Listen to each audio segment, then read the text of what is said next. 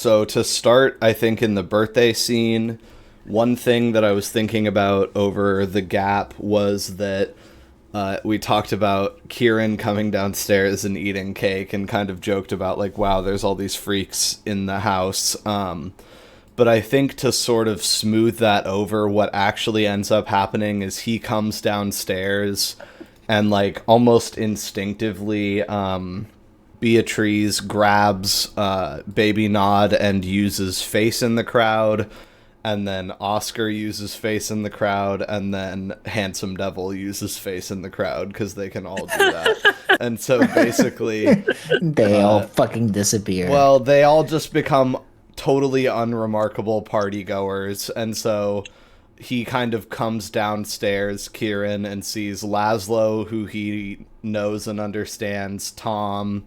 Well, he explicitly doesn't understand you, but, you know, it's relative. Knows. Tom and B, who just seems like a normal person to him. Some short guy, some short guy, some really tall guy. Dent, who he knows. And then I think that's it because Jean Baptiste and Dottie have gone out to walk the street for a moment. So he's able to get his cake in relatively undisturbed conditions since he's got some regular forgettable people downstairs instead of some highly irregular unforgettable people, which is good for him and probably for humanity for everyone else as well. Again, it's day 27. It's a Friday. It's one day before Laszlo's true 1 month anniversary of being alive, but more or less, he's been around for a month, so there was a little birthday celebration going on. You guys are also expecting a coffin delivery from Bowden's Fine Coffins. And I believe that there was going to probably almost definitely be a conversation between Dent and the good old Handsome Devil, sort of in the ballpark of, well, what ended up happening? What did you do with the widget? All that stuff. But I think we've got slightly more pressing matters to attend to out in Queen Anne, where Jean Baptiste and Dottie are kind of dealing with a pretty severe situation right now. So, Jean Baptiste, there was and is a kindred corpse, sort of bloated and rotten and torn to shreds, flesh hanging off of skeleton, all the way hung up on a large piece of rebar through its rib cage and stomach, holding it up on a telephone pole. Like, I can't remember what I initially said, but I'm imagining that it's sort of like 6, maybe 7.5 feet to its to his shoes, you know, so he's way up there. He's been jammed there and is hanging out in the night air, sort of sending putrefying stink and blood smells down to you guys. And he can't have been there for too long because there's not like a ton of people around him taking flash photos. But it's getting there. I think there was a guy that slowed down in a car, and there was a dude next to you two on the street. And Dottie is sort of just looking at the thing, panic stricken. And I think. Oh, and we're like on the edge of residential and commercial. Like, it's. You guys are on the very end of a sort of tree lined, house lined street in the neighborhood that is just about to sort of turn onto a street where there's a optometrist and a a little burger bar and a neighborhood grocery store on the corner and things like that. So it's maybe 7 p.m. at the latest. what do you do? So I don't recognize this corpse at all, do I? No. You recognize it as kindred, as male, and with time and tasting of viscera, you could probably pull even more details out of it, but for now, it's, to your knowledge, someone you've never seen before in your life. I'll describe him more since you're looking at him.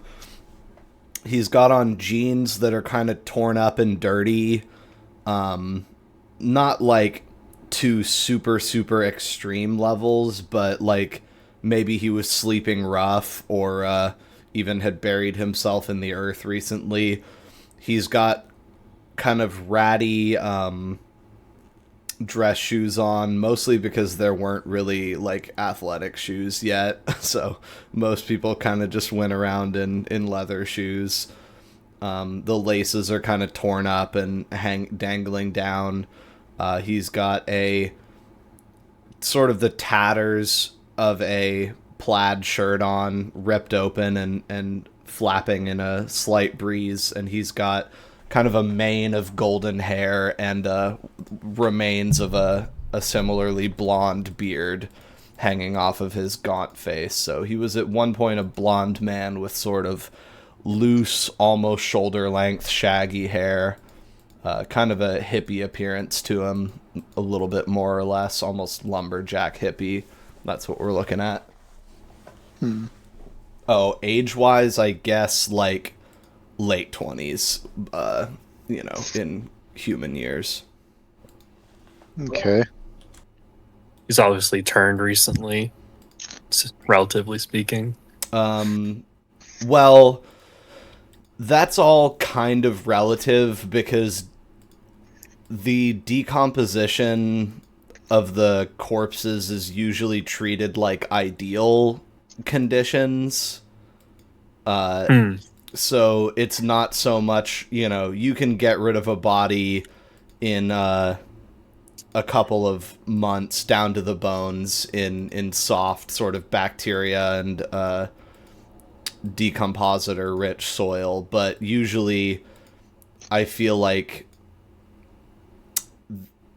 to make sure that most kindred leave behind more than a ragged skeleton, I always kind of imagine that even if you were turned like 5 years ago, you're probably leaving behind a bit of flesh and hair at least. So he's not ancient, he left a body behind, but it could be any time in the last 5 or 10 years. The rate of decomposition is difficult to judge. Okay. Well, I'm flagging down a car. Yeah. All right. Do you want to just stop the one that is sort of slowing and passing you? Rubbernecker. Mm-hmm. Yeah. Okay. Do you just like jump out in front of him? Yeah, almost like someone hailing a taxi. Okay. Roll presence plus... How about presence plus... resolve? Interesting. Alright, 5 dice. No successes. Okay, let's see what this guy rolls. Alright, he just speeds off, so you're gonna need to get another guy. Do you just need a person, or did you need that guy specifically? No, I just need someone in a car. Alright, I think then we advance time by a dozen or so seconds as the cars down the road are held up on a red light, because you guys are kind of next to a relatively main street, and you're like that guy turned down into the neighborhood that you guys are in, so there's not like a constant stream.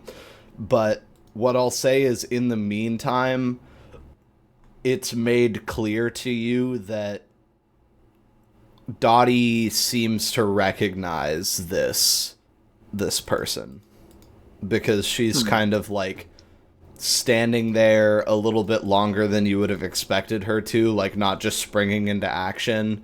Although she's walked towards him a few paces into the street and is sort of muttering, "No, no, no, no, no, no, no, no, no, come on. No, no way, no." And like looking up at him, and you see that her eyes are kind of rimmed with red, like they're watering up with tears. Well, that ain't my problem. I'm getting a car. All right. The next car that comes through, I think there's now officially This one a I'm dude going standing. straight for a mesmerize, by the way. Okay, do you want to just like get in his way? Yeah. All right. The other guy was just like, "Nope, fuck this. I don't know what that is. I'm not doing this."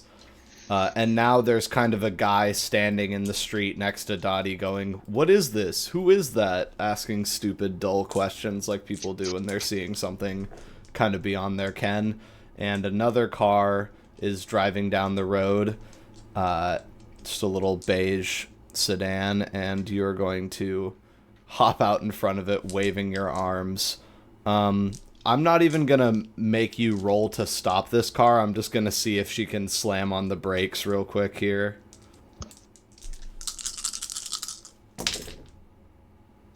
Okay. You get hit by a car, but it's like, it just taps you, and so you sort of wave your arms, and she comes around the corner and like almost doesn't see you and is slamming on her brakes and scream, and then you roll up onto the hood of the car.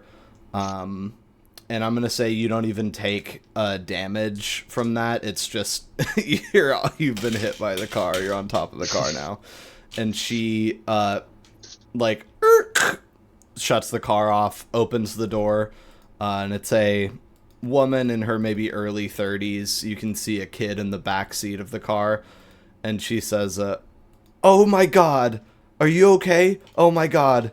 And she's like looking at you, and you gotta straighten out your wig. Yeah, and I'm gonna go for the mesmerize and just say get in the car. Okay, noted. Let's So do it's her resolve plus blood potency All right. versus my roll. Dominate roll's starting to get pretty good.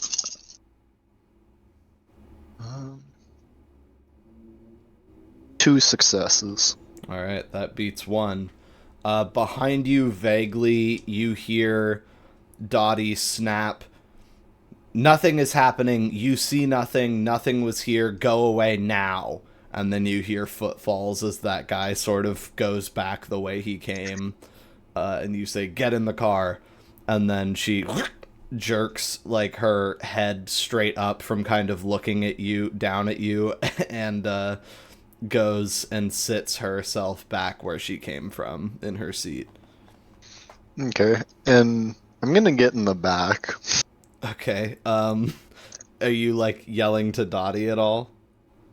I think I'm gonna get in and then yell at her. Okay.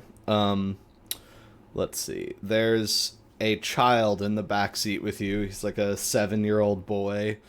He looks up at you. He's got brown hair and brown eyes, and he's just sort of like looking at you very quizzically, like, what exactly is happening? And I think he says, "Mom?"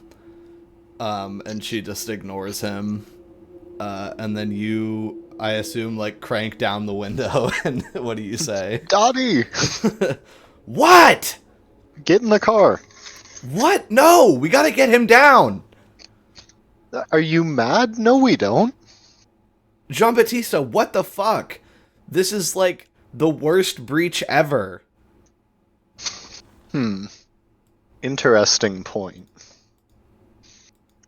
Just wait a second. Tell her to keep the car running. Look, help me get him down, and then we can go, okay? Like, I know, but I need to do this.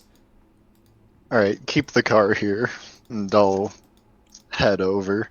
Alright, in a rare display, Giambattista reverses course, tells her to keep the car, stay right here, hops out, and looks once more at the ragged body in the wind, and you can see that a red tear has streamed down Dottie's face.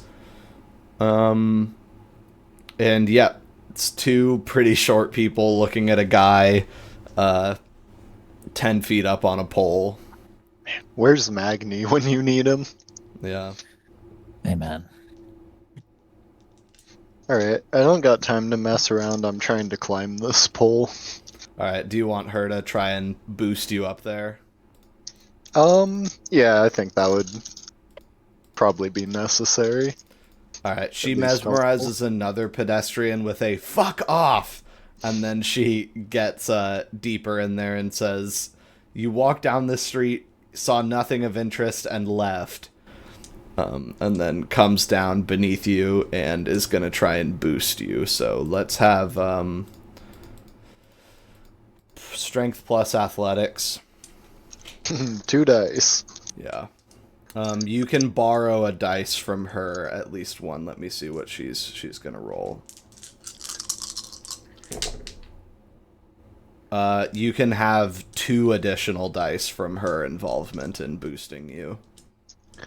And how does that, like, physical strengthening thing for Vitae work? Spend a Vitae, get +2 in a physical, or get...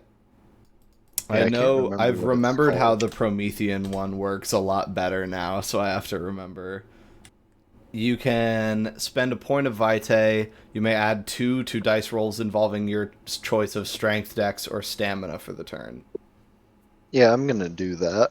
Okay, so that's probably wise, and I'll give you the +1 to both this and the trying to pull him down inevitably, because it's sort of all tied up in a single action, more or less.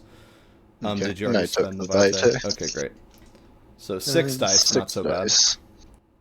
Oh, I got 1 success. I'm glad I boosted it. Alright, so with her help, you sort of, like, stand almost on her shoulders. She kind of crouches and lets you get up onto her, like, back and then shoulders, and then you're sort of, like, gripping the pole for a second, and you feel Vitae flood your otherwise fairly weak, twinkish muscles, and you grip your fingers into almost ungrabbable notches in the surface of the telephone pole and claw yourself up until you reach like a peg in it for lineman service, you know, like for power guys to stand on.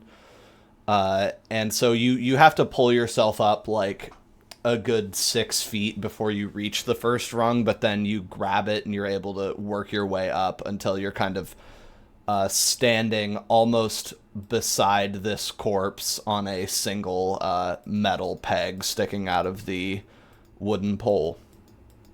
And you're getting a much, much closer look at this guy now and his emaciated face and popped out fangs, and his eyeballs are indeed rotten inside of his head, so he can't have been that young. Alright, I think I'm gonna, like, grab him by the shirt collar and try to just kind of toss him to the ground. Slide him off of the crap. Yeah. Alright, how many times can you do this? You can do this as many times as you want, so you're at 4 dice right now. Would you like to spend willpower or more blood to ensure a success here? No, I'm gonna try it with 4. Okay, Odds aren't too bad. Yeah, I don't think I need to take a dice from you here, because you're just sort of sliding him up a piece of rebar, and then hopefully he'll just hit the ground by himself.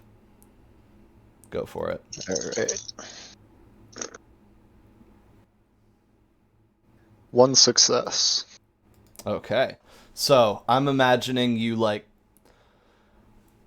that it would start with kind of, like, shoulder checking him, like, holding onto the pole for dear life, and then it ends with you sort of pushing really hard with your shoulder and the back of your arm until you've slid him up the, like, 2 feet of rebar, and you hear a rib, like, buckle under the pressure of gravity and snap, sort of wetly as it slides up the rebar.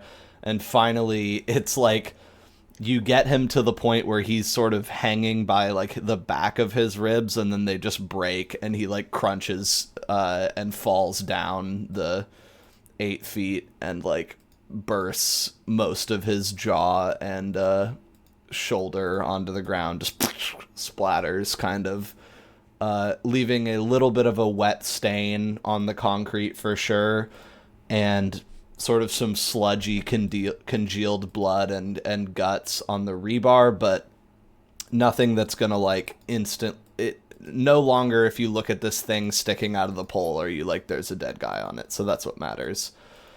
And now you're up on the pole and looking at the body on the ground. And I think she sort of drops to her knees. Yeah. And goes like, oh God, yep. And like flips it over and like confirms who she thinks it is. Okay, so give me one last little roll here. How about dexterity plus athletics to land well? All right. 4 dice again. Nice. 2 successes. Okay. You land gracefully and bend your knees under you, and it's a drop that would maybe hurt a human, but you've got quite a bit of what's it called, resilience, so not too difficult for you. And you land, brush yourself off, and after a couple of pretty impressive feats of strength, you're on the ground again with a mangled body and Dottie, which rhymes. Well, unless you have a superior idea, I think we should get this body into a building and perhaps burn it down. Let's see. It's time for you to roll more dice. I love it. Go into the old fallback of just burn shit down. I know. Well, you tell me, is there a problem that Jean-Baptiste should have with that? I mean, desperate times call for desperate measures, so... Okay, then I'm not going to have you roll a dice to remember that you were told explicitly not to do any more arson and that you have a citation against you for that, so you know that, and you're just kind of like, let's do this. I mean, probably better than leaving the body out. And I could have Dottie start it. I think that she tells the woman to open the trunk of her car. I'll start dragging the body there. That was Alright. my second idea. I think she sort of mutters to you, I have to let Oscar say goodbye. And, Yeah, this must be the other guy from their coterie. You come to that conclusion, and I think she would confirm it by looking at you and, you know, looking at the pile of man that the two of you are putting into the trunk. Let's see. And I need to roll for one sort of atmospheric thing here. There's like 2 people watching you guys do this from the street. A man who was walking his dog and a woman with a bag of groceries. But they're just sort of standing like at a distance. Any chance that you change course and put it in the cabin of the car, or definitely going in the trunk? I think I'm gonna just get it in the trunk as quick as possible, then go to mesmerize one of them. Okay, cool. So you guys dump him in the trunk, and again, there's a stain where he fell on the concrete, and she says to you, his name was Leon. That's who we're dealing with. And then she shuts the trunk on the guy, and then sort of turns to go, and also the kid in the car has had his like he's turned around in his seat and has been watching you guys do this the whole time. Perfect. Yeah, well, But all in all, there's the kid and the two new onlookers she sent two away. So you guys haven't been doing that terrible of a job. And yeah, what's the move? I'll just choose whichever one's closer, and I think I'll just mesmerize them with listen to me. Okay. And see how that goes. How about you get the man this time, because you just got a woman. Yeah, that works. All right. So versus their resolve. Oh, also his dog is going absolutely apeshit on you, barking. So go ahead and roll. Okay. 1, 2, 2 successes. Okay, you beat him. And Dottie is working on hers.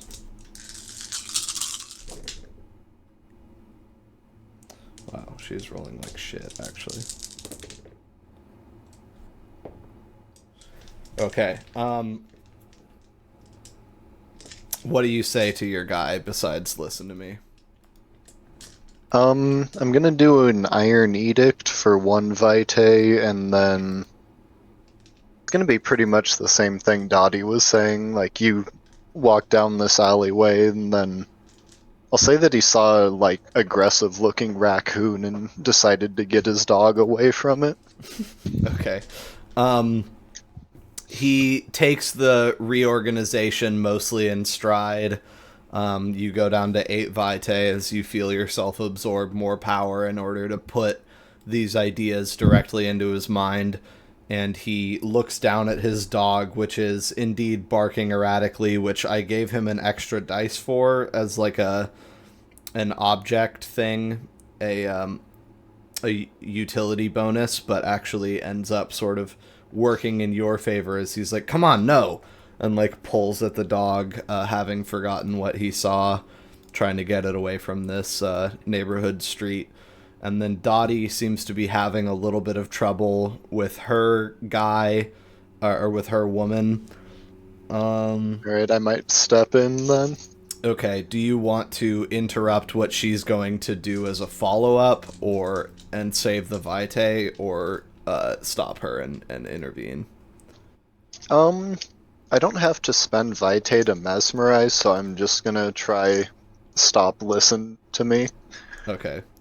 She's she says to the lady, you didn't see anything, or attempts a mesmerization with, look at me, and then, you didn't see, and the lady's like, yes, I did, and she, like, Dottie's, like, raising her hands, like, up to level with this woman's face, and you're like, stop, look at me, and we'll go for that. Yeah, versus her resolve. Yep. 1, 2. Oh my gosh.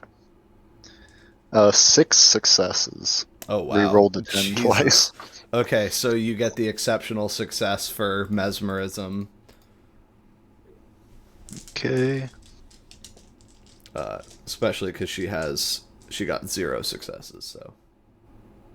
Control flows over the victim's brain like water. They want to do whatever the vampire says. Can issue a command in the same action as mesmerizing them. Okay, so I think I'll just say forget the body, forget me, forget her, leave this place. Okay. Easier done than said.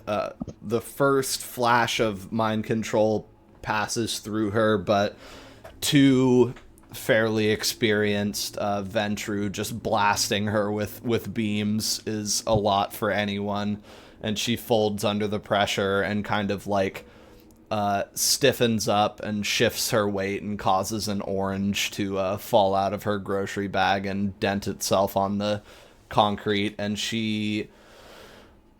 I think she needs to go home now, so she just walks past you guys like you're not there and starts down the neighborhood street down the way that you came, but ultimately doesn't look back And now, even though there are cars sort of coming, and there's indeed a car backed up in the street behind the parked car that you guys are in, nobody else remains to kind of mesmerize.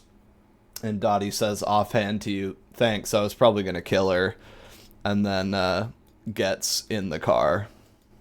And I'm getting in the back seat in full DO mode, shut up and drive. Okay, nice. Perfect. She is going to do that and accelerates and leaves the car behind you guys in the dust. And you see in the rearview mirror the rebar still sticking out of the pole. And the kid says, Mom, what's going on?" And I guess I'm gonna mesmerize this stupid kid. Well, I think she's gonna try and help you out. All right, yeah, I'll give it a second. Okay, she's more locked in now. She's kind of got her wits about her. Oh my god, this kid is a fucking legend, bro. This kid low diffs. Goddamn. She says, "Listen to me." And he says, "No, who are you?" Do you want to do it now? Yeah, I think I'm gonna say, "Child, be quiet." Okay, let's do it. 3 successes. Alright. You're just... Well, you know what? I'm just treating this as, Dottie is being terrible at mesmerizing people right now because she's grieving, so you're able to properly get this kid on a leash, and he just swallows his tongue and shuts up. And then the mother sort of looks at him in the rearview mirror because you only have, like, relatively limited control over her, but, she's still driving and just sort of looks like afraid, but like she doesn't know why, which is an expression that you're probably deeply familiar with. And now you've got them tooling around with a body in the trunk. Yeah, I think we'll try to get back to Kieran's house. Okay. Other guys... There's sort of a loud sound of a truck driving up and idling at the party here after Kieran has gone up. Or actually, no, first we need to do dense chat, probably. Magni, anything in particular you're doing at this party besides wishing that you had blood to drink or could eat food? No, I think I'm probably just out with the Nod. Okay. Just baby Nod, chilling with him. I think yeah, let's see, I actually almost am certain. Okay, I'm surprised. I thought they were newer than this, but Nod has a frisbee. I knew how frisbees were invented. They were invented by a dude who saw college students throwing pie tins around in a park that they had gotten from a place called the Frisbee Pie Company. And the dude was like, you know, that looks fun. We could like make a plastic disc that we could throw that would be better than that. And then they were throwing them all around or whatever and found out that the kids called the pie tins frisbees. And so like a handful of years after they invented their flying saucers, they renamed them after the original pie tins. Anyway, he's got a plastic disc and he's just sort of hucking it back and forth with you in the house while the other people converse. That's what Nod is up to. And occasionally it looks like he wants to catch it in his mouth, like his instincts are calling to him, but he usually sort of straightens out and doesn't do that because it would probably hurt his baby head. Dent, how are you going to approach the handsome devil about all this? I feel like Dent wouldn't approach the handsome devil as much as he would wait and see. He's going to come and talk to you. Yeah, I think Dent would be kind of nervous about it too. Yeah. It's like, hope he's not mad. Okay, then I think after a while he comes up and says, "So, Harrison, how did it all go with you after our meetup? How's the widget? Oh, it went great, the mission complete. Well, I can't say I'm too delighted to hear that, although I'm glad you didn't find yourself in any serious trouble, but it's a serious little toy that you've handed over, I assume, to Daemon, is that correct? Yeah, but I think it'll be all right. She seems like she's got the right intentions at least. Now, while I doubt that very deeply, I nevertheless believe it would be rude to contradict a statement so honestly and earnestly claimed, so I don't think you're lying about what you believe, I'll put it that way. Which are you?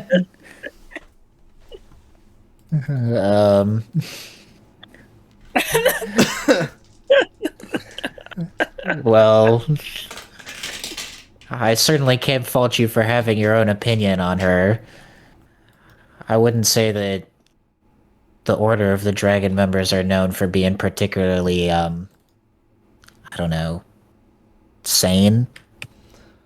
Well, that's the problem, really, is just how little actually tends to bind them together. They're much less a organization and more just a collection of individuals. And that's what's... I mean, individuals are dangerous things, wouldn't you agree? I would say so, but I mean, what else are we supposed to do with this immortal life? I Watch think being television, play baseball, go to our friends' birthday parties. There's many things, Dent, many things. Now listen, Well- things went all right on my end. Thank you for asking. Old what's his name, David, knocked my hand off, and he sort of lifts his suit sleeve to reveal like a really aggressive hard scar suture mark where it looks like his hand was ripped off and then reattached with blood. Oh fuck. But well, we eventually went our separate ways, at least for the time being, so all's well that ends well on my end too. That's great to hear. I mean, I heard a little bit about the history between you and Daemon, and I think that your well, I don't know how to put it, abilities, it's very intriguing. I really appreciate you helping me out despite your, I guess, knowledge. Well, from my perspective, Harrison, there's really no choice. It's, well, beyond some of my knowledge being of the presagian variety, there is also the fact that if I had not supported you in your endeavor, I suspect by degrees I may have had a more difficult time with old David, and overall, the fact is that events have proceeded as they have, mostly beyond my control, even if not beyond the scope of my knowledge. It's hard to articulate. I hope I'm not being too obtuse. Well, I mean, I've never been one for fortune telling, so it's all going a bit over my head. No, that's just not Is it true. just- But he doesn't say that. You be fucking seeing the future all the time, bruh. Listen, I am more of a, what is it, a palm reader I than guess so. Yeah, you're an aura reader, that's for sure. I understand people, I guess, not necessarily thinking about events and things like that, but nevertheless, I mean, I guess let me know if you get any feelings that I can help you out with. I feel like I owe you one now, honestly. Well, I hate to be blunt, but I did have a feeling that you could have helped me out with that egg, and you did choose not to do so. So, Hey, Listen. you know, you make a deal, you got to follow through on it. I mean, that's just kind of the kind of guy I am. I'm sorry. Well, you may have a good point there. Indirectly, but not inaccurately, say, chastising me for not being the first one to act on my hunch and bring you into the fold of this little dance that we're currently doing, the three of us. I was late to the party, and I cannot put that all on you. I agree. You made a deal and you stuck by it. As much as you were warned that I would be coming to dissuade you, you stuck by it. And that's the truth. Yes, well, I mean, you certainly strike me as a nice enough gentleman, so I'm not really trying to pick sides here as much as set myself up for the kind of future I want now that I'm in this situation. And what did you get for your efforts, by the way? Well, I'm not exactly a member, but I was able to attain a what is it? It's the scale, right? Not the coil, it's scale. You've begun to study a coil. I've begun to study the coils of the dragon. Of course. Well, that is sort of the difficulty of the path that I have chosen to tread, or again, from my perspective, rather not chosen, been pushed down by the hand of fate, is that I cannot offer you as readily access to the, how did you put it, abilities that I express. It,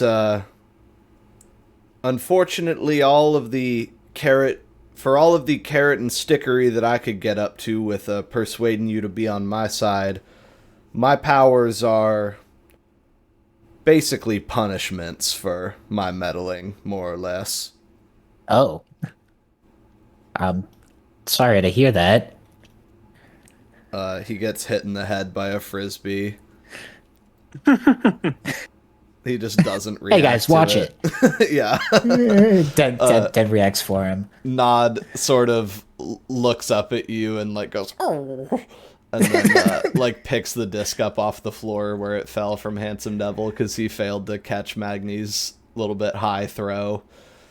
Do you ask him to elaborate on that at all? I feel like he doesn't really want to share his secrets, but I think I would ask him, be like, what exactly did you meddle with to get punished? Let's see, how would he put this? Not much more new initially. A similar... Well, it's always small things at first, Dant. It's, they're always creeping in subtle ways so as you hardly notice, and then before you know it, you're at the epicenter of something rather unpleasant. And as I've alluded to repeatedly, the meddling seems to have happened relatively of its own accord, and I was just along for the ride. But now I am doing it as much of my own accord as anyone can be said to do anything, but I fell backwards into it just like anyone else. Doesn't quite answer your question, but I feel it might in a roundabout way. Yeah, I mean, that's just kind of terrifying, honestly. I mean, just the fact that you didn't even notice, but somehow you have these supernatural consequences. Well, that's not at all dissimilar from the way that many of us are brought into this life, as it were, sans any kind of extra nonsense that I may have layered on top of it. You, from all accounts I've heard, walked backwards into what you are currently experiencing, the long night. Yeah. I mean, At least it feels like I'm not really alone in these struggles.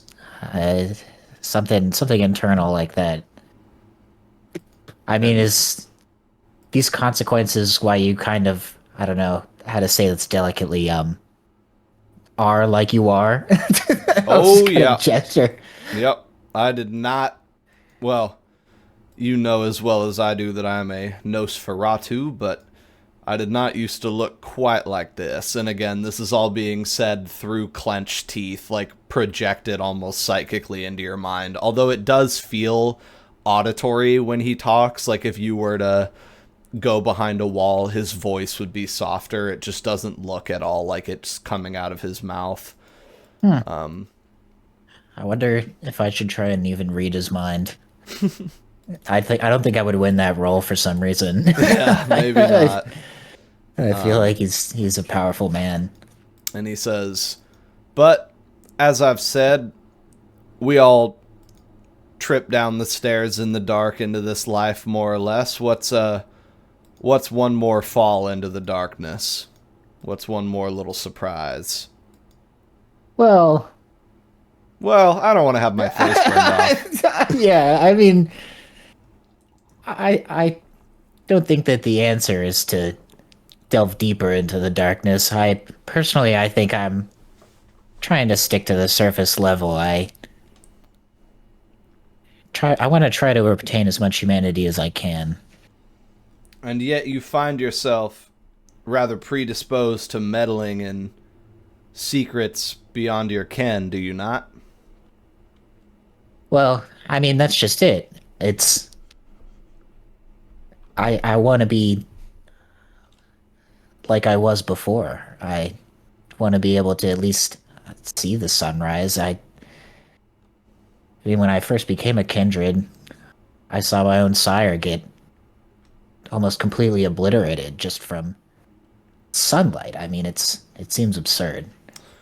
Well, I hate to say it, but you did find yourself a inheritor of precisely the wrong strain of the blood to be someone who gets to see the sun again. Although it seems as though you are making good strides in that direction. I allude, of course, to just your mechitude and the more aggressive dint of the sunlight on you folk. But it is what it is, Harrison. I think... Listen, I don't mean to chastise you too strongly. I think we will have soon cause for further cooperation. It's my firmly held belief. Yeah, I mean, well, we have your card, and I'm sure you have our phone number, right? I have your address, at the very least. He sort of looks And, around like, yeah, I found my way here. Yeah, thanks for celebrating Laszlo's birthday here. Of Haven't course. seen him so happy. He's been through a lot lately. I'm a believer in Laszlo. I'm a believer in him, I will say. I'm glad we're on the same page there. And then there is the sound of a large truck sort of driving up to the house and parking in the driveway. Sort of back up, beep, beep, beep.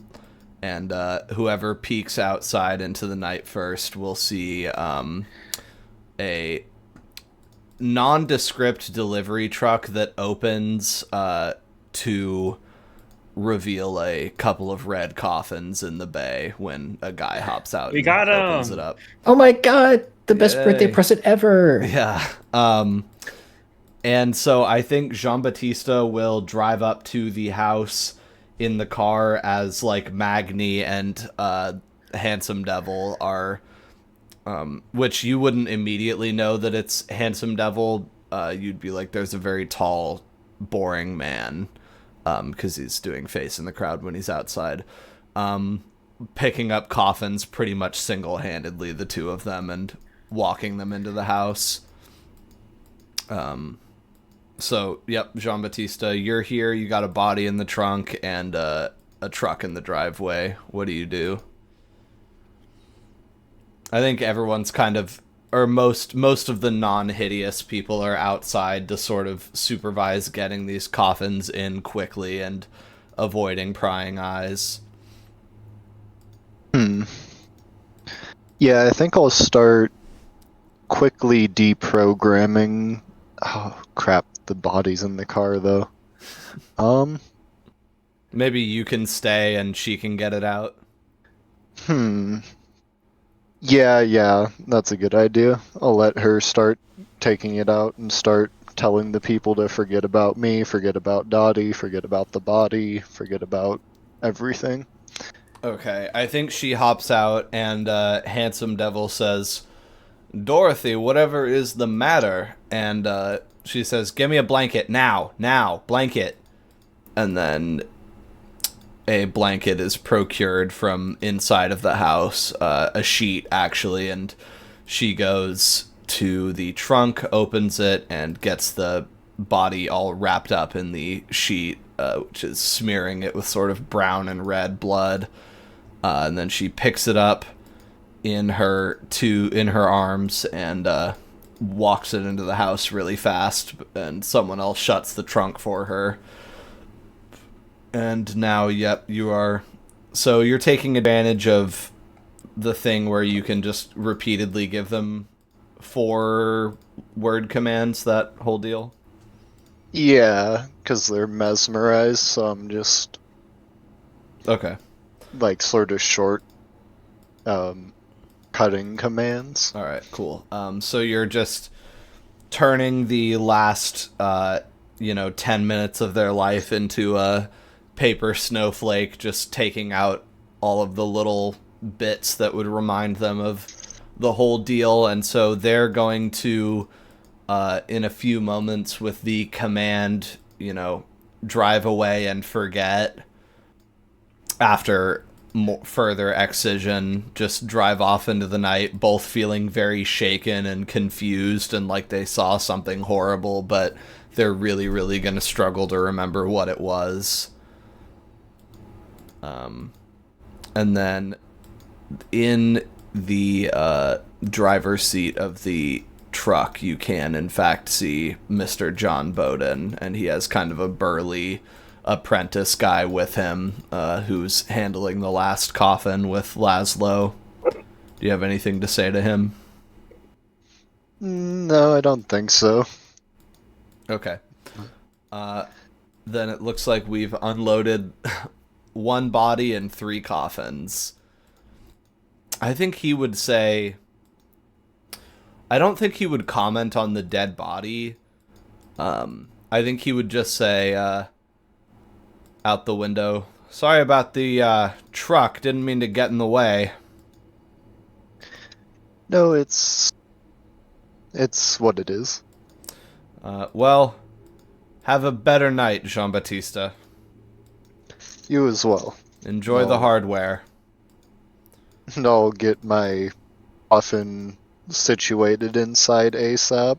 Alright, so yeah, he and his old-fashioned face and sandy hair and apprentice rev up the truck and get out of your driveway just as fast as they came. And then, you guys are inside sort of navigating the mild but present wreckage of this little get-together, like a couple pairs of shoes and the table being pushed out of the way, and instead are trying to just maneuver around with the coffins and get them into the places that they're supposed to be. Are you just putting yours in your closet? Yeah, I think so. Alright. It's a good closet. Yeah. It's a maneuver that would be almost impossible without Magni, but you have Magni, so it's really easy for him to kind of muscle the coffin into the closet door and then turn it horizontal and lay it across the ground in the closet. And you have got yourself a coffin in a closet, which is huge, and it locks from the inside, and it's silk lined, and I think everybody's sort of checking out their individual, I would say pine box, but it's all cedar.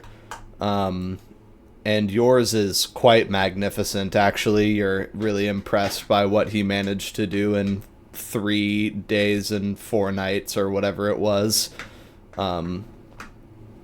3 nights and 4 days, more likely.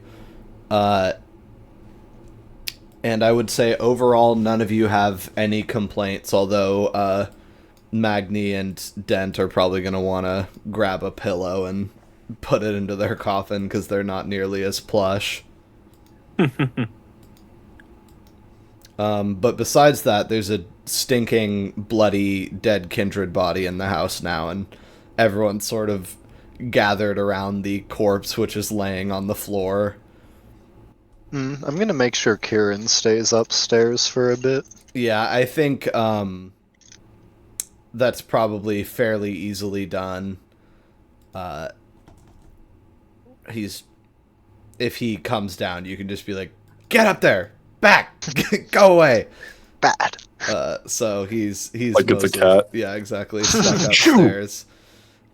Maybe we have B or something hanging out near the bottom of the stairs to guarantee he doesn't make it all the way down. But regardless, yep, Dottie's in here. She's like wiped her couple bloody tears away, and everyone's standing around this very thin, wrapped up corpse because it lost a lot of mass in the rotting and the breaking and all of that. And I think that there is whispering going on between Dottie and Oscar, as Oscar has sort of lost his normally very bright and mischievous grin, and it's replaced with a much more somber, much more adult look, which is very, yeah, exactly. Bro, are you doing okay? There's no twinkle in your eyes, and your whimsical demeanor has been replaced with a profound sadness. Yeah, he looks like an adult trapped in whatever he is, his body, someone with a severe pituitary malfunction and a hunchback, instead of sort of the mischievous, impish child he sometimes can seem to be. And they're conversing very quietly and somberly about the fact that they knew this guy and he's dead. Dead. Dead. I'll kind of tell the coterie what happened, more or less. You found him on a light pole or whatever. I think while you are doing that, Oscar would like unwrap the sort of top loose layer of the shroud to reveal his emaciated face, and looks at it quietly and kind of mutters to himself and looks back at her and nods and like just shrugs like, "Yep, like you said, it's him." I think just to fill it in for you, because there's no real reason for her not to, she would say, just sort of matter-of-factly, his name was Leon. He was Gangrel, for what it matters. He was Oscar and I's closest companion. We lived together in Olympia. We made it out. He didn't. And it looks like he was finally on his way over to us, and, well, yeah. So he had been stuck in Olympia under the kind of shelter-in-place order, the cloister. Yeah. I'm sorry for your loss. It's truly tragic. Intelligence plus wits, Dent. 2 successes. You remember in sort of a flash that always like ebbs and flows this knowledge when it's like convenient for you to remember it or inconvenient, where you're like, oh yeah, so this is the third guy that like killed Cab the first time. Yeah, I feel like I remembered Leon. So the We third met him man at is the like dead. very beginning. Is that so? Did we? Yeah, I feel like I remember a Leon, but maybe I'm just wrong. Well, I'd have to go back. it works for me if it just feels like you know him. That's I mean, you Okay. fucking saw him in the car, you know, like you've technically seen this guy before in the way Yeah. that you saw Dottie and Oscar and him driving Hey. Cab's body dragging from behind a vehicle down your street. So, Yeah, these fucking guys. yeah, again, indirectly Yeah. roundabout reason that you're currently a vampire, but who's counting? So you still offer your condolences, even though it's kind of this guy's fault you're where you are. That's a dead thing to do. Yeah. I don't want people to be mad at me. You gotta say that when you see a dead body. Do we know how he died? I would kind of, I would, I guess, whisper to John Baptiste. How do you think he died? Well, we found him on the light pole, which I can only assume is the work of the Strix, but it's hard to say if it killed him or if it did, how it killed him. You Yeah, did I mean, say that it jumped like 2 stories in one leap.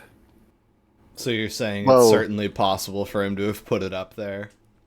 Yeah. Yeah, I have no doubt that it did it, I just don't know how precisely. I mean, why did it do it? I get that they That I do hate know. It, Kindred, but yeah, doesn't like us, intimidation tactic. didn't realize it was so Psychological warfare. intelligent. Let That's- me roll something. I think you're all sort of standing around it. Again, his face exposed. He's hitting a Laura Palmer right now. He's wrapped in plastic and with just his face exposed, or in a sheet. I think Dottie would say it's possible he killed him. We know that whoever killed him, but it probably the bird, put him up on that thing only moments before we got there because there was no crowd. So, one, not to alarm anyone, but it's close. But the other thing is, he didn't have to have just died. In fact, it's more likely that he was killed yesterday, the day before, maybe even on his way to Seattle. I mean, which do you think is more likely? Does it really matter when exactly he died? Well, kind of, because, well, like Jean-Baptiste said, it's definitely a message, but the intensity and maybe the tenor of the message is much changed by, I don't know, if he had this thing, if he was carrying him around for a day and a half waiting for us. I don't know. Do you think he's- Dent. What do you think it means? I mean, do you think it's following you specifically? To hang it in such a convenient location, it could give us insight into its motivation. Besides just intimidation, of course. It may have simply known that location would lead to the body being found by Dottie. It's very true. I think Handsome Devil kind of nods sagely at that. Like, sometimes motherfuckers just know. Sometimes motherfuckers just know, dude. I think Oscar would sort of rub his small head and face and say, "Is it possible that his body just did that? With no outside interference?" I mean, anything is possible. It could have Okay. all been a frame job, Yes, just to make it look like the Strix did it. just wanted to examine every possibility. Perhaps he was fixing the electric wire and he fell on the rebar. He kind of laughs Yeah. at himself. Magni, any input? You've crossed swords with the Strix like 3 times. I mean, it's definitely something that the Strix could do. I don't know why it would choose. I don't know much about the Strix's goals, but it doesn't seem outside of the scope of what it would do. I think Dottie nods and says, it's possible he was just in the wrong place at the wrong time, that this is, it doesn't want reinforcements coming in here, right? That if it's going to pick us off, it doesn't want our numbers to increase. It could also be that it was just marking its territory, and I mean, we should definitely avoid the area. She says, you live in the area. And then I think Yeah. something Well- weird happens where let me roll something for her. She says, you live in the area. And then she kind of like catches herself and then just says, it was just a few blocks away. Well, that's terrifying. Alright, I want to do a roll to see what's up with Dottie. I don't trust this. Okay. What kind of what are you working on here? Do you want to lie detect? Yeah, kind of, and mostly like looking at her mannerisms and seeing if she's doing anything strange. Is wit, let's do wits plus empathy, because you're trying to think quickly and analyze her behavior. Okay, that'll be 5 dice. Okay, yeah, that's fine. 1 success. She just caught herself in something that would have been revealing. She almost let something slip there. She's concealing some information. And that's, I think you went looking for, is she acting like the Strix? And then you came away with, like, wait, she just fucking lied to me. What just happened? Alright, at this point I want to contrive some way to get Dottie and Oscar separated. Okay.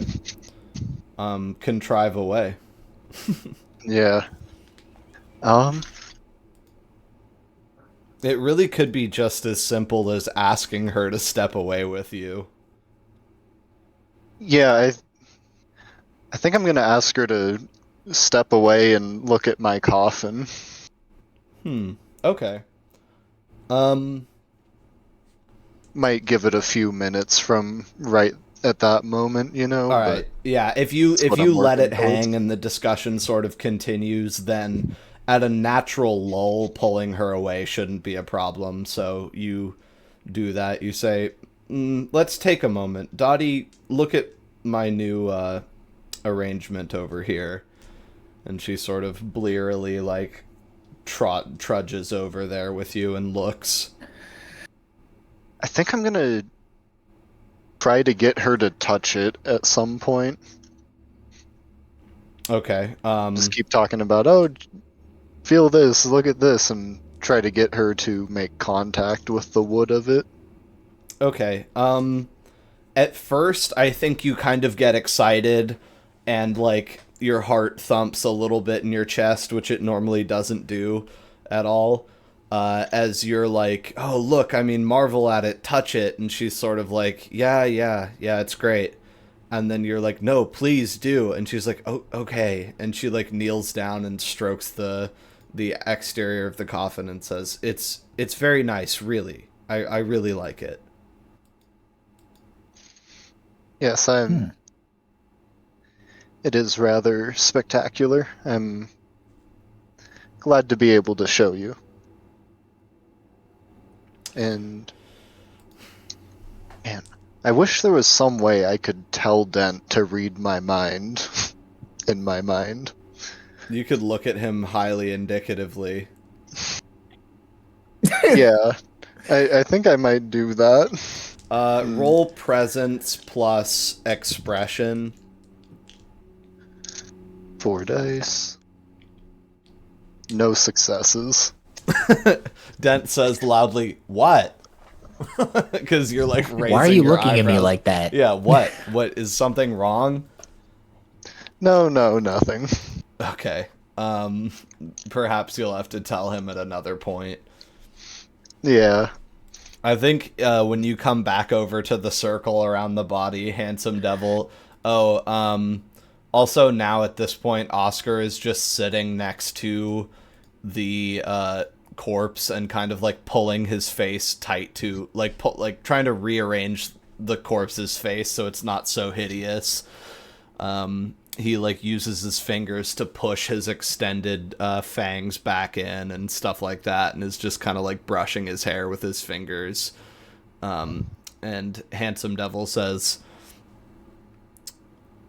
"Shame he drove that truck away so rapidly. Would have been kind of convenient to get rid of this thing in there, I reckon." Yes, we will have to dispose of it. Perhaps at the Disco Elysium? Well, that sounds rather like it'd be y'all's rodeo. I think I mostly got what I came here for, unless I could... Well, I could always help y'all out with this one, if you need me to. I don't believe that would be necessary. You may want to simply ensure your own safety. Well, it can't be easy with you being isolated and all. I think he'll just sort of nod to you when you suggest that his services aren't required, and then he'll move back over to Dent, and if you have anything else to say to him at this time, Dent, now would be the time before he departs. You could have another brief conversation with him or let it go. I think at this point Dent would kind of let it go.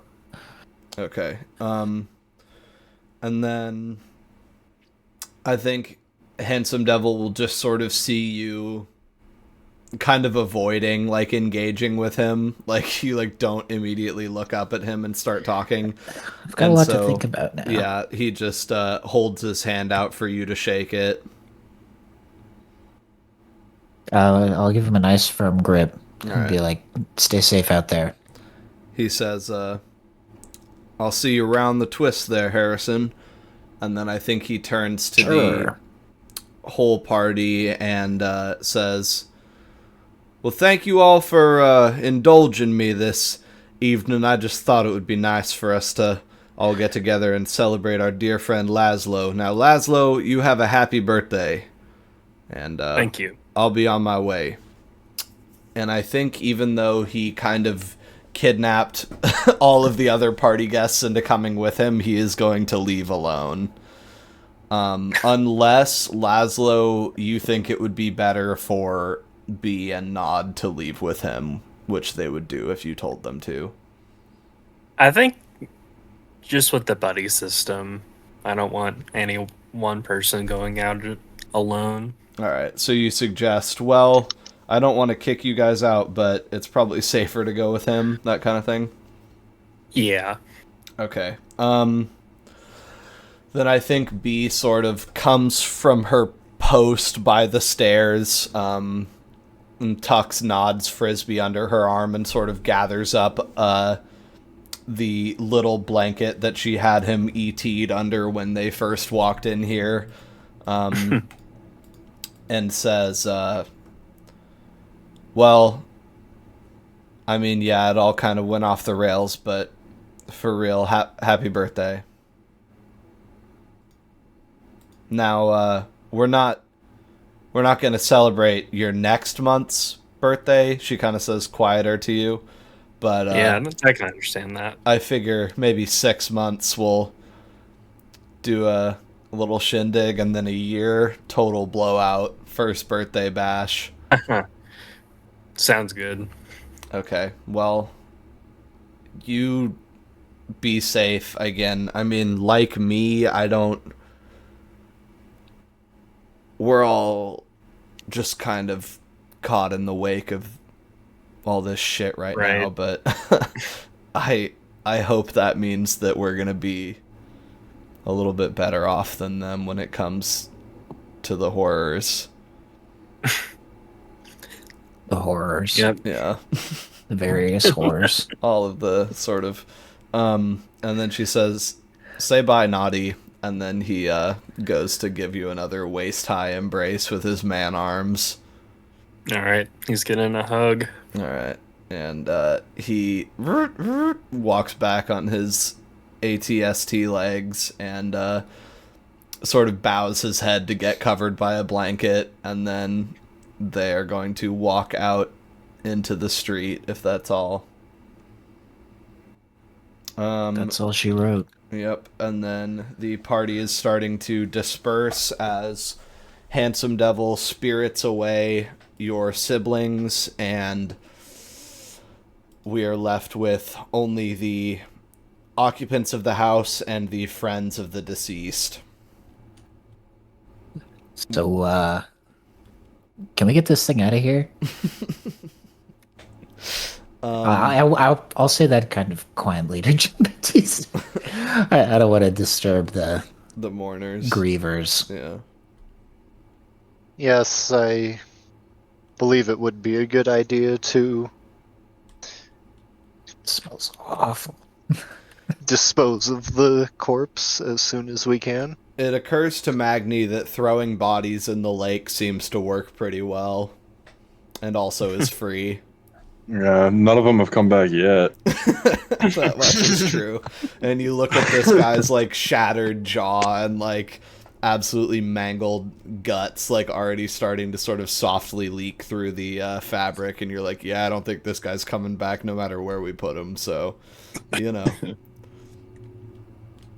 All right. Balls in your court, people. I think that ultimately now these two are satisfied when it comes to having said goodbye to, you know, their friend, and are not really going to be tripping on any disposal method that you choose, although as you get rid of the body, you do lose access to combing it for clues and what all. Yeah, I mean, I think I'll just go ahead and auspex the body. Why not? That's what he's here for. Yeah. Drop 1 dice from your total just because of, like, the stage of decomposition. You know, it's not as readable as a human corpse, but we're going to be getting supernatural on it anyway. So, yeah, just go ahead. Gotcha. Let me reacquaint myself with the roll. Wits plus a code. So I got 2 successes. Okay. What is the last scene that this body experienced? Trying to think of sort of contextually, Yeah, I mean, you know. Because if I you don't want to want- just say, well, he had his stomach ripped out, you know, all that nonsense. Yeah, I mean, my next question is just going to be like basically either where he died or what killed him. So you could just make it into one big. Yeah, okay. Little So scene. you look into this guy's rotted eye sockets and you begin to contextualize his death. I'm going to say you see... All right. Here's how it goes. This is what your 2 questions are going to get you, basically. You feel, looking at this body, as though you are emerging from a state of deep sleep from blackness. You see smoke pouring out of its mouth, and then you see that smoke turn on it and destroy it. Interesting. And that kind of, the room around you sort of starts to feel like it's morphing into a kind of like a dingy basement almost. Huh. Can I tell if it's in Seattle or Olympia or anything? It doesn't feel like it happened in some far-flung place. It all feels like somewhere you could have been before, you know, not too alien from your present surroundings. Okay. And the Strix kind of traveled around as a black mist, right? It did, In the yeah. sewers. It like, okay. And that is how it emerged And it from looks like that. from what's his face. Okay. Well, I'll just be like, yes. Well, I can definitely tell that he was killed by the Strix. It looks like it inhabited him and killed him somewhere nearby. In a I think a basement? And I think Dottie's gonna say he was possessed by it. It was driving, you think? Yeah, I got this sort of sense that it was already inside of him before it came out and killed him. Well, that's just ideal, isn't it? That's great. I think she kind of just like looks at him and mutters like, "You poor fuck." Yes, I guess that means it could be inside anyone right now. You said it was in some homeless guy a couple days ago, right? Some dead guy? Not homeless, some dead guy. Yeah. Well, fuck, I wish I knew how this worked, she says. Can he get into us while we're awake? Is that something that can happen just when we sleep? I know not for certain, but I think it would be wisest to assume it could inhabit us whenever it pleases. See, my sort of instincts and just, I guess,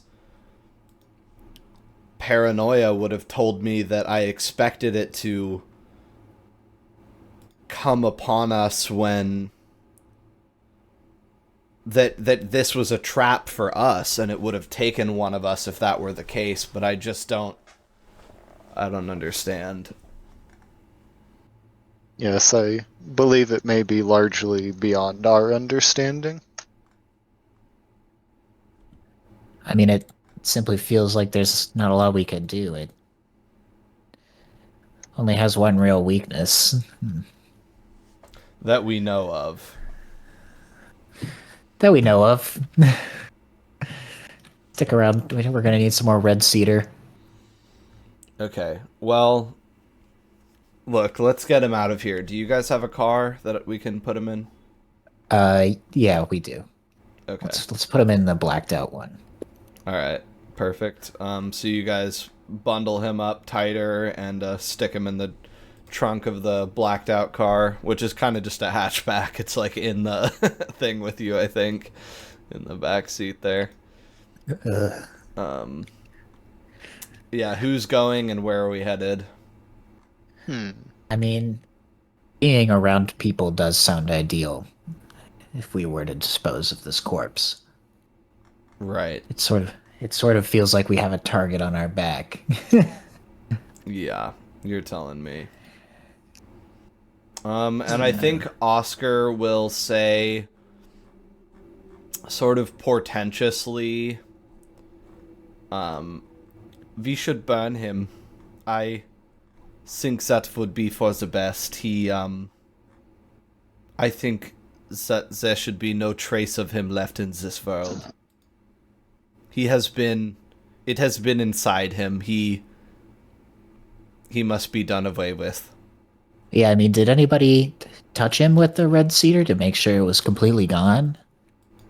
Yeah, does someone want to press the cross to him? Next seat here in this this tiny little car.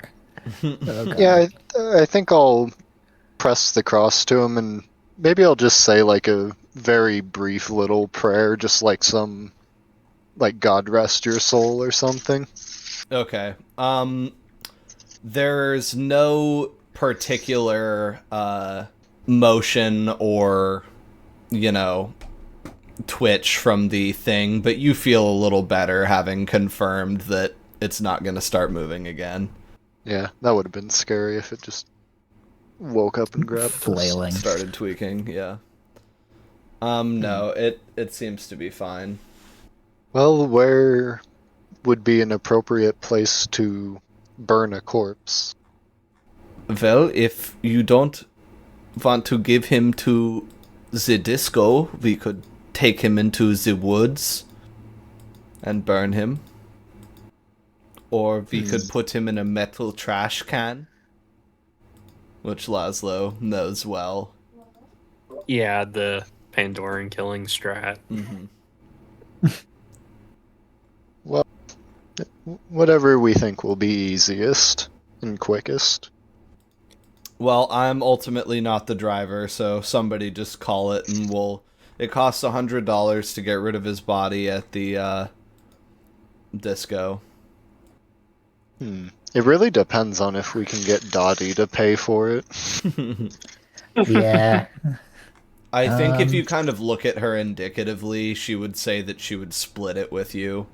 We both Let's go to the found a- disco. I'll help pay. All right. So, everybody piles in. We'll say, for the sake of argument, I don't want to leave anyone out of any potential drama. So, you guys go in 2 cars and get to the back alley door of the discotheque, which you guys have never actually entered into, but I believe Jean-Baptiste has a key for, maybe? I don't remember getting one.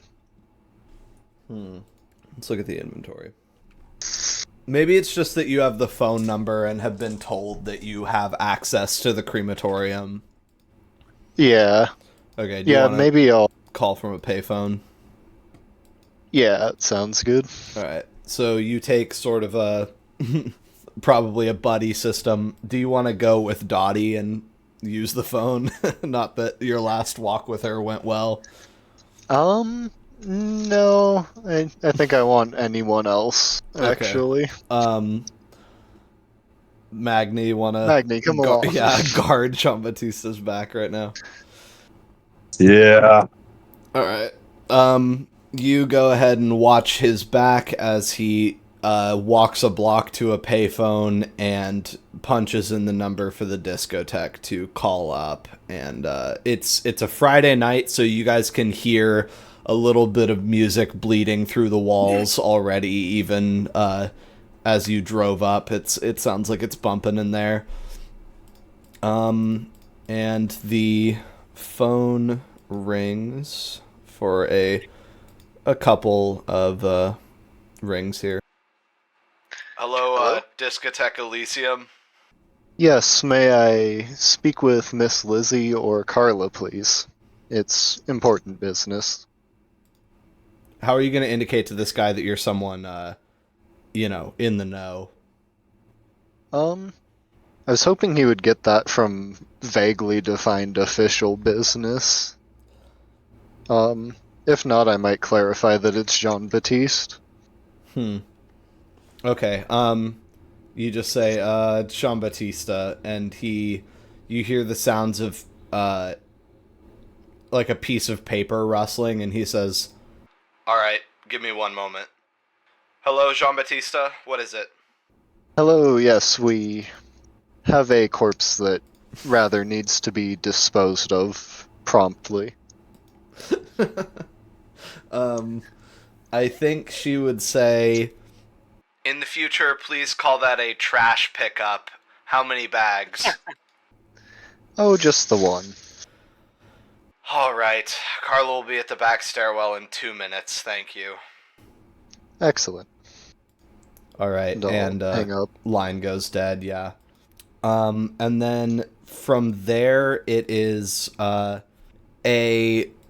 just a brief hop, skip, and jump back to the alleyway, and then as you get there, Carla is opening the door and looking out at you guys with her normal sort of people are here wig and facial covering scarf, and she says, "All right, well, grab it." Yeah, I think I'll grab like one end of it. All right, that maybe brings it to Laszlo, who these days can hardly help but pick up heavy objects Yeah. when they're around. Very true. And you That guys body looks heavy. are struggling up the stairs a little bit, and it's, 3 flights of stairs zigzagging up, and you guys get to a landing that you've seen before where one sort of heavy-looking metal locked door is going to be leading into the back of the club, and the other forward-facing, heavy-looking locked metal door is going to be leading to an oven, basically a crematorium. And she pulls a set of keys out of her pocket and unlocks it and leads you guys into the crematorium. The whole funeral procession. And then I think she would sort of look at you all quizzically, since there's so many of you, and say, "What was this, a group project? What is this?" Well, we were celebrating Laszlo's continued good health, and we happened upon this. This was a member of Dottie's coterie.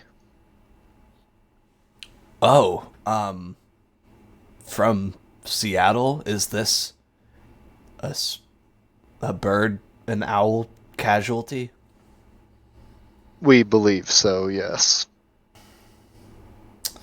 I think Dottie would sort of give the rest of the context and say, we think it picked him off on his way into the city. He was in Olympia for a while, at least the last I heard he had been in Olympia. He didn't get the chance to call out regularly because we didn't. Anyway, he's dead now. Can we get this over with, please? And the fires have been sort of turned on full blast at this point, and you're all like, everyone here, because I'm assuming Tom was left at home, is standing at a pretty far remove from the furnace, as though it could turn them to ash or make them explode into gunk, which it could do to all of you. So, Laszlo, do you want to do the honors of shoving this thing in? Sure. All right, you get close, and your internal alchemy sort of kicks into overdrive, trying to tell you not to get too close, but you're able to heft the body up. It feels lighter than the last time you did this somehow, and you chuck it to the front of the thing, and I think Dottie sort of gives you a pusher shovel thing to push it all the way into the fire at the back there, and then when you do that, the grate is shut on it, and the flames rise and immolate it completely. And then she looks over at you, Jean-Baptiste, and says, "That'll be 100 big ones." I'll look over at Dent. I'll cover 50. All right, Dottie pulls out 2 20s and says, "I'm light, sorry." And then I think... Gonna look at Jean-Baptiste. I think Jean-Baptiste, I'm imagining Well, you that kind is of are just 2 quarters. whistling. Pretending you're not seeing this.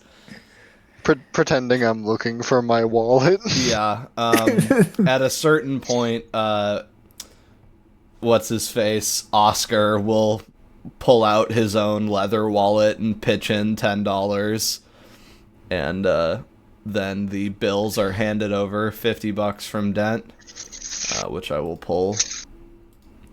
Thank you. And oh man, why you got numbers that are hard to subtract in there, bro?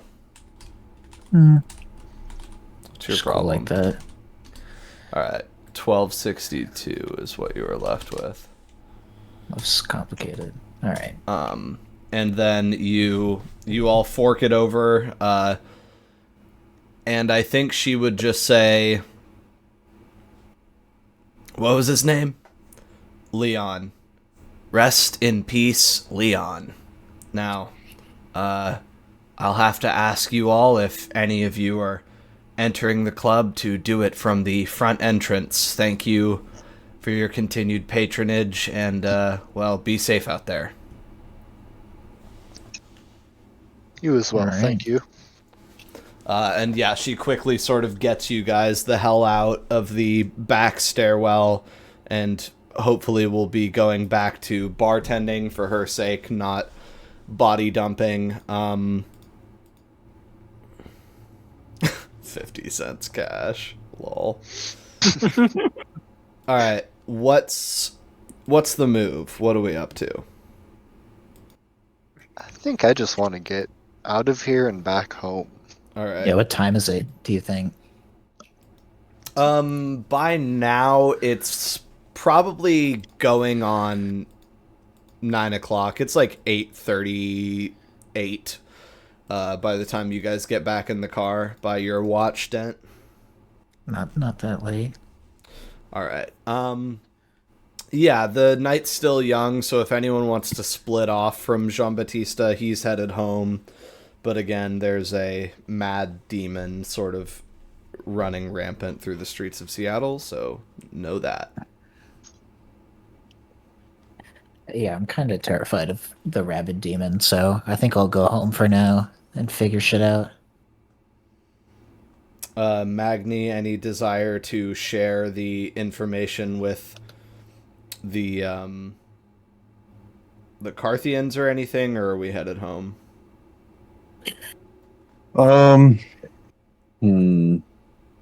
If Magni does want to see the Carthians, I wouldn't mind doing the survey over there. Doing a little bit of a census thing. Yeah. Make sure none Yeah, I of think- them are immediately possessed.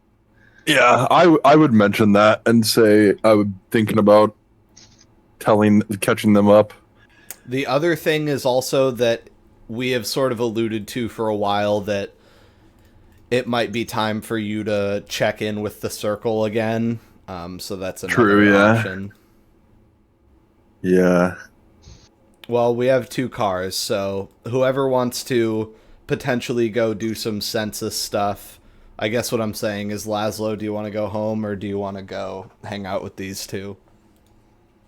If someone's I going think- home with me, I'll go home. Dent is. I'm going home. Yeah, I think let's just go home.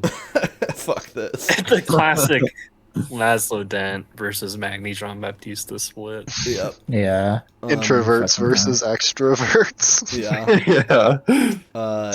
And then you guys hop in your respective cars with any last questions or harassments to make of Miss Dottie Jean-Baptiste, or are you gonna let her go on her merry way? I'm gonna let her go, and then I'm gonna ask Dent what she was lying about before we go our separate ways. Oh, what she was lying about? I didn't even realize she was lying. Or what she was withholding from us. It's She was definitely like talking about our area and then cut herself off. it's definitely hard to say. I mean, maybe she knows somebody in this area that she's worried about, or Can't you Something use along your those lines. magical powers on her? I can try and take a peek.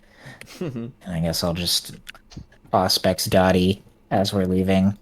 All right. Are you, if you're trying to sort of chase after that scene specifically, then you have to lose 2 dice. But I mean, it depends on the questions. Like, basically, the only Yeah. question that I feel like needs to lose dice is like, what was she lying about at that point when I wasn't talking to her? You know what I mean? Yeah. So if you want to I just guess ask really, probing questions that aren't that around that situation, then just go ahead and roll your pool. well, my pool for this kind of Auspex is 8 dice anyway, so Oh, I'm down to 6, it's All right. crazy. and I'll just go for it. I got another 2 successes, Okay, what are I the keep getting it. questions? and that just rolls into shit. I guess I would just want her to know what the end of that sentence was going to be, how she was going to finish it. Okay. So you can kind of reconstruct the situation in your head, and you remember hearing her say, even though you weren't really paying attention, that area, you live in that area. I live in this area. Mm. And which she means like this neighborhood, because again, the Yeah, body was can like I- 2 blocks away. Try to use the other question to just figure out, like maybe the building that she lives in. Sure. It's pretty easy to really what it ends up doing is you feel like you're swimming further into the false reality that your psyche is constructing, which again, the thing that would be weird about Auspex is that it always kind of feels like there's a potential for, you know, that meme where it's like, I'm an empath, I know how people are feeling by looking at them and making up how they're feeling in my head. You know what I mean? Where it's like, it always feels like you might be just reading into a situation really aggressively, but you have a very certain hunch that, there it is, deciding how I think they feel in my own mind and instantly believing it. But you're pretty sure that if she had continued rambling and not composed herself, she would have said, I live in this neighborhood. I live across the street.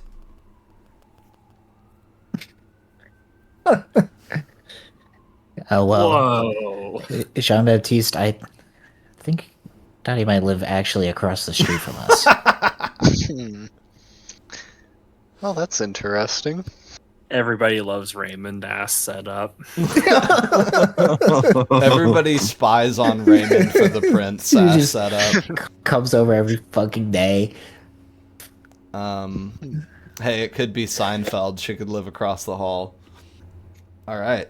Anyone challenging her on that, or are you just going to take her home? I guess we'll just take her home. I'll show her that I know where she lives. Oh, you want to? Because what I was going to say is on the drive, like 4 blocks from your house, she was going to say, let us out here. I think she just says that. Well, when she says that, I think I'll just look at Jean Baptiste. Well, he's not there.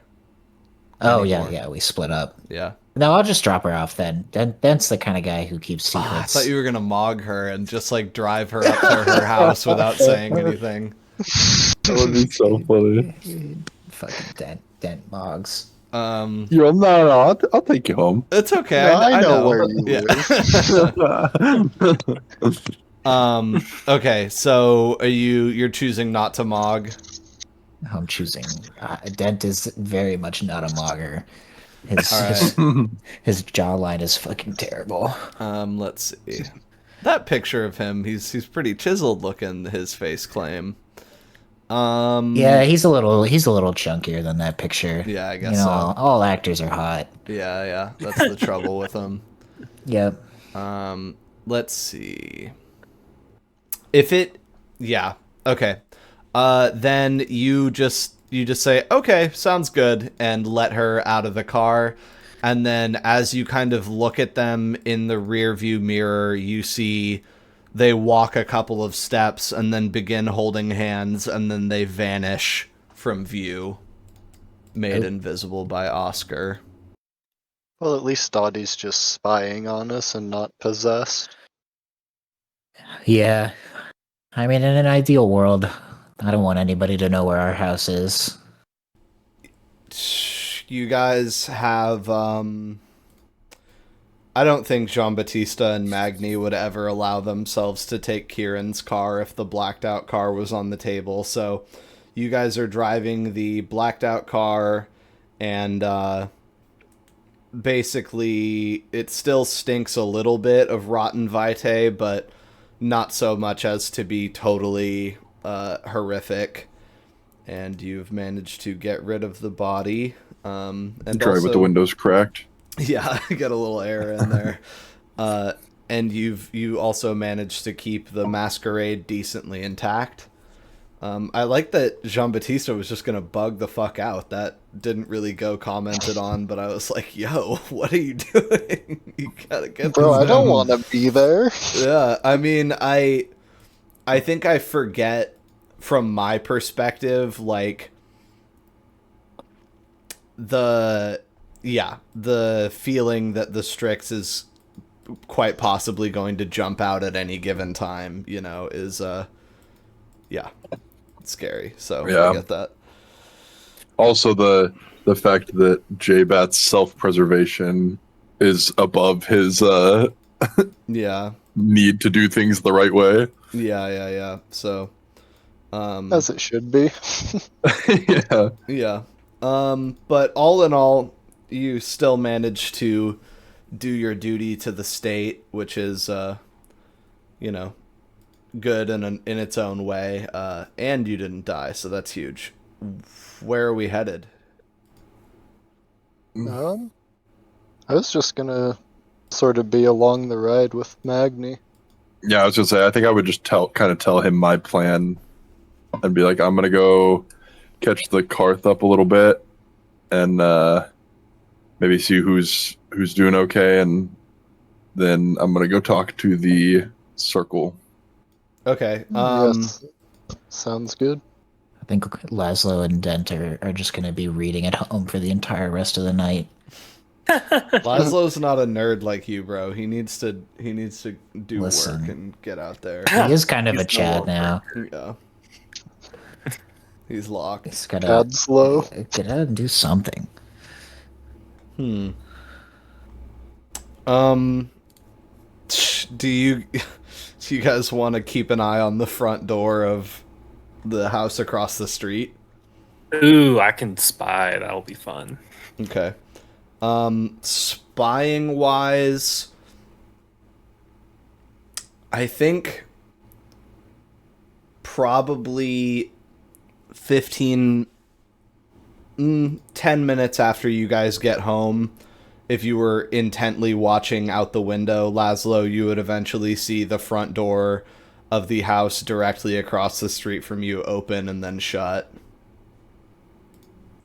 Do you want to hit the payphone and wordlessly, seamlessly tell the Carthians that you're pulling through, or do you want to just show up, and if so, where?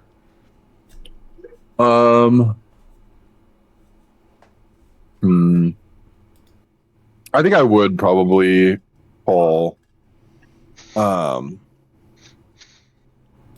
just call ahead of time, probably to like just the main building and be like, Okay. hey, who's there? Because I was gonna.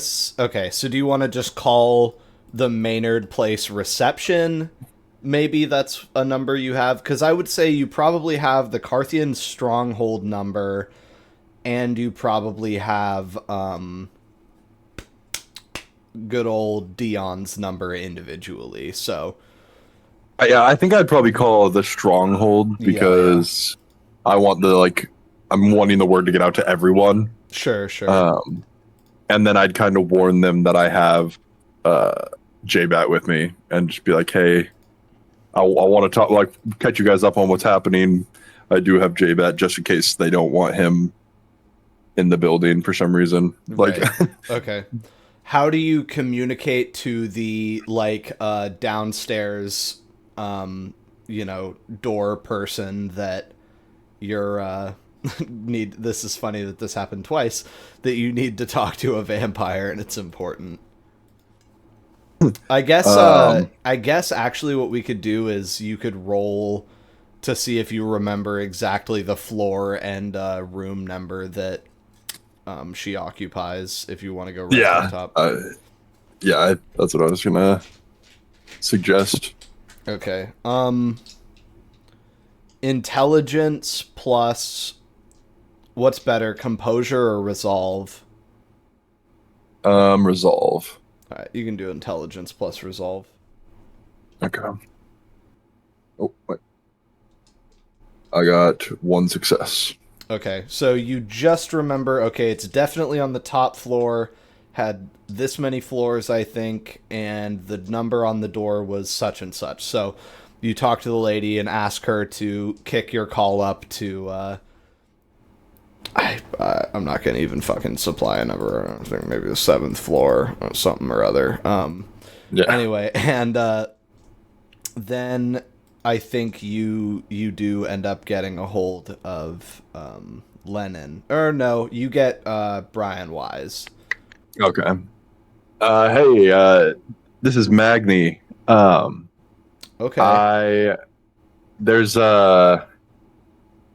I was gonna come by. There's some updates on the whole, situation with what's been going on, and I was wanting to catch you guys up on it. So I was gonna swing by, but I do have Jean Baptiste with me, so I don't know if I should meet you guys somewhere else or not. Just wanted to warn you ahead of time. The Vicky one? Yeah, that's the one. Yeah, go to Broadway Playfield, the park over there. Okay. All right. Do you need anyone specific? I can be down there. And I was kind of hoping to get the word to. I was just kind of hoping to get the word to Lennon so she could, let everyone else know. Just wanted to get the word around to the Karth side. Yeah. She's not at home right now, but she will be, and I can definitely tell her. So I'll meet you down at the play field in 10 minutes. Yeah, sounds good. And then you, I assume, hop in the car with Jean Baptiste and speed over to the place where you met with good old Professor Roth and Dion and Jordy when you guys went there to talk about you fake killing Danny Snow. So that we're going to that same park, now known as Cal Anderson Park in Capitol Hill, but at the time called Broadway Playfield. So you guys head up and park on the outskirts of this sort of hill that it's a grassy hill that sort of rolls on, and there's a little water feature. There's like a fountain, and then it's sort of like soccer fields down all the way across the way, but it's like a hill with some paved paths carving it up for people to walk on. And it was kind of out up on the hillock up there that you guys met them initially, and surely enough, when you trudge up there, that is where Reiko, the Asian lady that seems to be very attached to Lennon, is, and also Brian Wise, the sort of collegiate, not professorial, there's too many of those, but collegiate, handsome, bookish-looking white guy with glasses that also seems to be very attached to Lennon, is waiting for you. And Jean-Baptiste is permitted to come with because you're not going directly into the heart of their operation. Yeah. And they're waiting for you. You guys walk up. Do you just fill them in on everything that happened? Yeah, I think I'll just kind of start from the beginning and before relay all the Maggie information. starts, I'm gonna cut him off to bow to the two Carthians and say hi to them by their names, Reiko and Brian Wise. Okay. So you greet them as though you know who they are. Yeah, basically. Right. I think Brian says, "Hello, Jean Baptista," and kind of does like a little quarter bow back to you, and Reiko just nods her head. For what it's worth, he's also dressed slightly differently than the rest of them. He has more of sort of a like dark taupe colored rain jacket on right now instead of a leather jacket, despite the fact that it's not raining. And he has a red shirt on, but it's not a t-shirt, it's like a dress shirt, and then he sort of pushes his spectacles up his nose, whereas Reiko is wearing something a lot closer to the actual Carthian uniform. He says, or so then Magni gets into it, blah, blah, blah. And he says, "That's kind of, upsetting. You said this was really close to where you live?" Yeah. And I mean, I'm sure you came to the conclusion that he just put it up there for you, like, just then, right? That's kind of what we were thinking. I think Reiko would chime in. "You didn't see it at all? The owl?" No. No. Well, that's great. This is, we're all doing really well, it seems. This has just been really tremendous. I think she thinks for a second and says, "Well, for what it's worth, we haven't, seen the guy that you reported to us, the guy with the chunk out of his throat, or whatever. Been really, really trying to keep our eyes on the streets, and hasn't really turned up much." Yeah, it seems he's moving pretty quick between bodies, as I would guess. Considering this yes, is the second body. in 3 days, so Yeah. there's that at least. Did you explain Dent's hunch about the smoke killing him and him having been possessed by the Strix? Yeah. Okay. I think Brian would say, do we have any indication of exactly why it would have wanted to destroy its own host? Especially a kindred host that seems kind of like think about it. I mean, this is we don't know exactly how much it knows about the bodies it's in, right? Or the kindred, whatever, but you would think it would figure out that it knew people. I mean, Anderson knew who he was supposed to be, right? Yeah. So why didn't he... I mean, it's like the perfect cover. He comes into town. "Hi, guys, I'm Leon. I was trapped in Olympia by mean old Prince whoever, and now I'm back, and please invite me into the fold," right? Why didn't he do that? That is an astute question. I think... The The only thing I Yeah, go ahead, guys. idea I have is that it may be purely psychological, something, because it was rather effective at disturbing us. yeah. Trying to send some sort of message. I think Reiko sort of mumbles, "Maybe it gets stronger the more afraid of it we are." And then she kind of more directly says, "Maybe it just thought it couldn't pull it off, couldn't trick us, that this was better." Yes, perhaps it is more prone to terror than subterfuge. Just caught it at a weird time the first time around, I guess.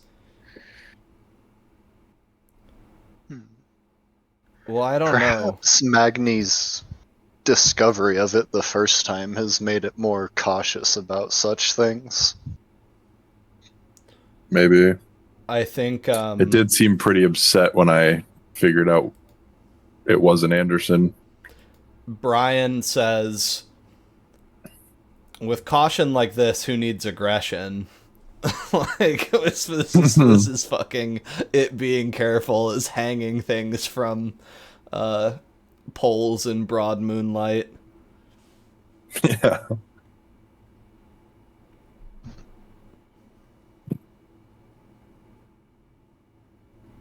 I think this silence is diegetic. Everyone's just kind of standing there awkwardly, like, well, thanks for the update, I guess. That shit sucks. Yeah.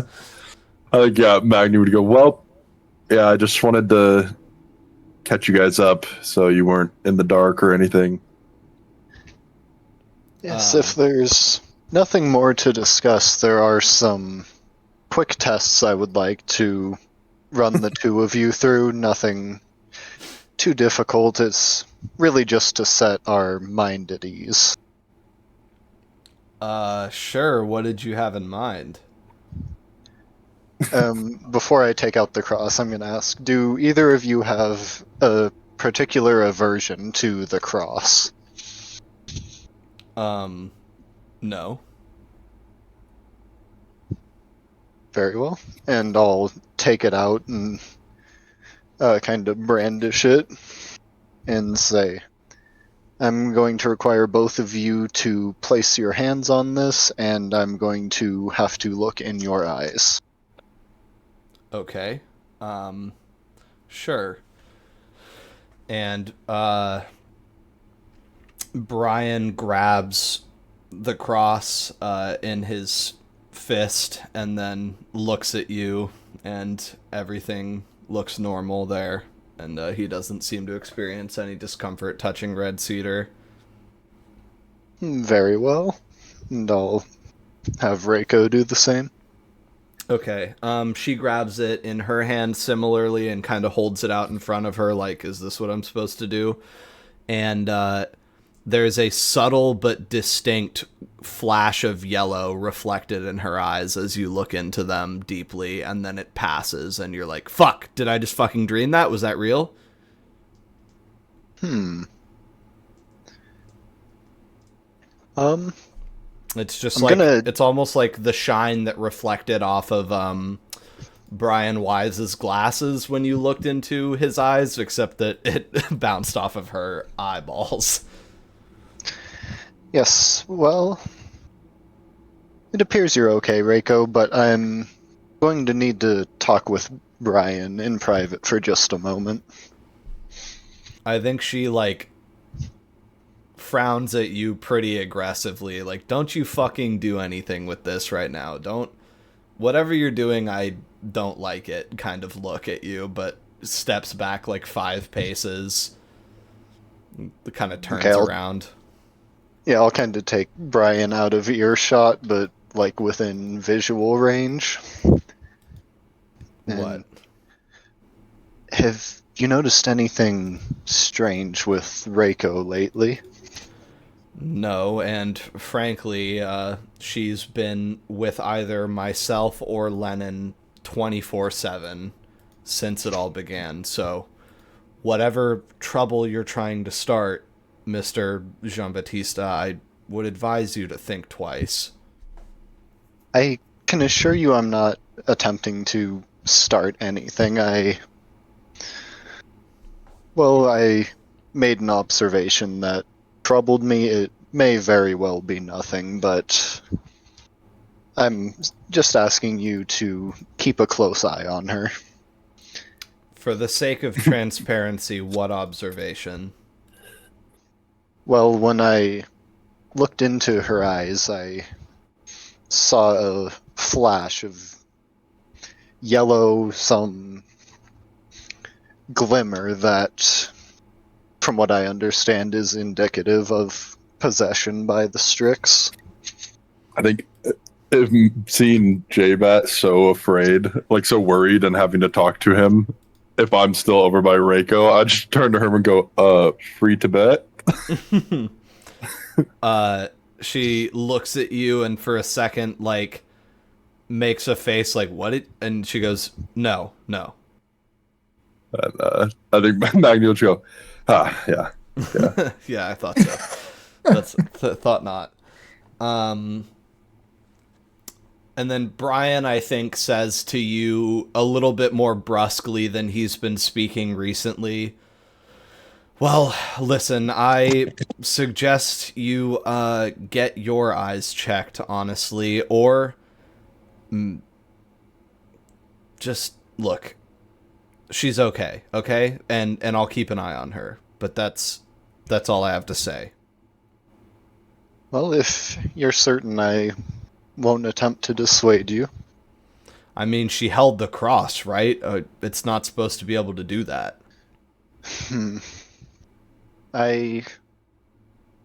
From what we understand, it is not, but for all I know, it could leave and re-inhabit a host in the moments it took for her to hold it and then drop it. Well, that would be shitty. Well, whatever the case, you and your compatriots should all be rather careful and, as you've said, keep an eye on each other. And I'll start walking back. You do the same. And I think he would just sort of yell back at you, hey, full marks, right? We pass? You're not gonna say anything weird? Oh, no, yes, everything is fine. I would like to arrange a meeting with the rest of your organization at a later date, but I understand that may be difficult at the moment. Yeah, look, we'll get together for... Well, hey, it's almost the Feast of St. Peter, right? Are they still doing that this year? I would hope so. Well, I mean, that's a few weeks off, but we'll see you around, okay? Just, yeah, be easy, you two. And I think he sort of gives Magni a special smile and nod, and then goes over to kind of collect Reiko, who looks at the two of you kind of coolly from a distance, like she's not about to walk over and get subjected to more rigmarole. And then they're going to be off, more or less. Adios. I'm just gonna bask in being in Karth territory for a minute. Yeah, protected by the right of census. Look at you. Yeah, you look around and you see a few youths sort of kicking a ball around on the grass down by the field, mostly there to smoke cigarettes and having a bit of a laugh, booting it around regardless, and watch as all of their heads sort of whip to look at the extremely attractive couple walking through the park that, you know, you guys have just gotten done talking to, and then you follow them with your eyes as they head down the street and finally eventually turn right. Now what, Magni? Successfully caught them up in the loop? I think now I think my plan is just to head to go talk to the circle now. Okay, did you want to do that by going to the, like, souvenir and coffee shop place that they told you about? Yeah. Okay. I think so. So we will be headed up there. Anything that Laszlo or Dent need to get up to? I imagine Dent reclined in his coffin. Like, that would feel so crazy good when you're like, listen, no matter what happens, I know it can't get into this thing, or at least I believe that, you know? That's the hope. I think Dent, he really wants to start thinking about the thing from Daemon. He wants to think about the thing from Daemon and try and, I guess, possibly do some research with any material that we have, but we probably don't have anything. Yeah, how can you research something that no one's, like, ever seen before? Okay, Yeah. we can't. I Yeah, it's too as it's far too as- late for the library. I think Dent would be interested in like electronics, um, and I guess like electrical theory, but Can you call what you saw It there really- electronic? not really. I think what Dent is thinking about is he's trying to create like his own research and figure out what exactly Handsome Devil was talking about with like these fucking crazy forces. Right, falling backwards. Yeah, because I do want to have Dent do his own thing within the order instead of just following people around, but Sure. he's got to think of some anthropology to do in Seattle, so that's kind of tough. Right. Yeah, there's all kinds of ways that could go. At the very least, you'll be able to do your meditations on the sun much more safely tonight than previously in your brand new coffin. So, True. one way or another, you'll be thinking about the knowledge that the Ordo brought you. Dent, I think Dent, he just finished Dune, and now he's thinking about the still suits, and he's like, what if I could make one that resists the Cycle blood. sun Oh yeah, and cycle blood wouldn't that be nice? inside my body? He's making little sketches in his notebook. Yeah, the blood still suit. Yeah, the fucking blood still suit. Yeah, I think. I don't know what to make of of your. It's funny because Dent he's sort of becoming someone who just really needs to come to his own conclusions. Where it's like, I don't know, you kind of pissed Handsome Devil off, but not really in a way that matters. But you're also not gonna like directly just pursue all of his answers, you know. Is there any part of you that's like, I should just go break into her garage, just do some fucking preliminary research on my own? There is like a big part of him. I think it's like he's kind of spooked out by the Strix right now. Sure, but yeah, it's a lot going one of the on. things I put in my notes is that I want to get Lamb's blood. Because Dent's also scared of Handsome Devil's fucking magical powers. Yeah, for the uninitiated, Dame On believes that Handsome Devil is repelled by Lamb's blood. Yeah, and I think breaking back into there, it would be a little too suspicious if I got caught or something. But it's a good idea. Maybe tomorrow night. I do want to like do some talking in there. I see. Okay, and then what I will say about the thing that you witnessed in there is that you get the sense that you might soon be tasked with getting another ingredient. Does that... yeah. Okay, that answers my next question. So, the prospect of doing more legwork for them is not immediately appealing. No. Okay. Well, you're a strange man, because I'm like, that's how you get closer to the mysteries, bro. You do the thing. Yeah. Well, no, I mean it's the thing is it's not appealing, but Dent's probably gonna end up doing it anyway. He doesn't really want to, but gotta do what you gotta do. Yeah. I mean, you've already done some pretty good spying today, so you figured out where you believe part of the coterie that's still surviving of Dottie and Oscar live, so that's one thing that you learned. Yeah, I guess I can check on Laszlo spying on them. You can probably put their exact address in the vampire doc. Yeah, right. I guess it would be just a couple numbers off of your guys' thing. I think they do like an even Evens and one odds. side of the street, odd one Yeah, the other yeah. side of the street. Your thing is called 7345 Earl Avenue Northwest. So, it's 7342, we'll say. Earl Avenue Northwest, which I will add underneath it. The stupid thing is not gonna... I have to add it at the bottom.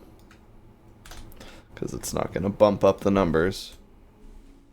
Well, Magni, it seems like you guys are driving up to way north Seattle, where you were told to go to the candle and souvenir shop attached to the coffee house. And so I imagine it's a lot of just kind of driving around in the increasingly sparse commercial areas of what eventually will be known as North. There's more trees up here. You get off the highway and you're kind of just driving around in like much more residential areas. There's a couple little apartments, but nothing over 2 stories is like in this area yet. You go like, 15 minutes north on the freeway and the whole city just flattens right out. So a lot of trees much taller than the buildings, couple gas stations, fast food joint. And let's see, you should roll wits plus drive. Why not? Keep an eye on the road while you do it. Oh, I got 2 successes. Okay, nice.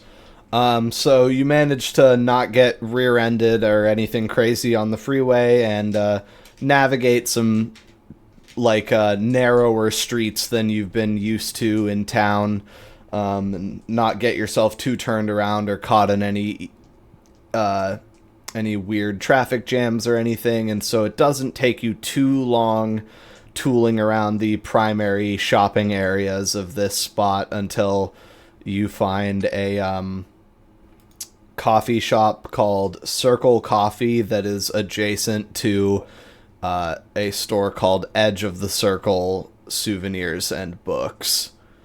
And if that's not a dead ringer for what you're looking for, I don't know what is.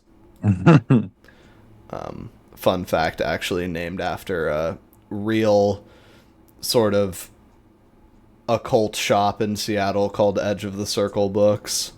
Very funny that it also had the word circle in the name, which I needed.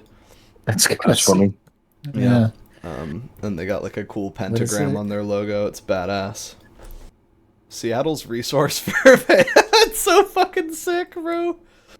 Seattle's resource Source for their paganism and the occult. So That's crazy. yeah, that's this isn't where it is in town, and obviously it wasn't didn't exist at the time, but I absolutely have to include it that as an fucking homage. website is so perfect. That website's nuts, bro. It literally looks like it's like a old Vampire First the Masquerade, HTML. like fucking Yeah, the site. logo. Yeah. It's lit. Okay. So there's the Circle Coffee Company next to Edge of the Circle, Books and Gifts. Which one are we headed into? Probably, I would say the bookstore. Okay. So you head in there, and it's not dissimilar from that picture. You know, it's got shelves, it's got a lot of tapestries. I think there's probably slightly less overt, like, occult stuff because, you know, Christendom was a little bit stronger in the 60s than it is now, and you could get in a little bit of trouble, although the city was still a pretty, you know, liberal, experimental place, and there was certainly a strong counterculture. But probably for, like, the stuff with pictures of Satan on it, you gotta go, like, around a corner. But there's a lot of cool books and tarot cards and candles set up in there, and in general, the whole place just fucking stinks rotten of incense. And, you know, every surface is just sort of piled with tchotchkes and knickknacks. There's a big rack of calendars featuring nude men and nude women alternately and together. There's a little sex magic Karma Sutra book in there. Little book that describes how to grow your own herbs at home, sort of prominently displayed. all kinds of fun trinkets and stuff in here. There's about 1,000 dream catchers hanging from the ceiling, and sitting sort of at a desk a dozen or so paces into the heavily perfumed store is a man who's wearing mostly black. He's got kind of a funny bright red and blue like scarf on that's kind of incongruous with his look, and he's wearing like a floppy sort of misshapen beret type hat perhaps, and smoking a dirty looking hand rolled cigarette. And he looks up at you guys as you come in, his like little glasses halfway down his nose, they're like circular. And also it strikes you as odd that this place is even open because it's like 9:30. But maybe you're here in the last half hour. Anyway, he's not a vampire, he's mortal. Okay. Hey, man. I think I'd kind of wave and I don't know how to ask. Do you want to just sort of walk up to him and pretend you're not for a second, or? Yeah. Oh, Jean-Baptiste, are you with him? Yeah. I'm just gonna probably stay quiet for right now, though. You're in the... He's looking at the nudie magazines. Yeah, you're in the stinky pagan store full of pornography and candles. St. Louis, protect me from temptation. He looks up at you and says, "Was there something I could help you guys with?" Yeah, I was wondering how I could get in touch with the circle. I think as you start talking to him, like when you first say your first couple words to him, you've gotten closer to his desk and you're looking at him, and he's got his sort of mutton chops and soul patch, and he's looking up at you, and then as you start talking to him, like his eyes glaze over and then clarify, and he just like whips his hat off his head and sets it on the desk and like looks at it like he hates it and wishes he hadn't been wearing it. And he says, "You're what, Magni?" Yeah. Okay. Fuck. What day is it? What day is it? Thursday? Friday. Friday, the 8th. Friday the 8th. Okay. Good. He like stands up like he just woke up and came to, kind of, and is only just now becoming aware of his surroundings. And he says, "Somebody should be in the back, I think. Give me a sec."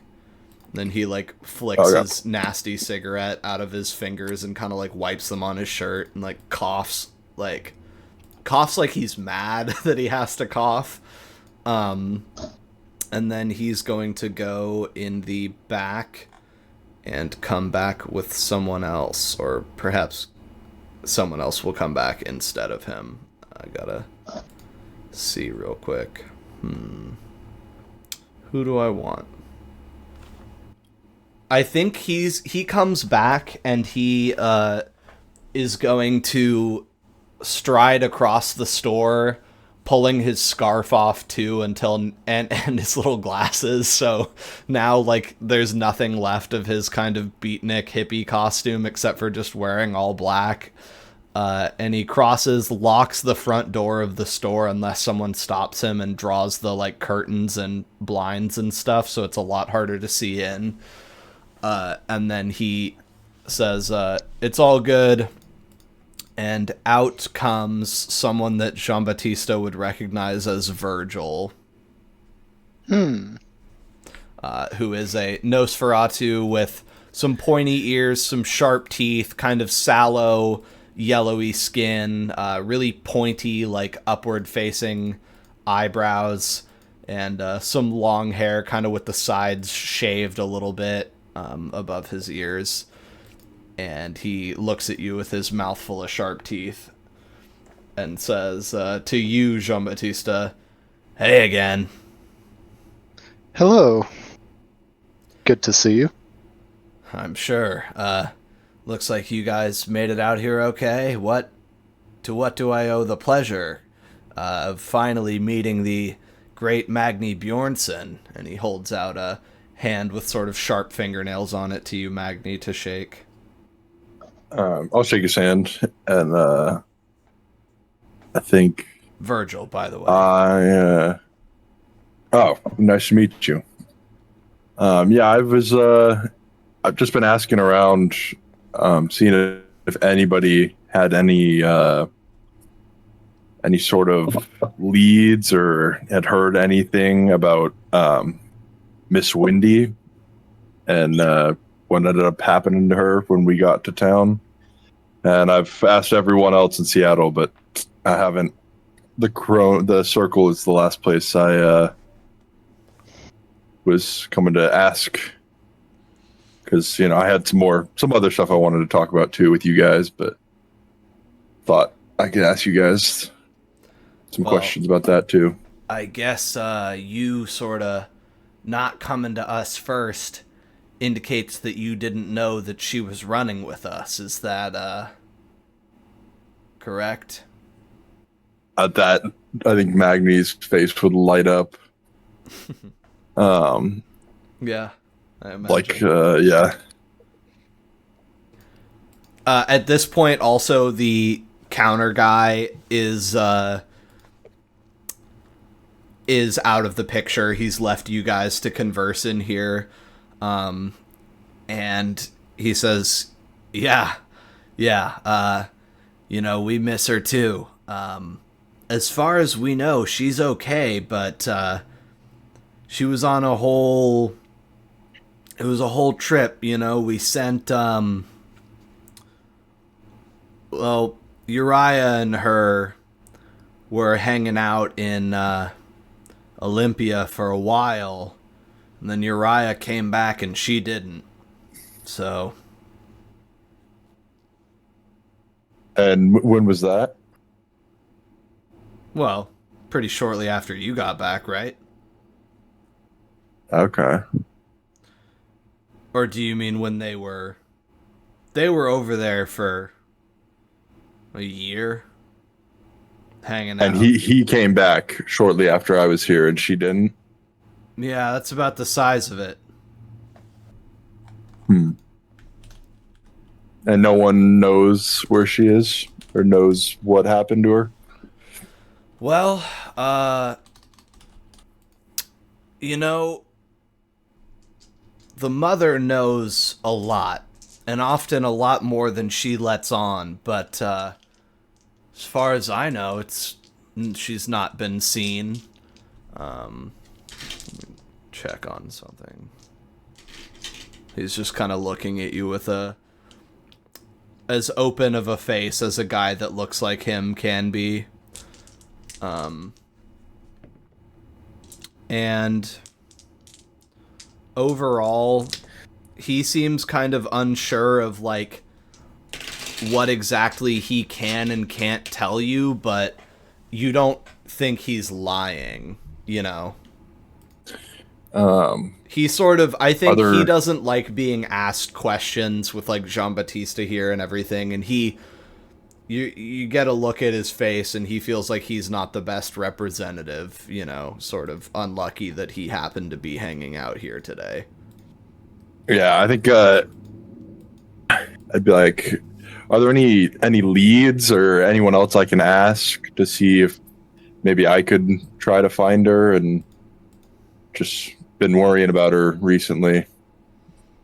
With all the bird stuff, huh? Yeah. Well, look, you should meet the mother. You should meet the mother soon. It's, I think it would be I'd love to. Yeah, I think that, would you be able to, come with me, just you, for the rest of the night, or are you two surgically attached at the moment? I think I would look to J-Bat and be like, hey, Jean-Baptiste, I think I'd be like, do you think you could maybe summon Cab? See if he could take you home? Yes, I'll see what I can do, and if not, I'm sure I could summon Camden. Okay, sorry for the inconvenience, but you know how things are. No, I understand. Do you want to do the test on Virgil, Jean Baptiste? Or are you cool with him? Um, no, it doesn't feel like the right time. I need like an official meeting with them. Sure. I respect the cult more than the Carthians. So you're sort of like, all right, Jean Baptiste, can you fuck off? I might have a lead here. Yeah. All right. I think Sounds it to good. Magni, it seems like he knows where she might be and doesn't want to say it in front of J-Bat. So he's Yeah. like, hey, He seems fuck kind off. of withholding a little bit. So you're like, listen, get the fuck out of here, and then I'll see you at home or whatever. Yeah, All right. I need to find mom. For the moment, you guys are going to be losing the buddy system, but that's gonna be okay. All right. To wrap this up, I think Jean Baptiste gets outside.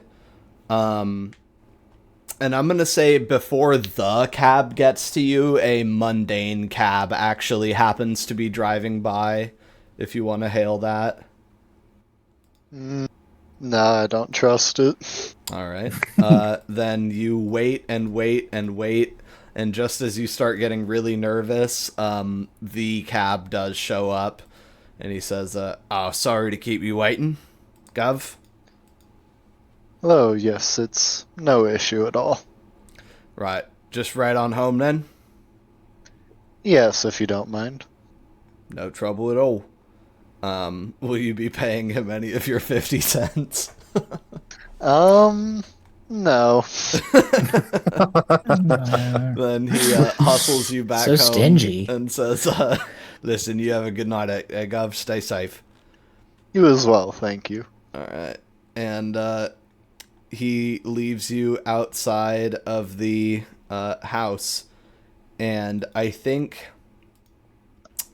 what's going to happen is Virgil yells backwards or yells back into the store, Magni, and he says, Jack, we're leaving, so you can lock up. We're done. And then he says, okay. And then Jean Baptiste, when you enter the house, Dent is on the phone. And Dent, Oh. this is what is being said to you. Hey, listen, there's this guy came into town just now. We caught up with him. He seemed to kind of know where he was going, like gallery-wise, but we dissuaded him, sent him to go get a hotel. He says he's like church rep, like global church rep, and he was looking for the box. Says he knows that it's open, that kind of thing.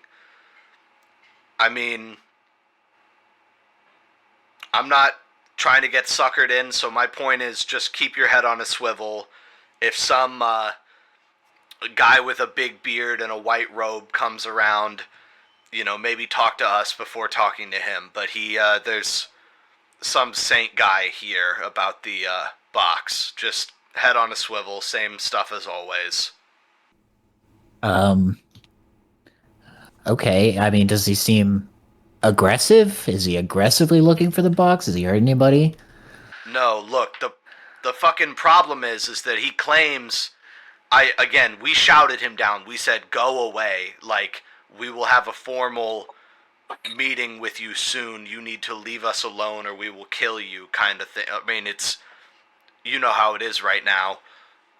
When we saw an unfamiliar kindred in the street or whatever, but he says he's the guy that hunts this Strix. I don't know. He says he's the guy. Oh, well, that sounds kind of promising, honestly.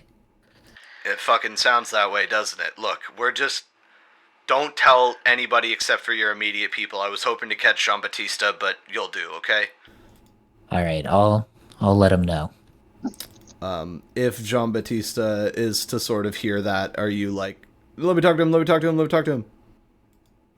Yeah, I actually think I might be. Really, I think I just want to get this guy's location, like where they sent him off to. Honestly, we just told him to get a hotel. He's probably downtown at one of the big ones. Unless he's more of a motel guy. I don't know. I see. Well, I was considering perhaps I could contact him, unless you wouldn't want me to. That's at your leisure, but it's kind of a risk. We were hoping to maybe meet him in some kind of formal congress. Again, he was walking towards the gallery, so we don't know how much he knows, where he's from. It might not be good to go in blind. He could have more than helping us out on his mind. Could be retributive. Yes, I see. Well, I'll at the very least keep an eye out. Yeah, please do. Just keep a close eye, and we'll do the same. And as he hangs up, you think strongly of the fact that you are apparently being watched across the street by Dottie and Oscar, and Magni. Virgil goes and gets his coat and throws it on over his almost fully opened, it's so unbuttoned shirt, and walks out into the night air with you and says, "You got a car?" Yeah, right over here. Perfect, you'll drive. All right, we're headed to the good stuff. All right, I'm glad I got to be the one to bring you up there finally.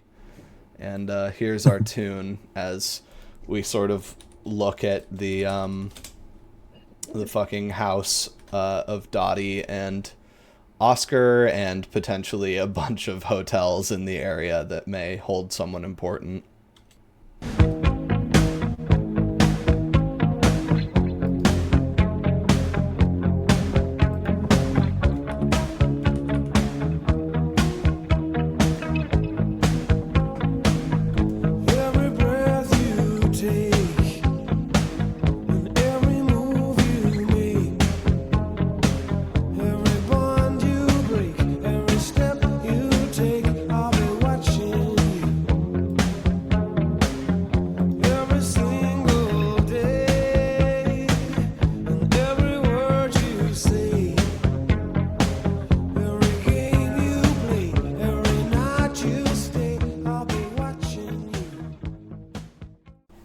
We ended with a phone call explaining that there was a new face in town that had been shuttled over or sent over to the Sorrento Hotel.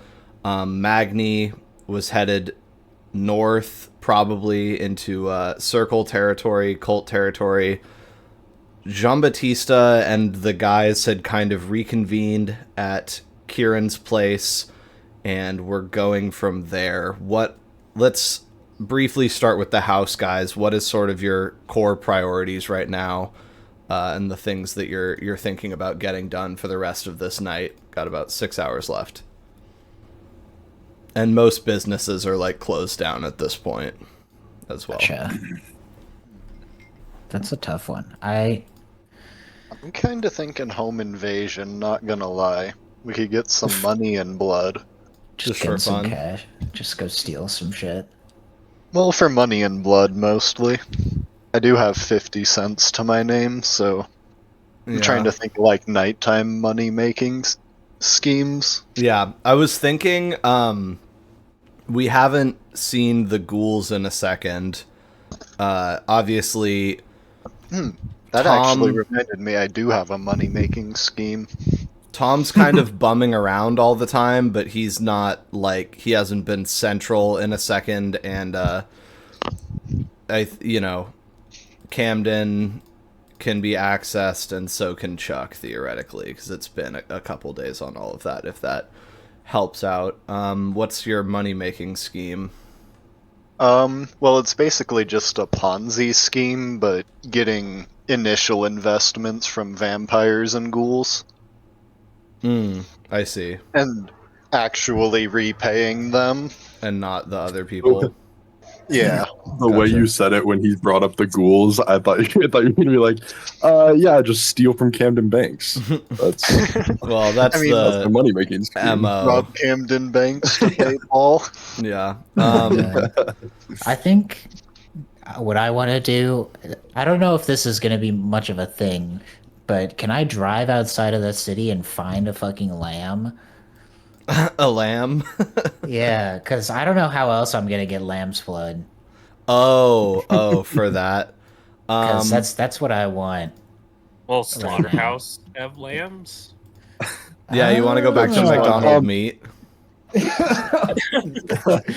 No, this is That's just fucking like, guys, terrifying. you know anywhere I could find a lamb? Everyone's Yeah. all, what? Well, if you go to a There's- grocery store, they probably will sell. I mean, I guess lamb the meat. distinction is sheep versus lamb. You know. Yeah, that's the problem. I mean, it might probably just be. Yeah. Do you want to sort of go and see if you can take a round trip drive out to kind of the fields near where you rescued Cab and go get yourself a lamb? I think that would be ideal. Okay. I think So, Laszlo would tag along. okay. Sounds Leslie, good. you want to go for a drive? Just a drive. Fucking Jean Baptiste gets back and is like, perhaps we should check in and investigate this church guy. And you guys are like, all right, we're gonna go steal livestock. Goodbye. We're gonna go Listen, take a drive. I got bands I'm on holding bands. out with my ghoul. Yeah. Okay, sounds good. I'll go pick up Chuck too, because I want to give him some vitae. Okay. So any conversation between you guys, or is it kind of just like we're all busy, we'll figure this out later? We can converse. I mean, so did everybody hear about the church guy? I can't remember if everybody was in the room during the phone call. I think like Or Jean Jean-Baptiste. Baptiste might have gotten put on the phone at the end there. Okay. Yeah, Or I'll something. make sure they're up to date. Yeah. Well, do you think this Jean-Baptiste, do you think this guy's here to end the problem for us? You think it's possible? Well, certainly seems like it. I don't know why else he would be here right now. It's kind of Especially if it's terrifying not- considering he's a church member. I don't know if that's. Do you think he's gonna be all right with us if we go talk to him? I at least hope that he'll understand why we eradicated the church. I'm glad you used that word. No sugarcoating it. No sugarcoating. Why we had to eradicate his friends and decimate their. I mean, that's Yeah. the nicest Well- word for what we did. Maybe you could use the knowledge about this red cedar, although I guess we got the information from them, so. Indeed. Well, I at the very least hope I can meet with him and make a good impression. Perhaps understand why he's here exactly. But otherwise, does that seem like something you guys are going to want to put on the back burner till tomorrow? Yeah, I feel like I need to go to church first Mhm. and then meet that guy. Right. Got to get right with God. Okay. Yeah. Then Team Lamb's Blood will head out the door. Laszlo's spoiling for a challenge. It's been too long. You're a soldier now, and the need to sort of get into trouble is burning in your what passes for blood. And Dent is ready to sort of pursue his mystery from another angle and go get some anti-handsome devil tech, theoretically. I'm just gonna add that I'm gonna keep him there until Camden shows up. I'm not gonna be alone. Oh, okay. Sounds good. So then you Fair just get enough. on the phone and call Cameron Bancher and tell him, get the fuck over here now. Yeah, basically. Okay. I think, basically, if you could picture it, it would be that Camden there's a sort of dusty sunspot on his table where his phone used to be, and he's taken his phone and plugged it in his bedroom right next to his bed. So it just loudly rings and wakes him up whenever you need him now. What a real one. And his bonds compel him to your side as you call and let him know what the fuck is up, and he's gonna hop in the car and go. So I guess then the other two guys will be taking Kieran's car when the time is right and going and getting Chuck. Yeah, I mean, I guess I could have Chuck come pick us up too. He's got a car. What's his face is Camden's driving regardless, so Oh yes, yeah. so then they'll have transport. He'll have transport. Okay. All right. So eventually, like 20 minutes go by, 25 had to get dressed, and the interchange happens again, and Camden Bancher walks into the house. Tom is nowhere to be seen tonight, by the way. Might be curled up in a closet somewhere upstairs, but he's not down here right now. And Camden rolls up drinking a thermos of coffee, which allows you two to scram out of the house. Laszlo probably grabbing some snacks before you go. Oh yeah, was it last session we also figured out how your Azothic thing works? Or the session before, but last night we figured out you're sleeping. I think it was. Yeah. I remember it was like It was the before your candle, birthday. Yeah. like having the freezer open or something while also having a It candle was lit. melting and freezing ice, wasn't it? Yeah, and also it was implied that candles would work because as long as something is changing states near him, like, solid Gotcha. to a gas or solid to a liquid or a liquid to a solid, it reflects his whole blood engine deal. So if something's interchanging and transforming near him for long enough, and your internal alchemy, which is always doing that, doesn't count just because it doesn't. It's got to be external. Regardless, you guys pass Jean-Baptiste off to Camden and leave the house. And do you want to just be like going directly towards that sort of pastoral area outside of Olympia where you guys last ran into those guys? Do you want to maybe try north? Let's check out the map. Well, I don't think you're going to find lambs in the city per se. Let's check out the map. We could just drive south to that previous kind of area because Okay. at least we would know it, Yeah. and we definitely saw some farms and farm animals. So. Yeah. So you're going to drive down through Tacoma and then west toward Olympia underneath the whole of the sort of Puget Sound. This is it's like an hour and a half round trip from what I remember. So you guys will have plenty of time as long as it doesn't take you like 4 solid hours to get a lamb inside your car, or 4 solid hours to find one more likely. Gotcha. And I gotta make sure I bring some like fucking mason jars or something to put this blood in. Oh, you don't think the Well lamb's enough. coming back live? I was not planning on it. Okay. Then you root around under the kitchen cabinets before you go, and you bring along a big, I guess like chef's knife, and yeah, let me see. He does not want a pet lamb. No, he wants lamb blood. That's just for fucking draining its blood. I every week. you find based on my roll, a like one of those big things that like decants lemonade or whatever, those glass containers with the spout on the bottom for like making ice water and drinks and stuff in. So it's a big glass like drum basically with a spigot and little feet that you can like pop on and off of it, but he doesn't have like jars in here. he just has this sort of entertainment set. You want to bring that? It's stop close enough, somewhere. I guess. Yeah.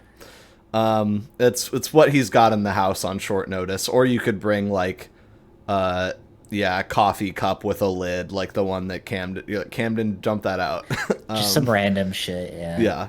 Yeah. You bring like a fucking Tupperware if they had those, and the glass thing.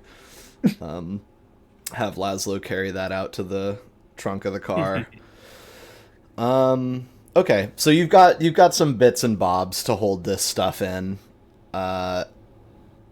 Then I think we'll go to Magni for a few as you guys load up the car and begin your drive south, because Magni is going to be probably driving north, but would you like to converse with him beforehand, Virgil? I mean, probably just like small talk. Mostly. I'd probably just be like, "What? So we don't know where Wendy is, So I think Miss Wendy." Jean-Baptiste leaves. He tells Jack, aka Jacques, to close up the store. I believe that was what he did. And the place is kind of getting shut down around you guys as he grabs his coat and I think like almost like an aviator's cap, like a Holden Caulfield deerstalker kind of, hat with ears that cover his pointy ears, and a scarf. So by the time you guys get outside, instead of looking like a, monstrosity, creepy creature guy, Virgil is doing a classic Carla and has a hat pulled over his deformities and a scarf wound around, so his weird kind of watery yellow eyes are showing. And you guys are walking out towards your car, and he says, "No, we know where she is. Okay. Sorry to, have to put the work on you in front of who. I just can't be sure. I don't really understand your dynamic. You..." Yeah, no, I understand. He reports most of what he sees back to the big man. Yeah, that was pretty much what I figured, so I didn't want to put any more cards in his deck, but, no, we know where she is. It's not good where she is, but she's tough, and, you're tough, and I mean, I figure if all things being equal, you might have a decent shot of getting to her if you wanted to. Really? Well, it's not quite the moon. We sent her to Bainbridge Island. She could be on Whidbey. And those are the two islands to the west of Seattle, whereas Mercer Island is to the east. This is directly the other way, and you can take one of, I think, 2 ferries to those places, like one or the other, across Elliott Bay. And those, I think he would say, or like, what do you remember anything about the islands around here that was told to you? Not really. Okay. I think he would say, you're blanking me. I'm seeing not a lot of recognition. Let me say that's where the wolves live. I see. How much do you know about werewolves, Magni? I know they turn into big dog creatures in the moon or whatever. That's about it. All right, that's what mortals know about them. So, starting roughly where I expected you would be. Most people aren't really well versed in their actualities. Let's just head up to the cabin for now. You mind driving?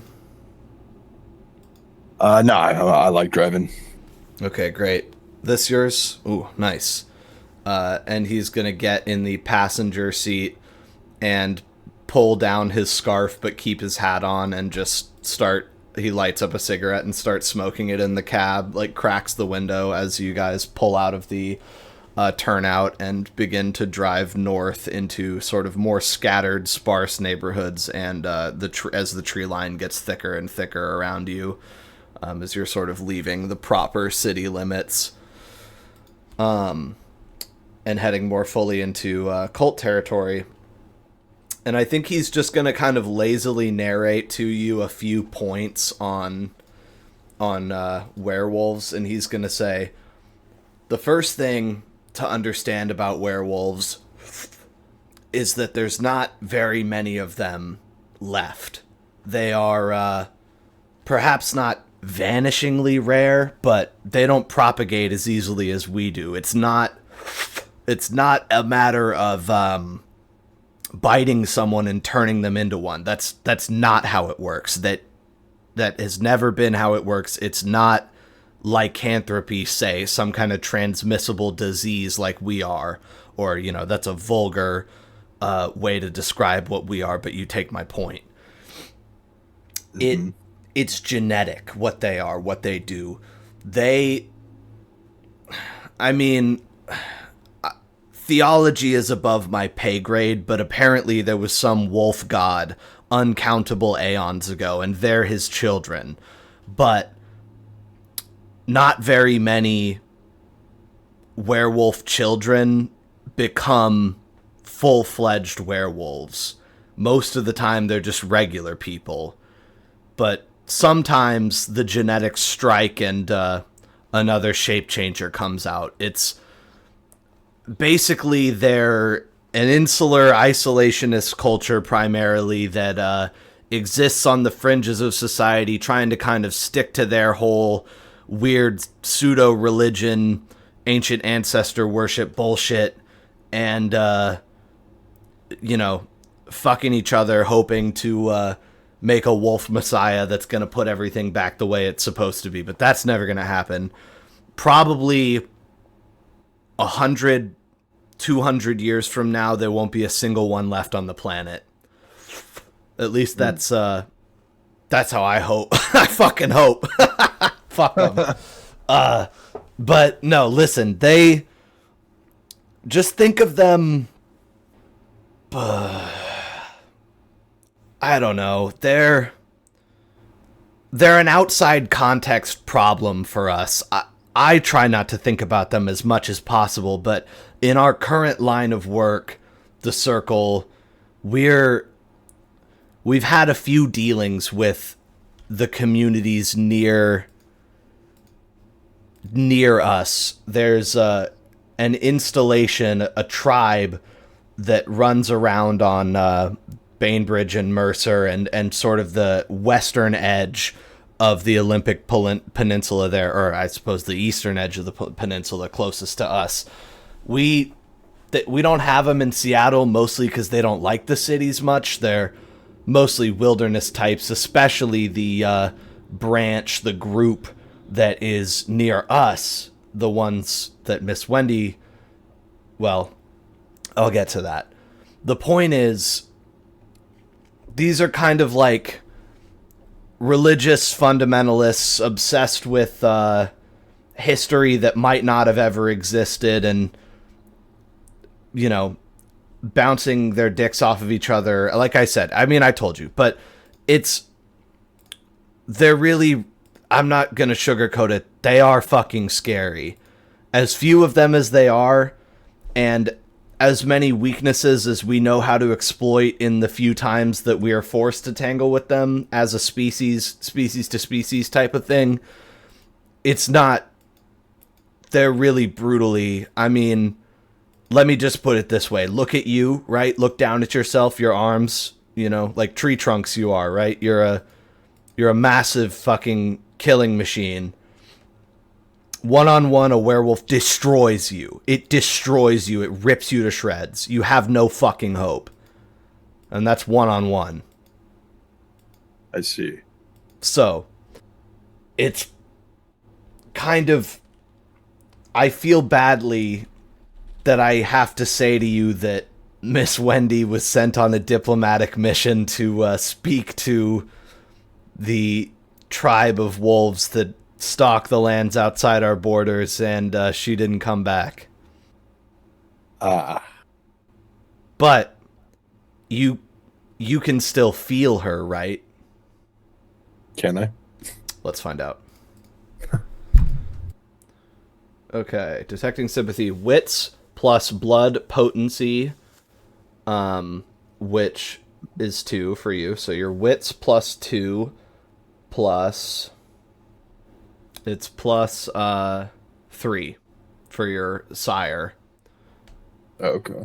So what's that total? 7. Okay, rip that. I got...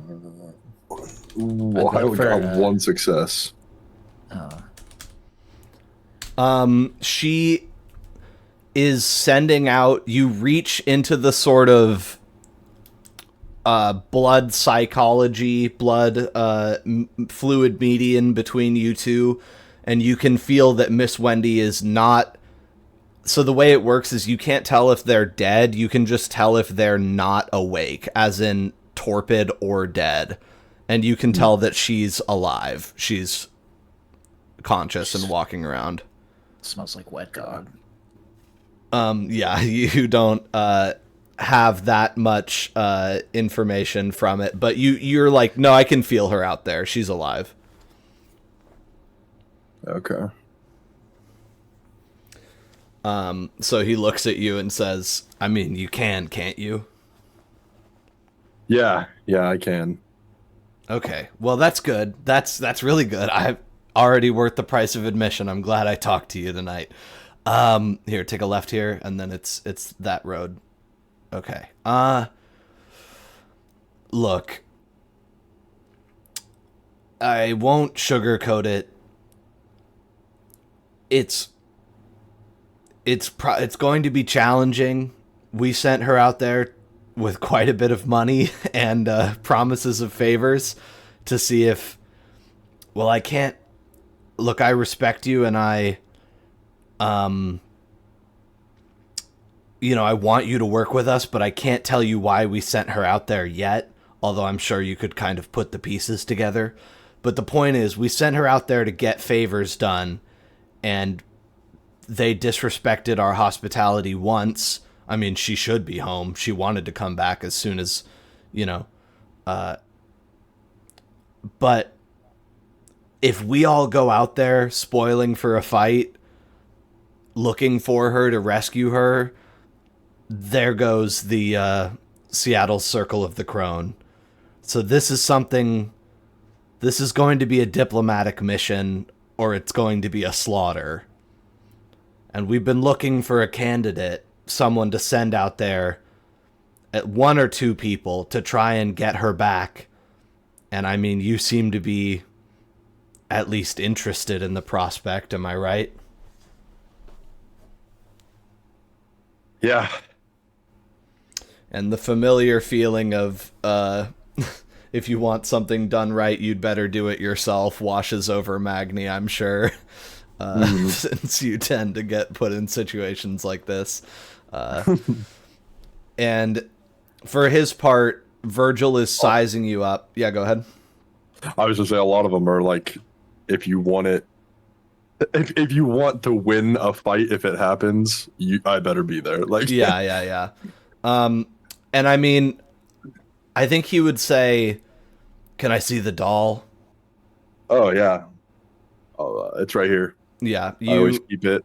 I think it'd be like in my breast pocket, kind of, if I'm wearing a suit jacket. I was going to say, if you don't have it, yes, you do. So yeah, you pull it out. And I think I kind of always keep it on me. It's funny. Because I think the one time, basically, yes, that is true. Even if you, to not have it on you, you have to pull it out of your pocket and like look at it and leave it at home and say, I'm not bringing this with me, and like set it down. Otherwise, it's just attached to you. So you pull it out, which you intentionally have kept it on you, and then you hand it over to him, and he sort of like takes his thumb, which has a sharp fingernail in the middle, and kind of like wriggles it against the like belly of the corn husk doll and like pushes into it, and a little well of blood forms on the corn husk skin of the doll, and he like holds it up to his nose and sniffs and like tentatively puts his tongue in it and then wipes away. It's like one bead of blood, like a tiny little bit, and wipes it back into the corn husk doll and says, yeah, you've been busy. Yeah, you're a killer, all right. Here, take it back. I mean, based on what I just smelled there, go ahead. I think I'd be like, what was that? Oh, this, well, I don't know what it's really called, but, so, Neve calls it a poppet. It's a little trinket thing that she knows how to make that, well, it sticks to you, and if you kill someone or hurt someone, it keeps a record of that. Huh. It can do other things sometimes, depending, but that's what this one does. And he sort of wiggles it at you, and it's got like a little red string around its neck holding it together and on its hands. And he says, I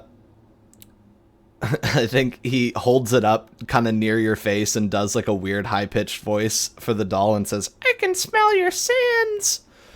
And and he says, it's just to be honest, it's helps us keep track of what we wanted to find out, what kind of person you are. And I mean, I've got a gist at the very least. So I think honestly, with how you've been spending your time, I'm a little hesitant to suggest you for the job if you indeed want it, of looking for Wendy, just because, as I've said, this has got to be a talking first, fighting last kind of mission. But yeah. I only fight and kill when it's necessary. I don't. Or it's if you're not hungry enough, I necessarily guess. fun. Well, yeah. Well, But that's relatable. It's okay. I understand. Yeah. So all this, this is all last resorts, he says, sort of rubbing a tiny little bit of blood between his fingers. I think I'd kind of chuckle and be like, well, depends on when she gave me the doll. He laughs You know, with my you. first couple days were a bit rougher, but I think I've learned a little bit. I know how to keep the urges down a little bit. Well, that's good. And, you know, if you were to go out there, I'm sure you'd be well fed and anointed with as many charms and calmatives as we could possibly stuff into that big frame of yours. But look, this is all hypothetical. I mean, she's been out there for 2 weeks. She was in Olympia for a bit. You know that. I mean, that's where you're from. She was working for us out there alongside Uriah. And by hook or by crook, they got their mission done. Their goals were completed, and it took her a little while, another week, to get out of Olympia because of the whole bullshit and the border and everything they were trying to do. But she made it out and came back to us briefly. Sorry to say that she wasn't able to meet up with you before hand, but it was important that her being back in the domain remained a secret from the Invictus as long as possible. But I think right now, based on what Celine said, there's at least one opening in the domain, so everything should be okay, as long as we can get her back. Okay. Yeah.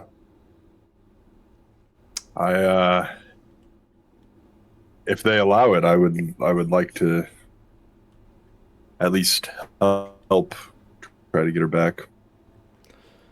Well, this is the cabin. Here, just you can park anywhere, and you've reached a cabin, sort of a good half-mile off the primary road that you've been following, turn off that goes down, 200, or I guess that would be 800 meters, into a heavily wooded area that is clear cut for like an acre. What, Alex? Oh, he said they think there might be one opening in Seattle. I think it's a lot more than one. Is it though? Because they just put let me count my thing. I'm gonna get thrown off by this for a second. 1, like, didn't- 2, 3, 4, 5, 6, 16, 17, 18, 19, 20, 27, 28, 29, 3, 3, 4, 3, 5. I'm counting 49, including you guys. Okay, I guess if you're counting Mars and Venus as one person, then only one person died in the underground. Yeah, Were the, And the other were guy the underground died people not in the counted domain. in the population of Seattle? yeah, they were. Oh, I didn't realize that. Yeah. Yes. There are some people that are hard to sort of count. Like, B sometimes is considered a fully fledged member and sometimes isn't in terms of census. She's usually not counted as a kindred because she isn't, but she's like functionally a member of the society, and things like that. But by my current count, it's it's one less, but basically I've already counted Miss Wendy as being included when I count Okay. 49 there. So Okay, so Yeah. who's the extra person that got removed?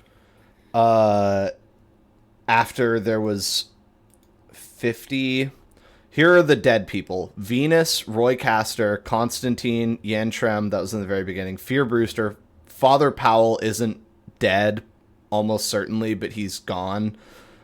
Danny Snow and Akan. So Danny and Venus died down there. Okay. Yeah, I didn't know if Mars and Venus counted as one person. Those for are the two census people. or not. No, yeah, they're two people. It's So my counted initial- by head, Oh, okay. not legs. So if you had two heads, Which they did. They're two people. you're good. Okay, sorry. But that was good for me to figure out exactly where we're sitting, which is, yes, there's just an open spot. Which, talk about much ado about nothing. Like, when it comes to killing those 4 kindred originally, you Yeah, I guys know, have right? really emptied out the fucking roster. But anyway, We you just love killing. reached it's a cabin, and there's also a trailer without like a truck hooked up to it. Like, it's sort of the kind of round top one, that is pretty much exclusively, it has no engine. It's just a trailer that is dragged by a truck. And that's sitting out there sort of with grass grown up around it, like it hasn't been towed recently, and it's just being used as a domicile. And there's a couple like more beater cars parked around here in this like 2-acre clearing in the woods out here. And all in all, it really in these days didn't take getting very far outside of Seattle for it to turn pretty wooded pretty fast, as I've said many times. So you are now up here in Crone territory, and it's a nice looking, like, actually genuine, like, log cabin with a lot of cobble work in its front and some windows, and there's lights on inside.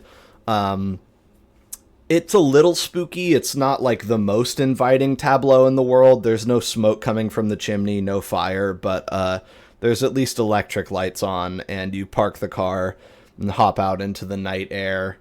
And it seems like this might not be the Circle of the Crone, central place, but this is at least a hangout or somewhere where Virgil lives. So that is where we will leave you for a second.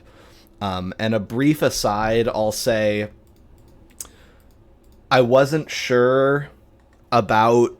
Obviously, we've talked about werewolves existing in this setting before. And, that's been on the table from day one. But I sort of was having second thoughts about using them in the plot because I'm like, oh... I want vampires to be sort of the front and center focus of this game and like the other things to be able to kind of be in the background. But I feel that I've done enough to werewolf lore to significantly disempower them as a species and sort of put them in the background of the universe that I'm not super worried about bringing in another supernatural. And with this sort of being confirmed as a part of what we're doing here at the very second that we're talking about this, I can say that we have now kind of breached the existence of every single supernatural that is going to show up in the game already at some point. So it's not really going to get crazier than this in terms of like how big the world is, So I want this to be a vampire game with strong Promethean presence and not lose sight of that, but I think there's still some value to be gleaned from werewolfism. So that's... Werewolves are great. They add a lot to a story. They're just not... You can't fuck with them. You got to talk to them. Yeah. It's good to have a they'll freaky fuck you freak up. that isn't one of us. A freaky freak that freaks out the freaks. There's got to be some danger. That isn't a Strix. Yeah. So essentially, on that note, we will get back to some real ass vampire on human shit with Jean-Baptiste. So what's the plan tonight? I think I'm just gonna kind of lay out the fact that I'm gonna be doing a big Ponzi scheme for Cameron.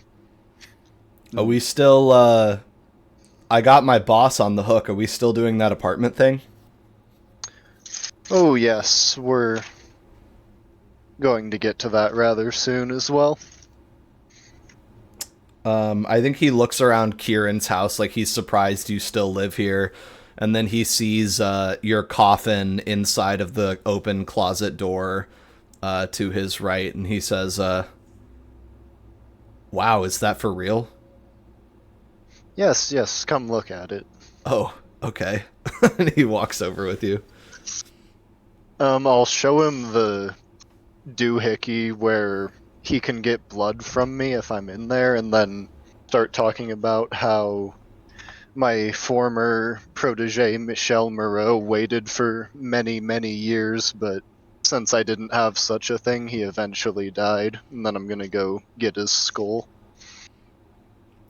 I think he's just like looking at the coffin, and when he comes back and you show him the skull, there's like a very kind of dark cast to his face. Like he's like, God damn, like you are a real fucking vampire is the look on his face. Like this is, you are a no bullshit, blood drinking, coffin sleeping vampire, and this is real.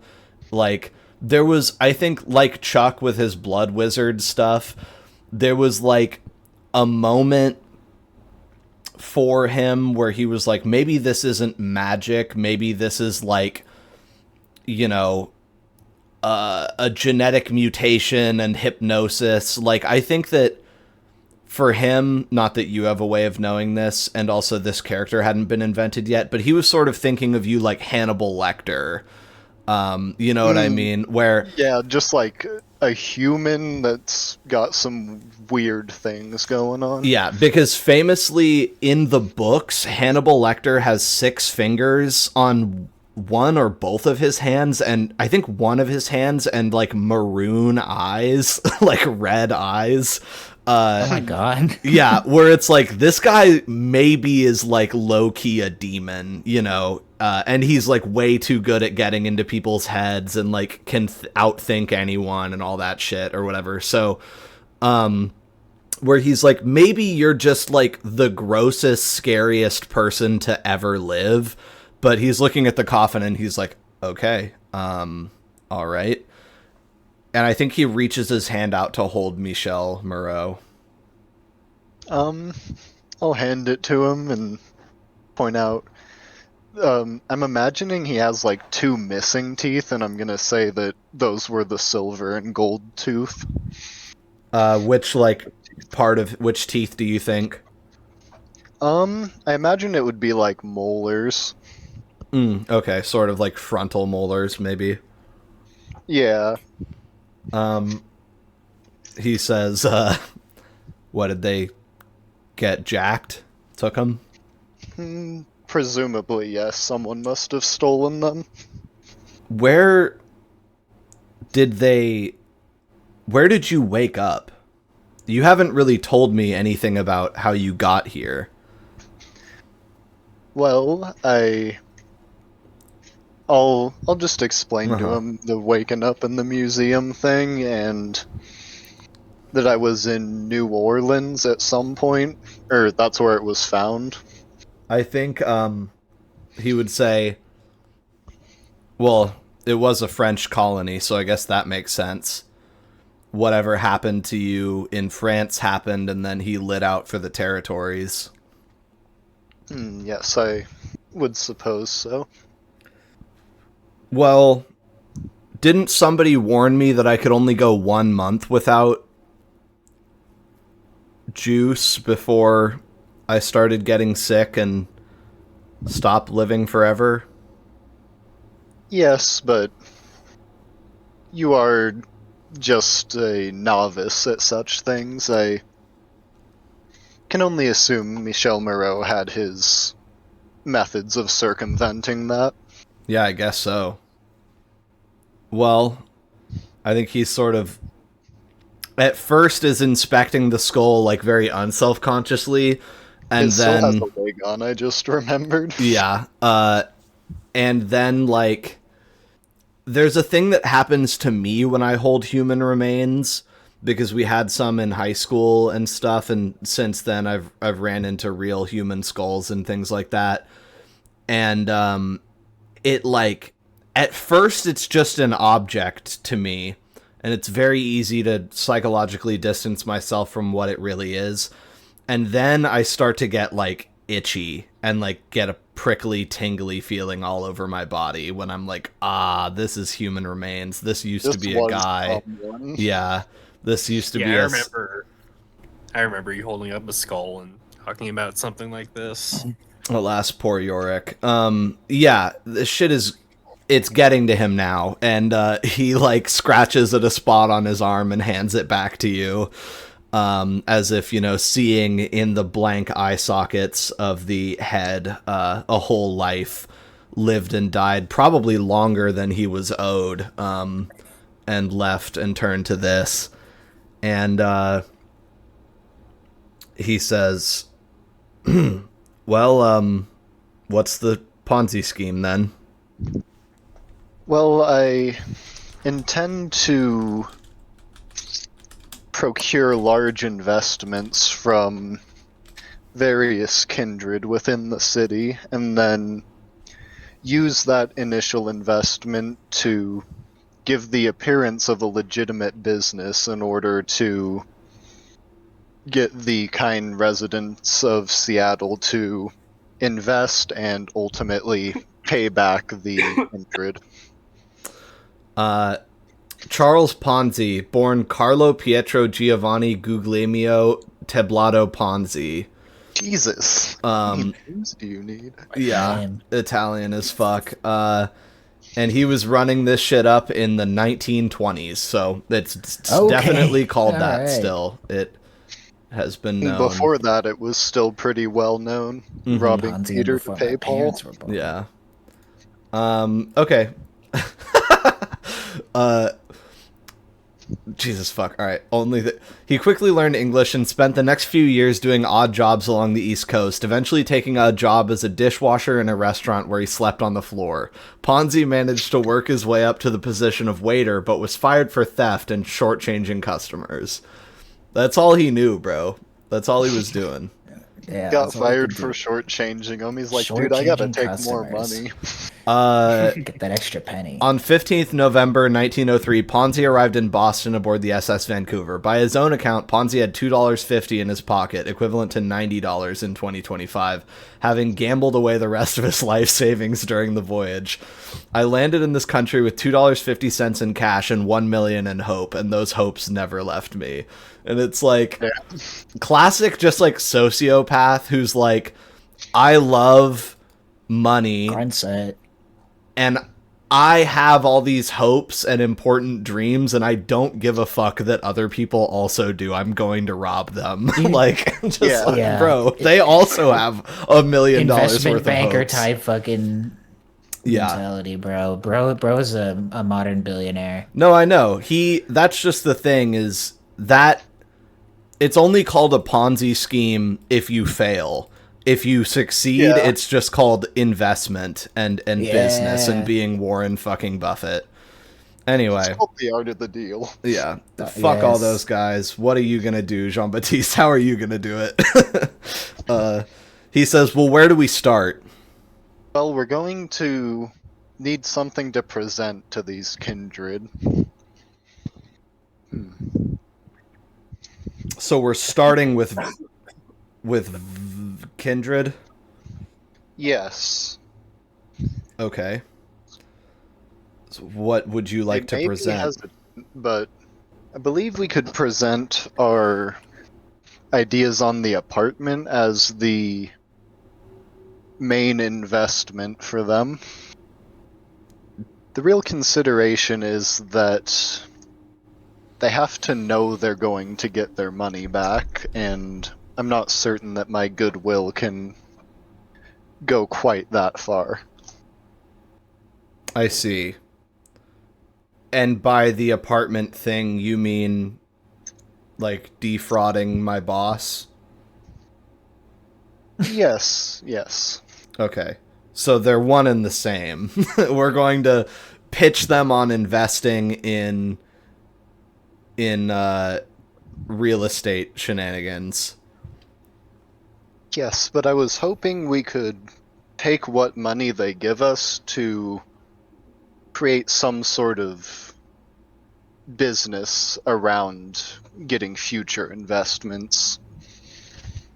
Well, as yet, I do not have my own firm, but it's a simple enough thing to register with the state and become an accredited, independent realtor LLC. It's not that hard. I could get to work on creating a shell company if that's what we need. Yes, I think that would be excellent. Okay. Whose name would you like it under? like- Mine? He's like, why are we selling shells? What is going on? Le No, I have time Clam. for oysters. Yeah, I guess if that's what we need to do. Hey man, there's like like a beautiful, powerful, expensive chain of shellfish restaurants out here, Taylor Shellfish Farms. Oh You yeah, could yeah. get invested in Taylor Shellfish. There's like 4 of them in Seattle. Is there some way we could distance you from it more? Perhaps have someone run it in your stead, in their name. Yes, I could try, but that's more eyes. It depends on, we're risking exposure technically if we do that, but like essentially, as in your Ponzi scheme analogy, there's going to be a weak link. We're just moving it further down the chain away from me, which I can try and find someone. I've got a cousin who's like, kind of new to the area that I could maybe exploit in this way, but he's not like smart. He's a door-to-door shoe salesman. No, perhaps it may be best for it to be in your name. It would ensure that you're paying complete attention to it. Yeah, I guess so. Well, what if the company that is actually doing the defrauding, what if the Ponzi scheme is being operated by a completely constructed identity and the real estate LLC for doing the legitimate half is in my name? Yes, I suppose that would be better. Okay, well, I'll see what I can do. Was there anything that needed to happen tonight? Well, this is rather embarrassing, but I have run out of funds for the moment. You're like petting the skull's wig, like not looking him in the eyes. Yeah, fixing his wig. Okay. He says, like, you personally? Yes. Well, how much do you need? Is this just pocket money or is this for the thing? Well, it's for both. I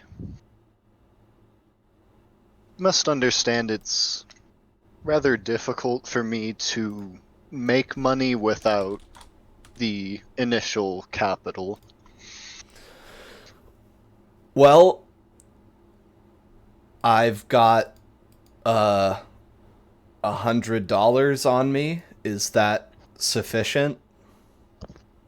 Yes, I suppose that will be enough for now.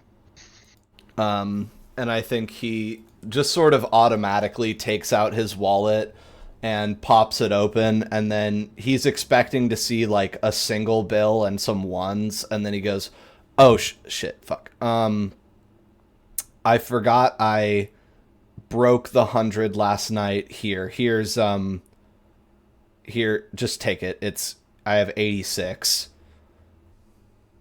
Yes, this should be enough for the moment. All right, you go up to 86.50 by completely cleaning out your Nice. ghoul's fucking liquid funds, and he just sort of looks at his empty.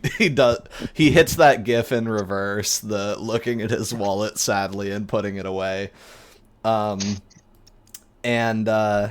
speaking of liquid funds, he's gonna get a little one vitae reward, I think. okay, so then you tuck the money away and basically reach right for your arm or however you're going to disperse it, and then I'm gonna go get a wine glass for it. I think that's J-Bat's new thing. I think his frown instantly turns upside down, where he, in his head, can now frame this as, I spent $860 on feeling the best I possibly can. This is okay. On super cocaine. Yeah, on Omega Turbo heroin.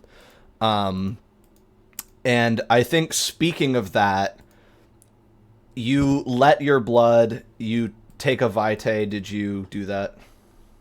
No, I got it. 7. Yeah, you go to 7. And not too long after that, he's like sipping it and again licking it from out the inside of the glass as he's wont to do, and kind of like going cross-eyed and like breathing out through his mouth and nose. There's a key in the lock. I assume you guys have cloned Kieran's keys like a dozen times at this point. And Tom strides in. And to be honest, Jean-Baptiste, he's looking a little bit smacked. He, like, sort of looks around, like, once and then double takes when he sees Camden and is like, "Oh, hey guys. Evening. Hello, Thomas. How are Have we?" you had a productive evening?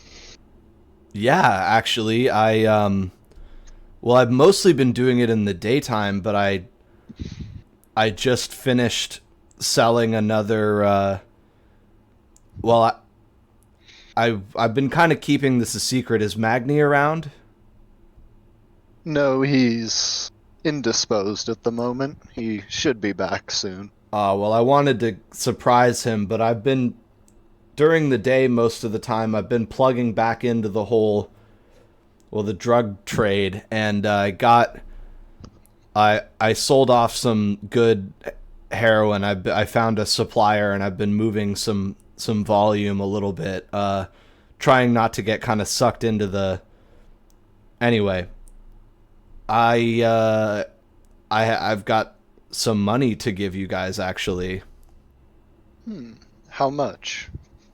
Well, I guess most of it's probably for Magni, but here's this, and he gives you $10. What does Camden think And- about Tom?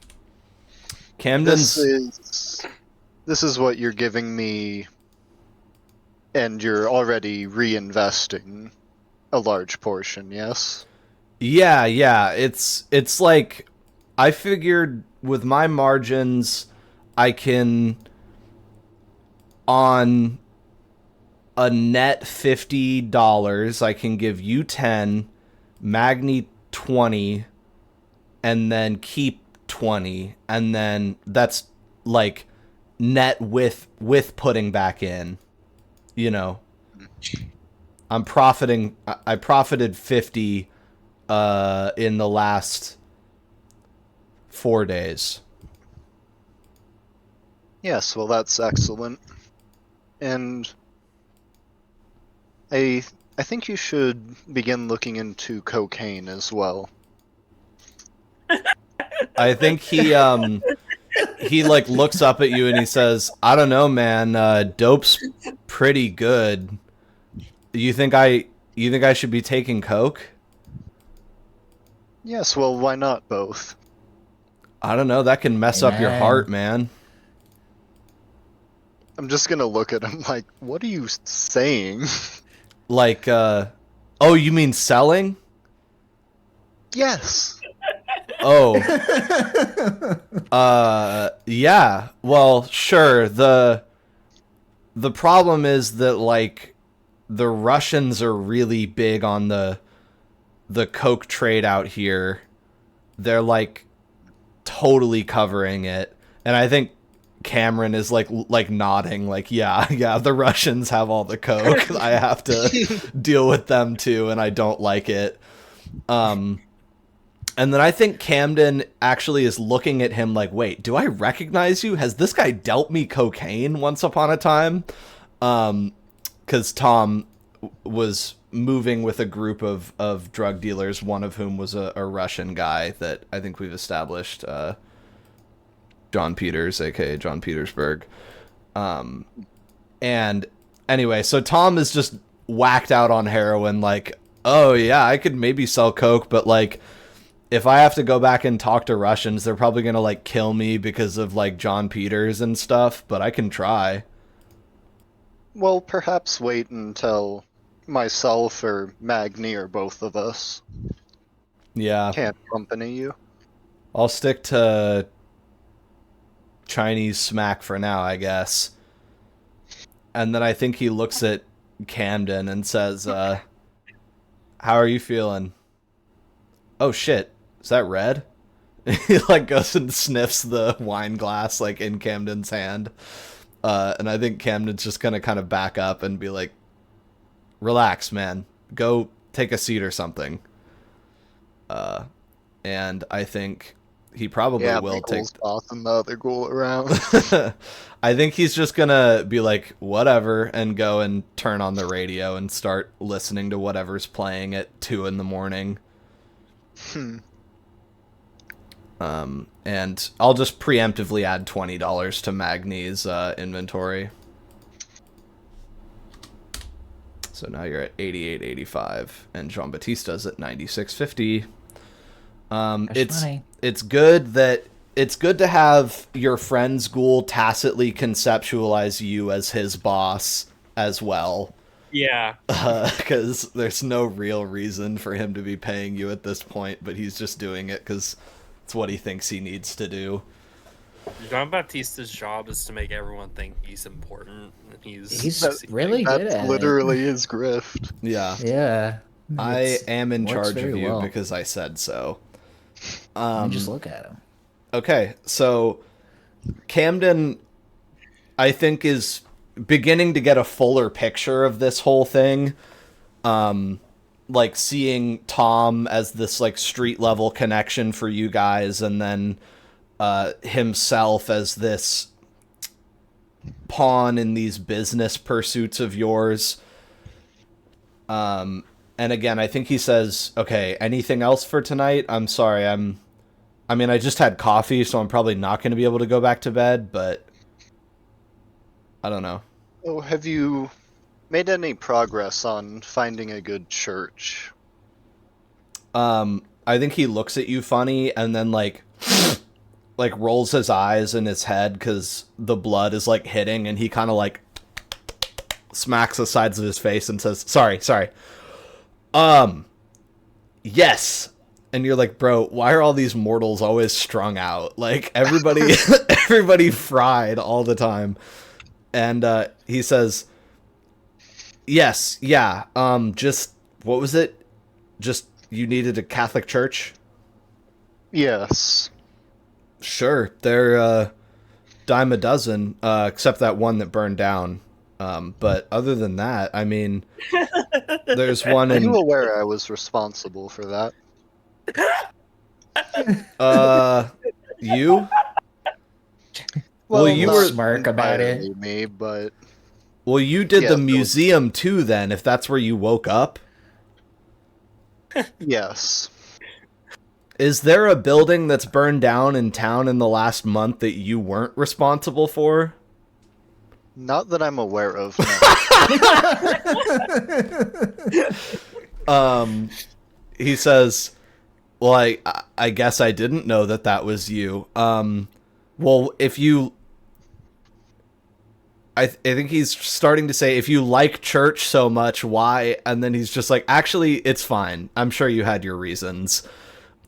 Yeah, man. I mean, there's a cathedral up on the edge of Capitol Hill.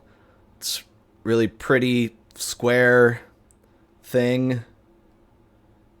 You want to go there? Is that in our territory? Nope, it's Karth. Perhaps not there. Well, there's some little some little ones up around here, and I think without intervention, he would be taking you to the church where the father custody standoff happened. About where in the town was that one? I'm looking at the map now. It is. It's right under the T in Invictus North. Yes, that would be excellent, actually. Okay, do you want to go now? I don't think they're open. It's Protestant, not... Oh, wait, fuck. He's like, fuck, wait, you're Catholic. None of this Huguenot nonsense. We fought a war over this in France. Oh, no, this one's great. This'll be the one that you go to. And this is actually where it's close to where I said. I think I got confused and I was thinking of one of the churches that's kind of further away that would have been... Yeah, anyway, I'll stop with the bullshit. This is St. John the Evangelist Catholic Church. This is where Father Custody was, we'll say. Okay. Yeah, I think I'll plan for that. Check that out. Ooh, that is nice. Yeah. He's gonna take you to the Filipino American Christian. No, that didn't exist yet. Yeah, there's a bunch of little Catholic churches around, so this is all, relatively speaking, contradicting the other episode, but this is fine. This is This is where you're headed. Do you want to go there right now?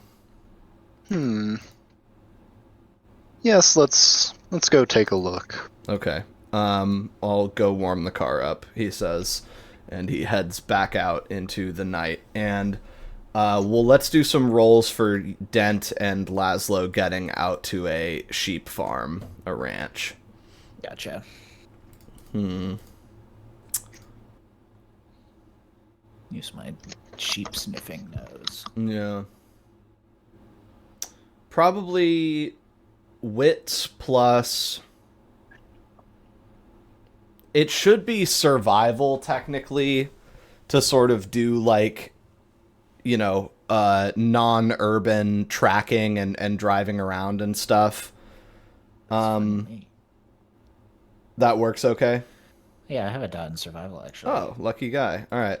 Well, we'll do that. Just give me that roll straight up, because you guys are... Well, we can do an extended action on this, actually. That'll be nice. Can I put acute senses on this roll? You can either do that, or you can have Laszlo help you with his iron thing, which gives him extra tries on acute senses if he... Or on extended actions if he adds... or does a Pyros. I kind of like that, like us searching together for this fucking lamb. Yeah, Hell and yeah. he's just boys. refusing to give up. Basically, is what the iron thing is. So I'll look up his iron thing, his refinement of Refuses to blink. yeah. 48. Okay. Laszlo, Yeah. tenacious. If you spend a point of Pyros, you may add the highest of your composure, resolve, or stamina to the number of attempts permitted on an extended action. And is that just a general iron thing? Yes. No, I did not know that. Yeah, it's your refinement condition. All right. Um, Spend a Pyros. yeah, which of those is the highest? It's your resistance traits. Then stamina and composure are equal. Okay, how many is that? 3. Okay, did you take the Pyros? Dent, what's your pool with the... What did I say? Wits plus survival? Yeah, what's plus survival? It's only 3 dice. Okay. Like raw. So the way that this works is you would have three dice rolls to try and hit a target number of successes before, like, representing hours before the sun came up, basically. But Laszlo is giving you 3 extra rolls of those 3 dice Gotcha. by being, like, tenacious and refusing to give up. So you have 6 tries to roll 3 dice and get 5 successes. That's how this sheep hunt goes. Okay. So roll your first attempt. This represents, we'll say, 1/2 hour of searching. He's cutting your search time in half, basically. If I can't get any of these, then we're gonna do a dramatic failure on the last one.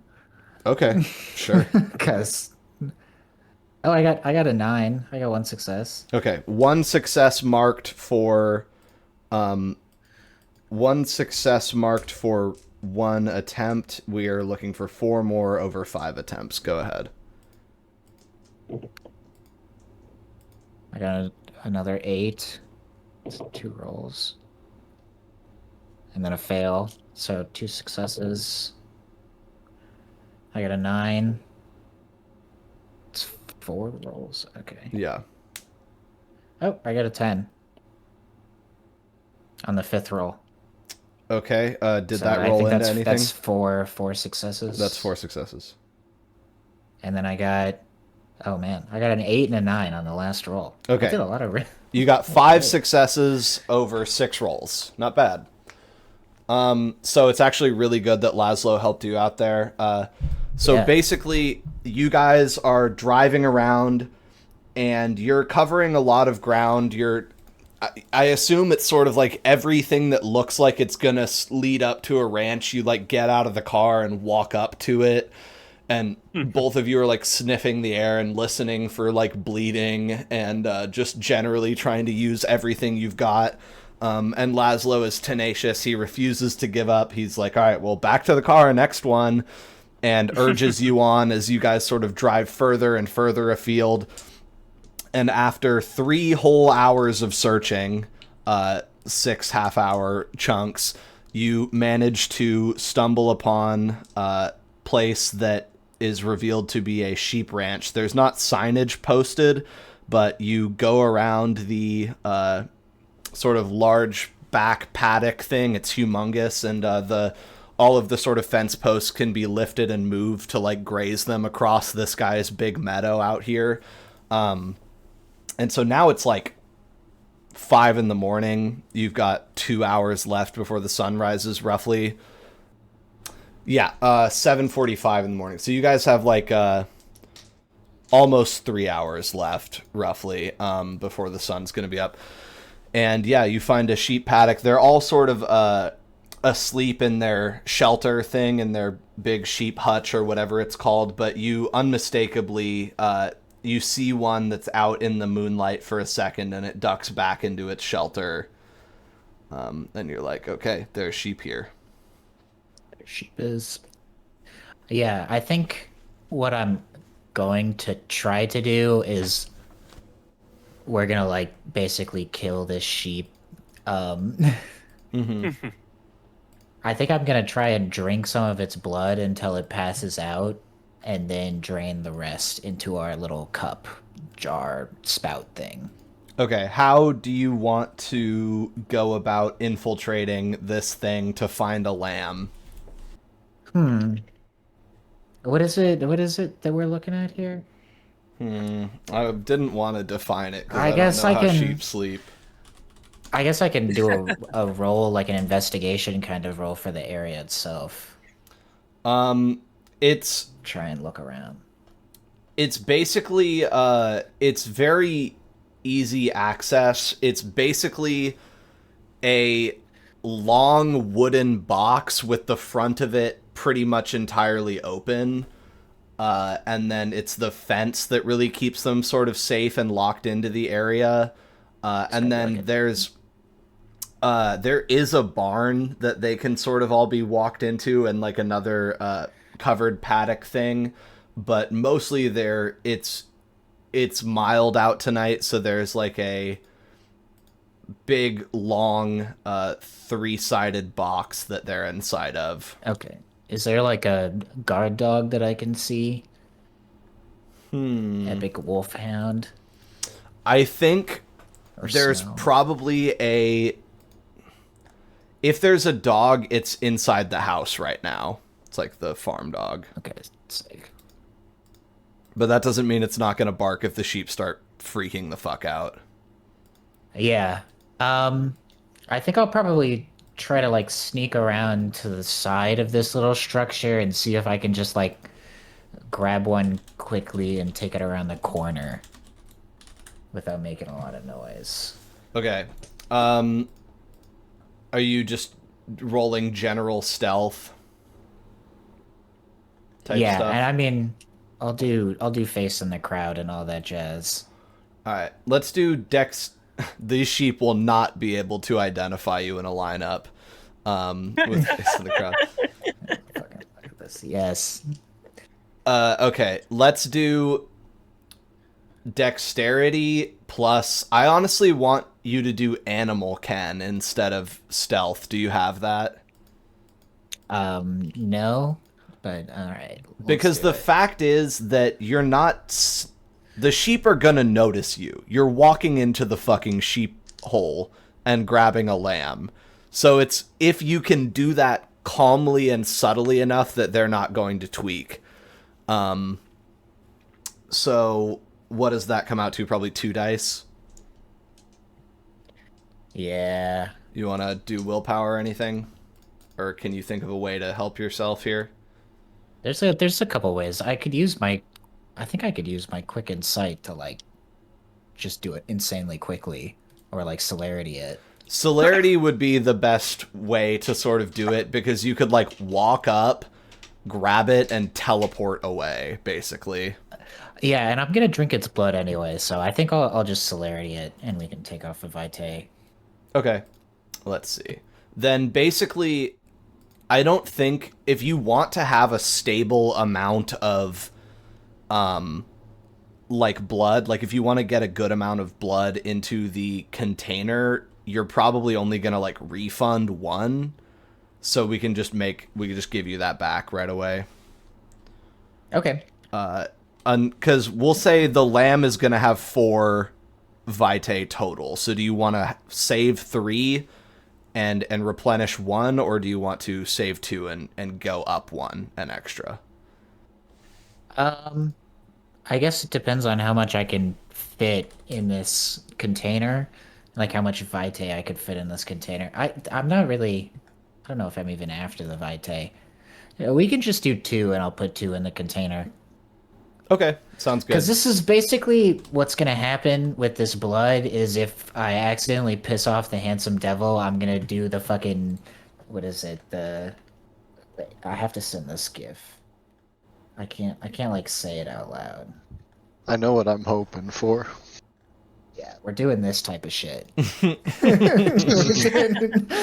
doing this type of shit. I was imagining pocket sand, but that's also That's good. also- No, this is Sea how bear it circle. works. Yeah, fucking sea bear circle. That's much Yeah. more in character for Dent. Yeah. Okay, so Like you don't just shoot me or anything. you just hop the paddock there. Let's still. We could do like a roll to see if they all like freak the fuck out after I do all this. Because I mean, I don't know about. Yeah, let's still have your that 2 thing animal handling roll to see if Okay. they alert, and then the celerity will be to get you away from there in any case. Oh. Well, I did get a success. Okay, so I got a 10. coupled with the celerity, you just sort of leg over the thing, and with your dampened aura from facing the crowd, not that this is really...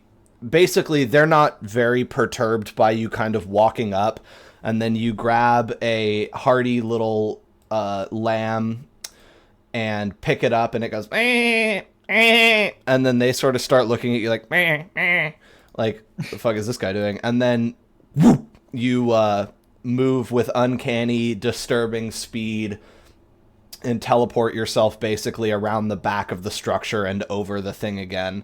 And so the lamb is kind of screaming, but you can like clamp your hand over its mouth, and the other ones are basically none the wiser. You manage to not disturb them collectively. Gotcha. And then I think you sort of hear a little bit of growling and kind of like soft sort of whooping barks from inside the house at the little lamb, like kind of wheezing and grunting and screaming in your hand. So if you want to just hightail it back to the car, that's probably for the best. Yeah, for sure. Okay, so not my gonna feed fucking- on it right there then. Sick lamb.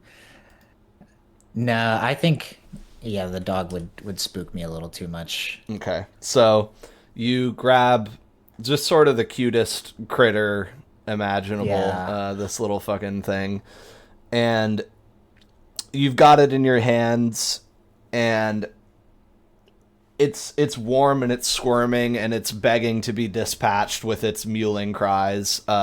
Do you get back to the car and just sort of bite? Absolutely. Okay. Be like, Laszlo, watch this. Laszlo, I get it. I would be like, Laszlo, could you help me out with this? And get like the little container and shit and the knife. Okay. All right. And then that's all sort of balanced. Laszlo's holding it like on the ground, and do you just pop the fangs out and go for it? Yep. Okay, then you are gonna drain 2 vitae out of this thing until it pretty much goes limp, and then do you take the knife or do you let Laszlo kill this thing? I'll hand the don't know. knife to Dan. Okay, I got it. That's not very tough of you, Laszlo. That's not very soldierly. I guess the lamb is an unworthy Don't take conquest away for a willpower. soldier. Anyway, you just rip this thing's neck open. It's not really moving anymore, and it begins to pour a steady current of its own red juice, its lamb's blood, into this big decanter thing.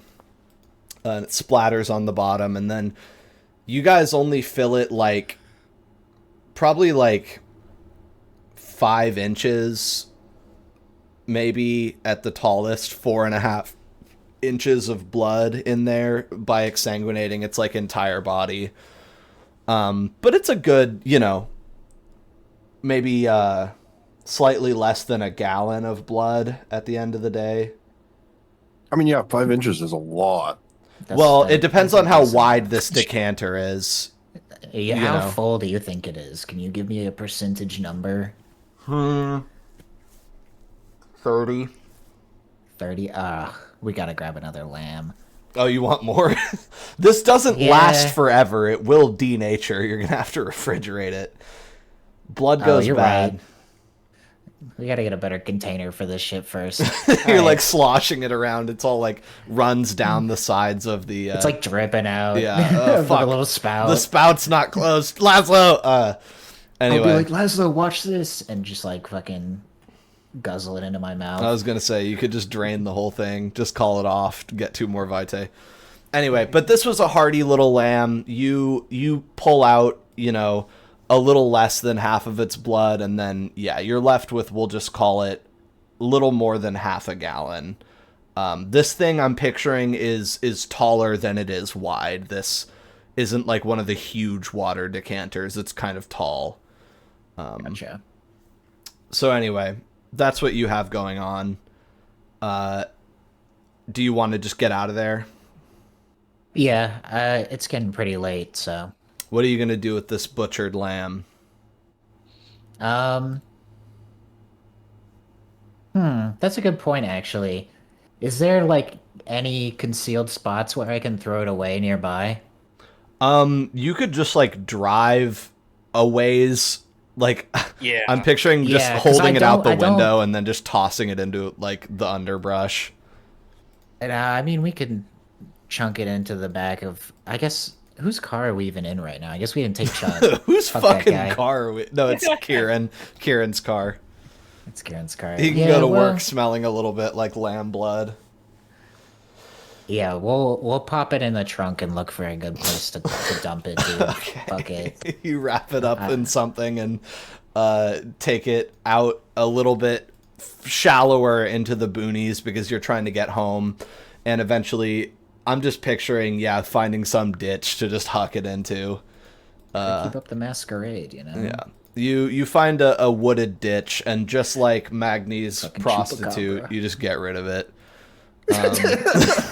What a fucking comparison. I mean, it's all blood, You're bro. not wrong. That's you guys. That's your fault, not mine. Bro could be Yeah, a chupacabra. okay.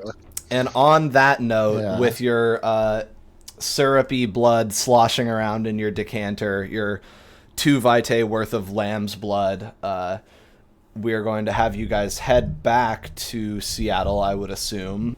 I think we'll go to Magni for a sec. So you guys pop out of the car, got the cabin and the trailer there. You just want to follow him in to meet some people, whoever might be here. Yeah, I think I'll just kind of follow his lead. Okay. I think he'll lead you up the steps to the cabin, push the door open, and let's see, who do I think are in here? How many people do you want to be here? I don't know. Well, fat lot of help you are. Well, I feel like Magni's kind of at least with them, like the more the merrier. I kind of just want to get to know. I think he just kind of wants to get to know everybody so that he can like kind of like ingrain himself into their community, kind of, but also get a vibe of if he even wants to ingrain himself in their community, like that he wants to meet all the people and catch their vibe and stuff. Okay. I'll keep that in mind. I'm gonna roll for who shows up here tonight. Okay. Okay. You are led up the steps into a gathering of 4 people. This is a lot of them. So Virgil is here. The other people inside of the cabin, which is rustic but nicely furnished. You know, there's a couple kind of spooky landscape paintings on some of the walls.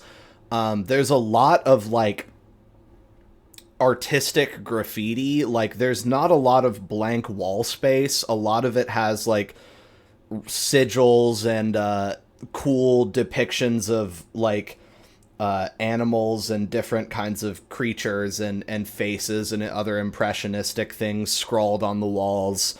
It looks like there's not usually...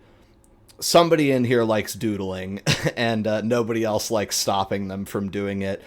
And there's, like, different little charms in here. There's some, like, a lot of Dreamcatcher type bullshit around, and some rugs piled up, you know, across the floor, keeping it nice and cozy, and some couches and armchairs sort of loosely scattered throughout the den of what is sort of their corporeal meeting space that isn't a stone of sacrifice in the center of the woods. This is maybe where some of them bed down, but that's just in the central living room, and there's kind of a kitchenette off to the side, and towards the back of the cabin, probably restrooms and bedrooms and stuff. Although, knowing Kindred, they probably ripped the restroom out, whatever it was, and put a bedroom back in. And you're looking at Uriah, the cowboy, who's sort of posted up in the corner. He's looking right at you when you come in, smiles pretty big. I think we've said before he's Cuban, his nationality, or at least half Cuban. And there is Cassandra, the sort of serious, sour-faced, like Manson family-looking Ventru that you met along with Masha Handsome when you guys went down the whole breakwater thing, remember? Mm-hmm. So was kind of a serious type of person. Masha Handsome Devil's daughter, is not here. And there are two more female kindred that you don't think you recognize. There's one who looks to be about 15 years old. She's got black hair. She's really short, like 4 foot, like 11 maybe.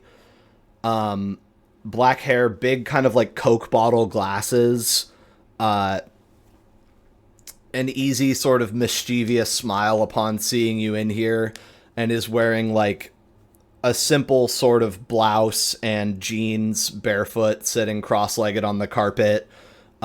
Very small stature, slight and small, young-looking woman.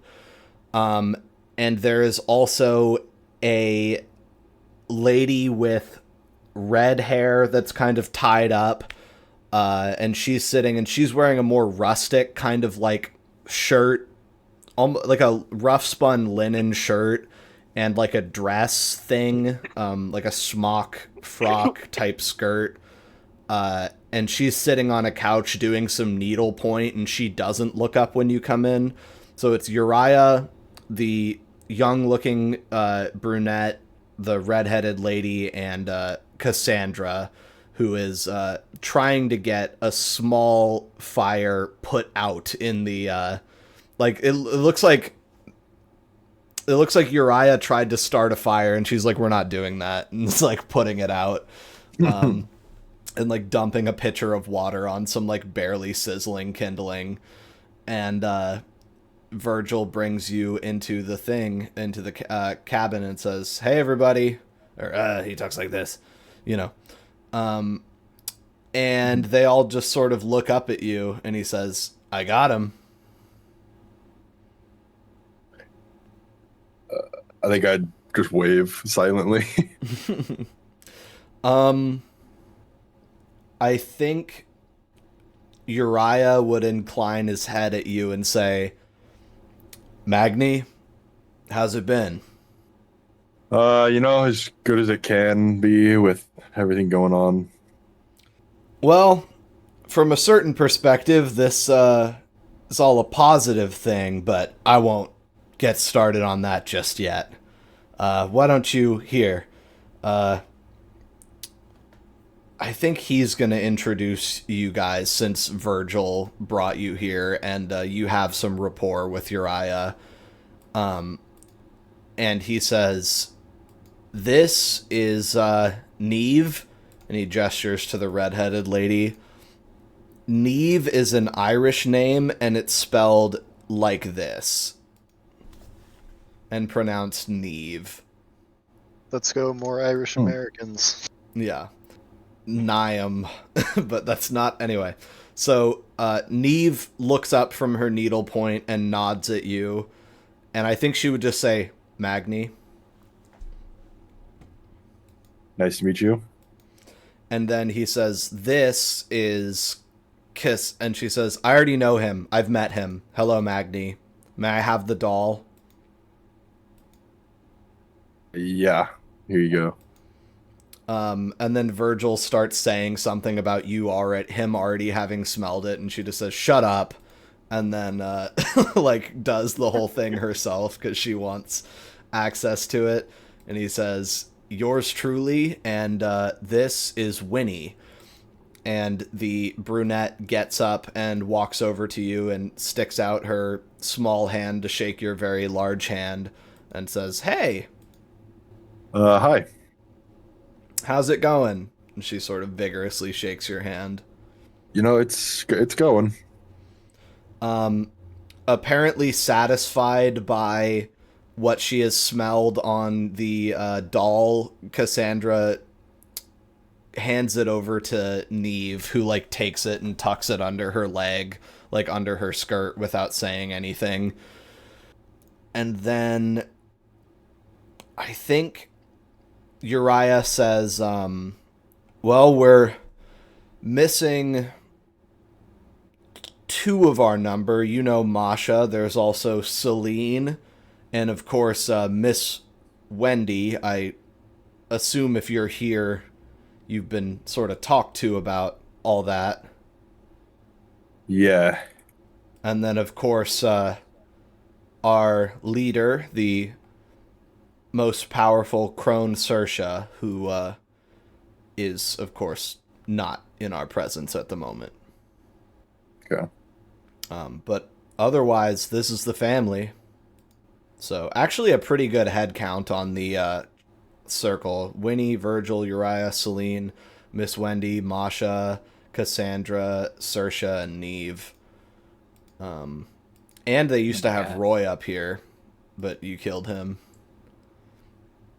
And I think Winnie would say, "I haven't seen you since you, I guess, made the Carthians fuck off and leave the church alone, but that kind of all got flipped around, didn't it?"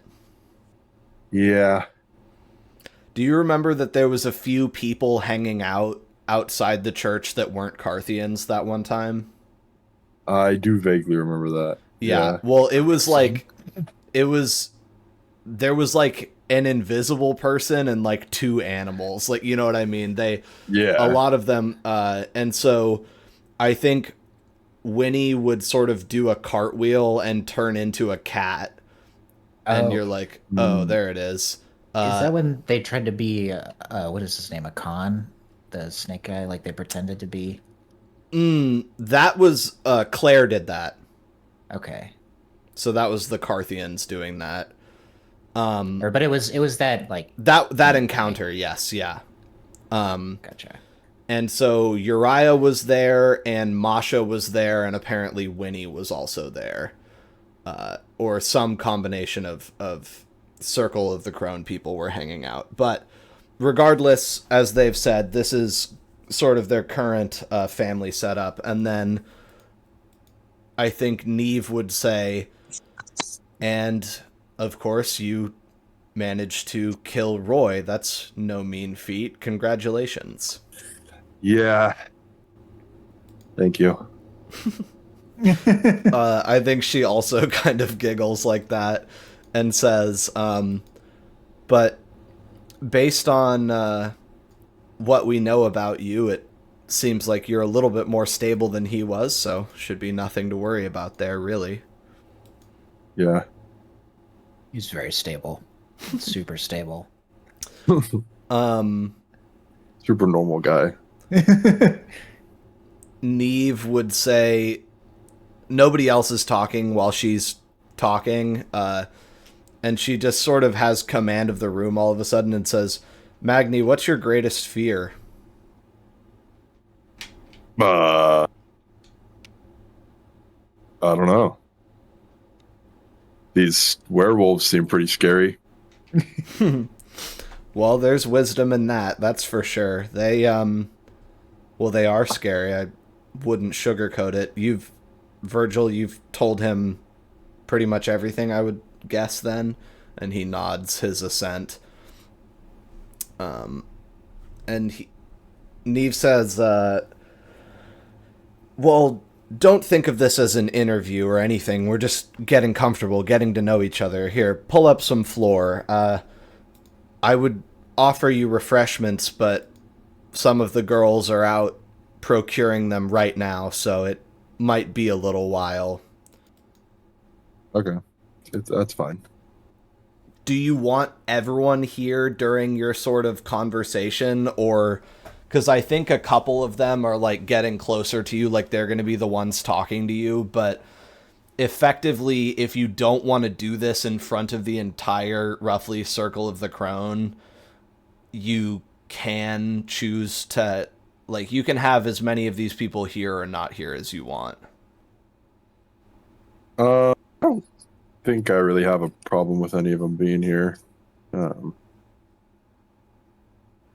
I don't think I really know enough about anyone to have opinions of who I want here or not. Okay. I think are you sitting on the floor, or do you want to try and get a chair? I think if there's not a chair in the room, I'll just not like an open chair in the room. I'll just like kneel. All right. I think at some point, the cat that is Winnie goes and walks over your knees, and it feels like a human being is standing, putting all their weight into a cat-sized paw, and like stomping on your foot, and then she sort of quickly like gets off of you, so as not to discomfort you, but you can tell that she's heavier than she looks in that form. I don't know. It probably is kind of awkward. I think it's a lot of like them sizing you up and sort of comparing you to the myths and the legends and stuff. And I think Uriah goes, well, you've gotten pretty close to the Carthians. How do you figure they're getting on? They scared about this owl thing?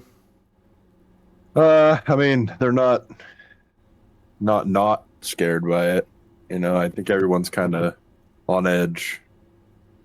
But it would seem from the people I've interacted with, Invictus is very, very cautious about this. Neve says, they seem the most afraid, as if they've encountered this before. well, I don't know about that, but they have every reason to be afraid. I mean, technically, they're the people with the most to lose, given the current setup. I wonder how things would have played out if Marion Black was still head of the domain. Probably much the same. Well, it's good to hear that there's much weeping and gnashing of teeth in town. I don't tend to get down to the core of the province very often. Are there any leads? Do you know anything? I think I'll kind of catch him up on what I know, like my interaction with the Strix.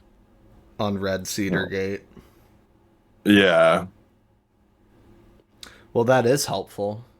Thanks for that information, I mean, it would seem to me that one good turn, since effectively you probably talk for like 20 minutes on the whole experience if you're filling them in. She says one good turn would deserve another, and I think Winnie is going to turn back into a human and say, vampire, and say, is there anything you want to know about us? I mean, but I don't know where to start. I kind of just want to understand what you guys do, kind of, I guess, everybody has their kind of thing, Invictus, I mean, you guys know their thing, and then the Karth wants their government, democracy kind of thing. I was just curious on what you guys have going on.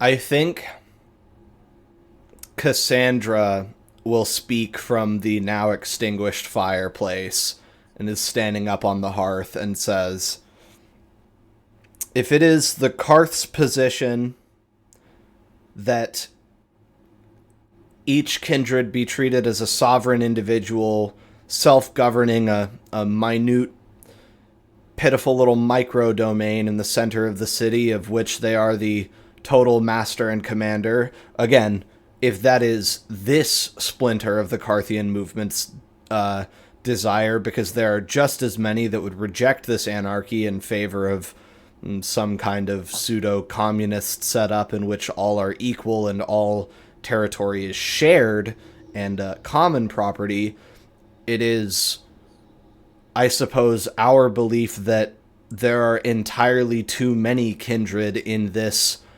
domain regardless, and any solution involving mutualism or anarchy or the more rigorous feudalistic ways of the Invictus will be unnatural, restrictive, cruel, and destructive simply because there are not supposed to be this many vampires in one place.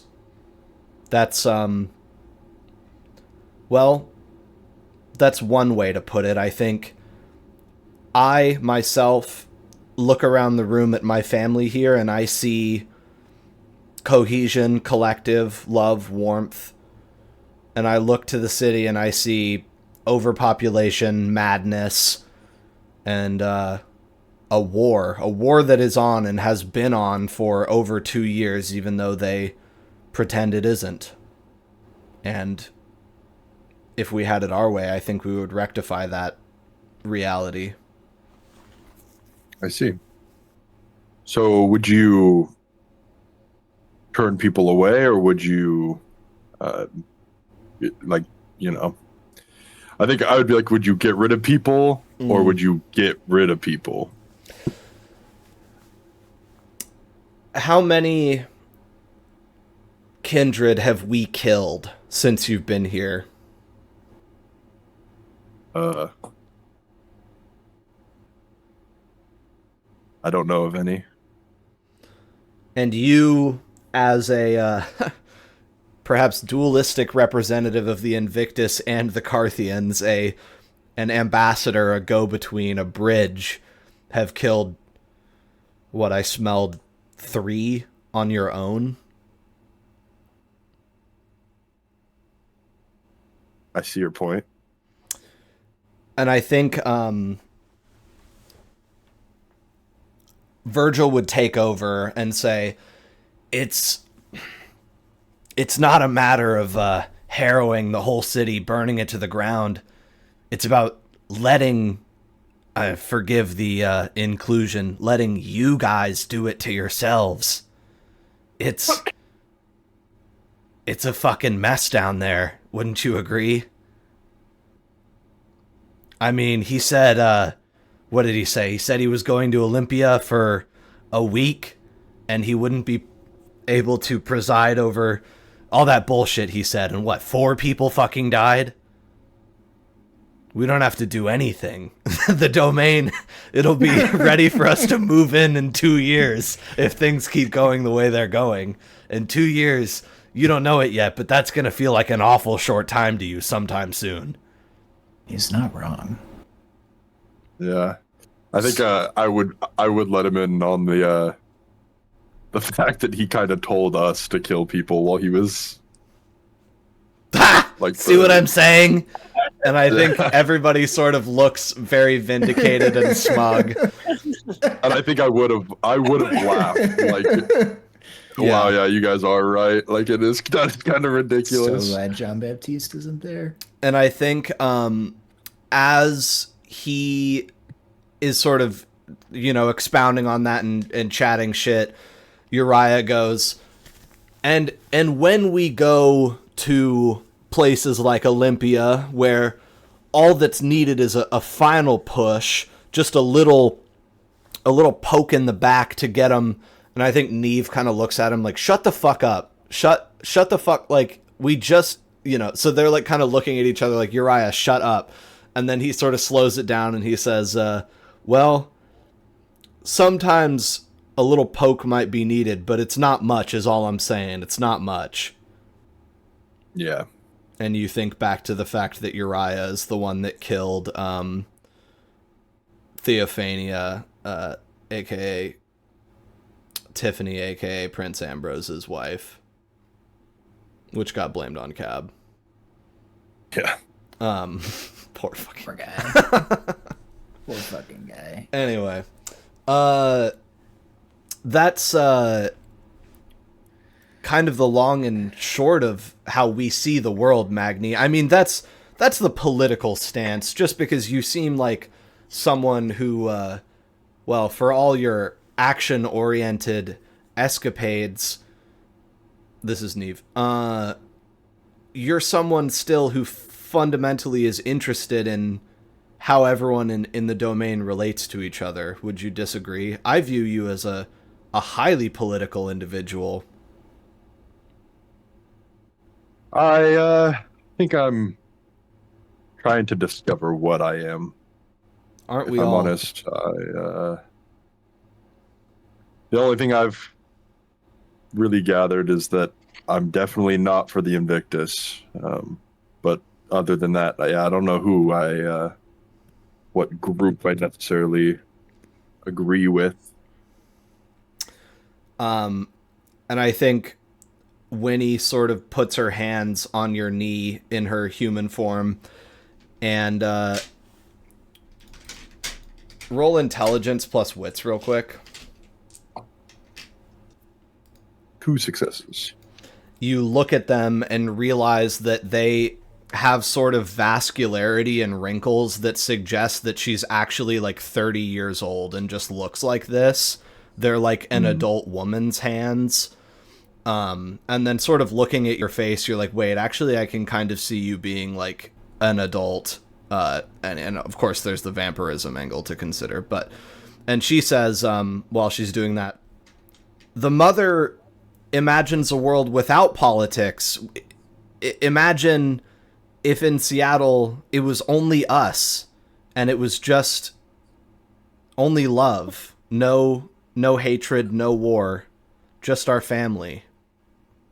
And I think Cassandra says, wouldn't that be worth pursuing by, I don't know, any means necessary? That's how we see it.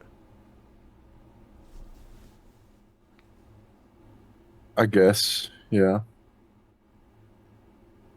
I know you have your family, Magni, and I don't want you to leave this little chat feeling like they're in any kind of imminent danger. That's not really what we're trying for here. Like I said, it's... I mean, they've got a goddamn owl running loose. It's all we could ever ask for, really. I don't know, to be honest, it's been kind of boring around here. You're all keeping it so lit up and lively down there. But there's more to us than all that. And I think Neve would kind of finish up by saying, we also worship in our own way, and we have our own traditions, and she like spreads her arms and shows you all of the scrawling shit around the cabin and says, all the sprawling drawings and scrawlings, and says, we have our whole way of life to practice up here. Our history, our future, the mother. There are many, many ways to delight in the gifts that you've been given. We're also concerned with you being the best monster you can be, the greatest kindred you could become. Don't hide it, embrace it. That's the philosophy. I see. And I think they're all just sort of looking at you expectantly. Not really like, so do you want to join? But just like, has this made an impression? Like, do you get what we're saying? What happens next kind of vibe? Yeah, I think I would be curious just how they had mentioned that it's too many people in Seattle, and I am curious on what isn't too many. Like, how many would they expect to have in a city like Seattle? Cassandra says, in an area the size of the current Seattle domain, 1, 2, 3, 4, 5, 6, 7, 8, 10 or 12. Ow. See. I mean, what's to... She's sort of getting frustrated, not at you at all, but like at the status quo. She's like, what's to be gained from 50 fucking Magni? We're supposed to be gods. We are gods of blood and darkness. We are not mortals. We are not kind. And, we might be in here in our little cuddle puddle, our commune here now, but we're not supposed to coexist outside of anything other than a family unit. The fact that they tolerate each other's presence at all is blasphemy. We are not meant to live in these large-scale humanistic communities. You are a titanic killing machine. You are a god of the old world transposed into the new world, and you should have anything you want completely without oversight, except for that of someone who cares about you. The idea all politics is blasphemy. It is against our purpose.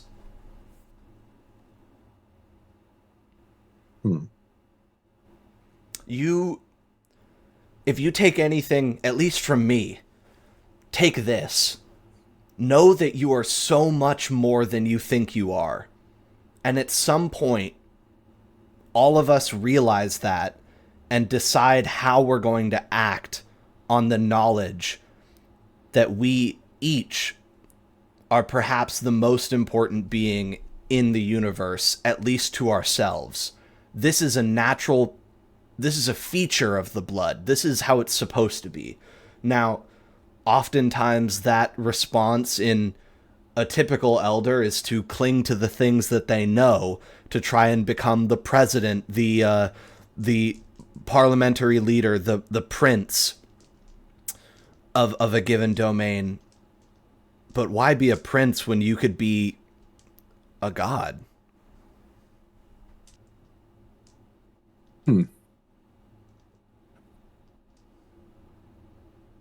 I think from an outside perspective, it would be obvious that it's weighing heavily on him. Like, Magni's definitely liking what he's hearing, I guess. Like, he's heavily contemplating I think and not hiding it. Neve says,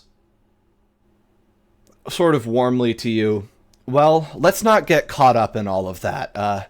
Thank you, Cass. It's all worth noting, and it's all worth knowing, and by God, someday we'll... Or she would definitely say by the mother, not by God. By the mother, someday we'll have it all. every last one of us. But for now, why don't we just focus on what you want right now more than anything, which I'm sure is the safe return of Wendy. Yes. Yeah. Well, I think Like snap back. yeah, lock in. Lock in, yeah. Walks back in. He goes, "Yeah, I want that as soon as possible." Well, not to be blithely optimistic, but I think that if anyone can get that done, it's probably you. And we'll cut away. Don't have a ton of time left. What are we thinking? You guys make it back to the house with the lamb's blood, like an hour or two before sunrise. Jean-Baptiste, you were going to church. Let's do that, I guess. It's a good scene. All right. Okay, so we're sort of all off kilter on time scales. I think it's probably safe to assume that Magni is going to stay out with the church or the cult for the night, and then I bet you could. Yeah, okay, that'll be. So Jean-Baptiste, it's 4 a.m. You got 3.5 hours until sunrise. Or actually, yeah, I'm just gonna steal some time for you and say that you and Camden were like hanging out and talking about the plans really extensively for the Ponzi scheme, you know? Yeah, going into details. Yeah, and then drove around for a bit and surveyed the city, and then he eventually took you back to the church that we were discussing, and it is fully dark, you know, out here. There's nobody around. It's 4 a.m. What's your plan? I think I'm gonna start, like, snooping around the church, trying to see if there's anyone, like, sleeping in there or, like, living in a attached house or house really close to it or anything like that. High or low? Hi. It does in fact look like there's some kind of caretaker's house out back, but all investigations suggest no signs of life. In fact, this is probably a 50-year holdover from when it was first constructed, you know, and it's being used to store like brooms and shit now. I think Cameron's just going to be with you. Windows. Okay. It's all pretty much locked tight. Some of the windows are probably the most accessible points because, as you can see in that picture, it got those big ass wooden Catholic doors, probably barred behind it and stuff like that. Camden, where would we find a priest or holy man around here? What, you want to talk to one at 4 a.m? Yes, well, you understand it's rather difficult for me to go to any sort of morning service. Well, sure, they got some night masses though.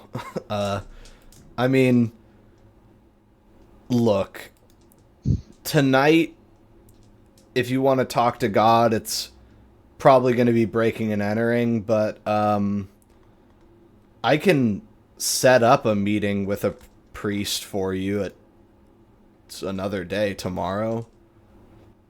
Yes, tomorrow night. Okay. I'm still gonna keep trying to break in. Okay. I think he gets a cigarette sort of dangling from his lip, or he has one dangling from his lip, and he walks back a couple paces to like this kind of it's beside the path that goes around the back of the church, and beside the path there's a bunch of like smooth stones set in as part of the landscaping, and he hefts one and sort of steps past you and up onto the little stone wall that you're like standing near to or standing on to pull at the latched window to what appears to be a bathroom, and he just like chucks the stone through the glass, breaks out the panel, and reaches his arm through and unlatches the window and says, "Ta-da!" I was trying to do something less destructive than that, but I only got the one pane. It's not so bad. I suppose. Here, why don't I... He's sort of looking at you, looking at him like I'm not climbing through that window, I would assume. Yeah. And he says, why don't I get in here and open the front for you? Yes, do. And he's going to muscle up and wriggle his way into the bathroom. And he like kind of looks like he's going to fall headfirst into like the stall, but he gets himself figured out and climbs down onto the toilet and like shuts and sort of tidies up that window so it's just a missing pane and it's less like obvious. You watch him through the hole, picking up some pieces of broken glass and putting them in the trash can. I think he would pass you the rock. I'll just toss it. All right, meet me at the back door. It's probably easier to open. And, Yeah, I'll head there. eventually, after a minute or two, it clicks and the door creaks open for you, and you're in the back sort of area of a Catholic church, and it's kind of musty, smells like carpet and, robes and spilled communion wine and shit. It's honestly Yeah, it's not... Shit. Wine, that's what it's working for. Yeah, I was going to say it's probably not that dramatically... Well, it is dramatically different because that shit smelled like shit. But all in all, a church is still a church. You're sort of struck by as you go through the cabinets and find, the stash of communion wine, which is a great Hasn't cover-up. been Another reformation. Because if you just dump a bunch of these out, they'll just think some homeless person got in here and drank all the communion wine again. So... Again. yeah. So you find some special Catholic brand communion wine. You want to take a bottle? Yeah, and then I'm gonna remember that wine is icky, and I think I might have to get some of Camden's blood. Happens to the best of us. Okay, I think he just sort of watches you bemused and says, do you want to go, like, into the chapel? Yes, but I require your blood first. Oh, great. Okay. And I Just think a very small amount.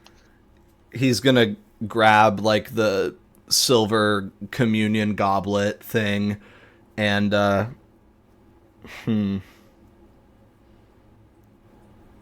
he's like, drops, or do I need a knife? Yes, just a few drops. And I think just to make it really fun and Catholic, there's a big sort of statue of the crucifixion right outside this door, sort of coming off a wall. It's carved out of a really hard-looking wood, and he just digs his finger pretty deeply onto one of the thorns of the crown of thorns there, which have been filed to like wickedly sharp points, and draws blood and squeezes a couple drops out for you. Yes, that should be sufficient. He says, if this fell on a kid, it would fucking kill them. Of the crucifix in the hallway. And there's a couple little spatters of Camden blood on the bottom of the receptacle. Yeah, I think I'll pour the wine into there and then head into the chapel. Okay. You pour it off. What do you do with the rest of the communion wine? Are you gonna just put it back? No, I think I'm just gonna give it to Camden. He can figure it out. Okay. He'll sort of carry it in his hand, like half empty, sloshing, and follow you to the thing. He's wiped his pricked finger off and found a little first aid gauze to wrap it in, and he sits next to you in a pew, if that's where you're gonna be. Yeah, and then I think he's gonna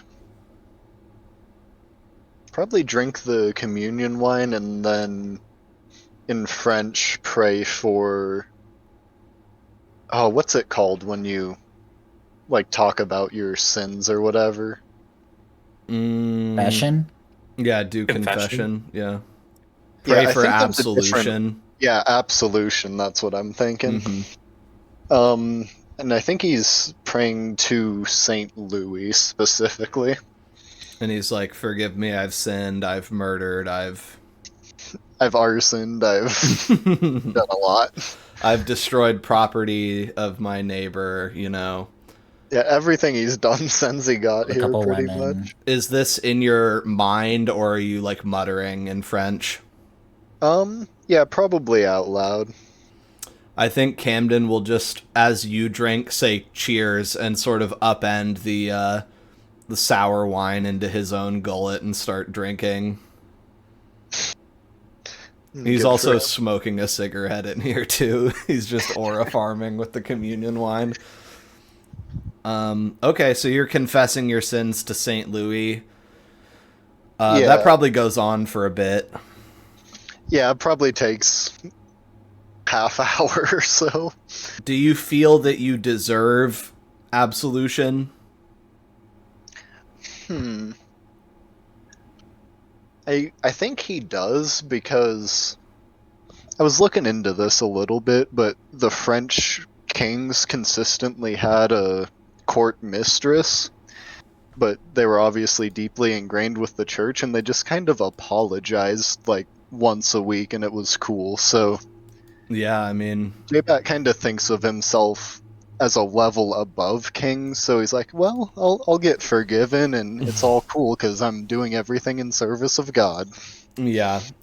The magical thinking of Catholicism is fairly strong. You know, they believe in ritualistic salvation. So if an innocent person can go to hell for not being baptized correctly, why should a guilty person not be able to go to heaven for saying the right words and drinking the right wine? Or just paying enough money to the church. Always a valid option. Yeah, I want to leave an Yeah. indulgence here, actually. There's when you're done with that, there's like an offering plate up near the top, up near the podium that you could probably leave some money in. I'll ask Camden how much it would cost to fix that window. $5, $6. Yeah, I think I'll leave $10. Okay, you put The 10 that Tom gave yeah, me. for Tom's his drug money. Yeah. And you go to $86 and you are going to get a willpower back from all of this. Hey, So Catholicism paying off. yeah, specifically because you spent the money and went through all of this trouble, but I think you would feel more balanced after this experience. Yeah, this is a sort of part of his routine that he forgot about until now. Where he's like, oh yeah, I'm supposed to like be Catholic on top of all this. Let's see.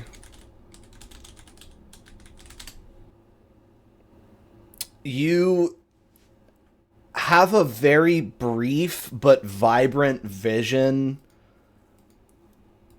of some kind of land beyond a forest, of a rolling hillsides dotted with trees in a sky sort of broken up by periodic clouds. But basically you see a very kind of bucolic, mountainous, sloping wilderness in your mind's eye for a moment.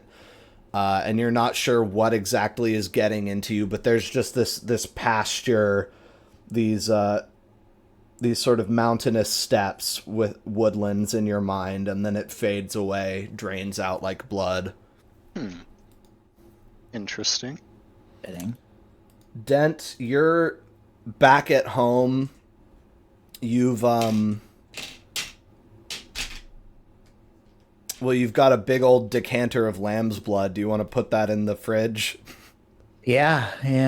I think we're gonna put it in the fridge. Okay. You clear some shit Maybe out. You're try like, and Laszlo, eat cover this it up. cheese. Laszlo, eat this gourd. I'll wrap it in some saran wrap or some shit, you know.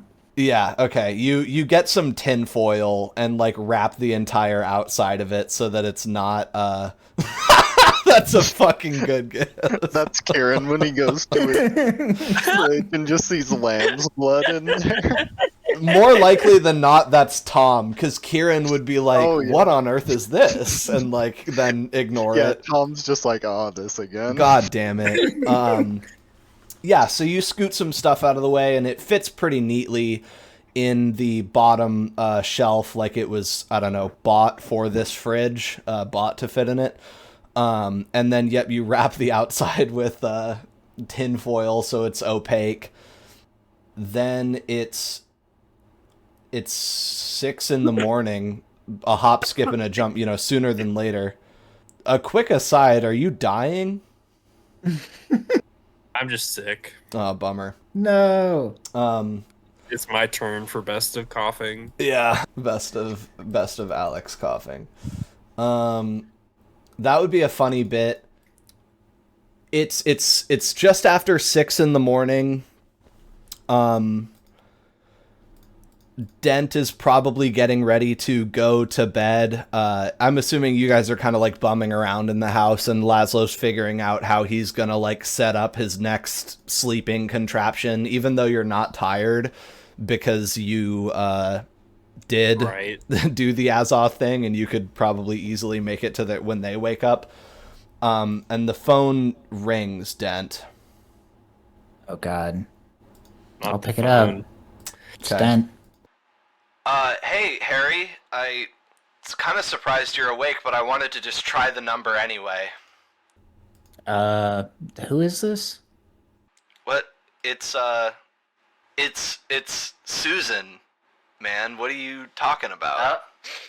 Oh, sorry, it's late. I really didn't think you'd be calling me at a time like this. What's up? Well, it's early, is what it is. I'm up because I'm gonna be starting the new job today, as you know. But anyway, again, surprised you are up, and I just wanted to say thank you so much for moving me in yesterday. I know, you had to go teach your class and everything, but I was hoping that you could come by for a housewarming soon. Who the hell is manipulating her? Holy shit. Wait, what? Yeah, you're welcome for the help with that. Look, I can come over tonight, honestly, after I have a busy day ahead of me, but sometime after Cuts to him sunset, dead in a coffin. sometime after sunset, I can come on over. Oh, okay. Yeah, that'd be... She coughs, I guess. That'd be great. Yeah, I mean, look, I've still got a few more boxes to unpack, so, you're still useful to me. I've still got a reason to keep you around. But on a serious note, it's important that you know how much this means to me, because after the divorce and everything, I knew it was going to be really, really hard starting over, but I already just feel so at home in Seattle, and I'm really happy to have a brother like you. I appreciate all that you've done for me so far. Well, This is I'm so happy to have a sister like you. Look, it's just remember it is a city, so you gotta stay safe. Make sure you always are keeping an eye out on your way to work. But You're always saying that. Look, do you remember the address, or did you write it down, or am I going to need to remind you of that too, since you're, like, forgetting everything? well, I was there yesterday, so I'm saying. That's what I'm saying. So are you going to be okay to find it tomorrow? Absolutely. I definitely. Well, actually, you know what? I'm looking at the fridge here, and I threw away think the somebody Post-it threw note. it away. Yeah. So could you actually just give me like the street name and the number and like the apartment and like the zip code? And I think we'll Oh, be good. yeah.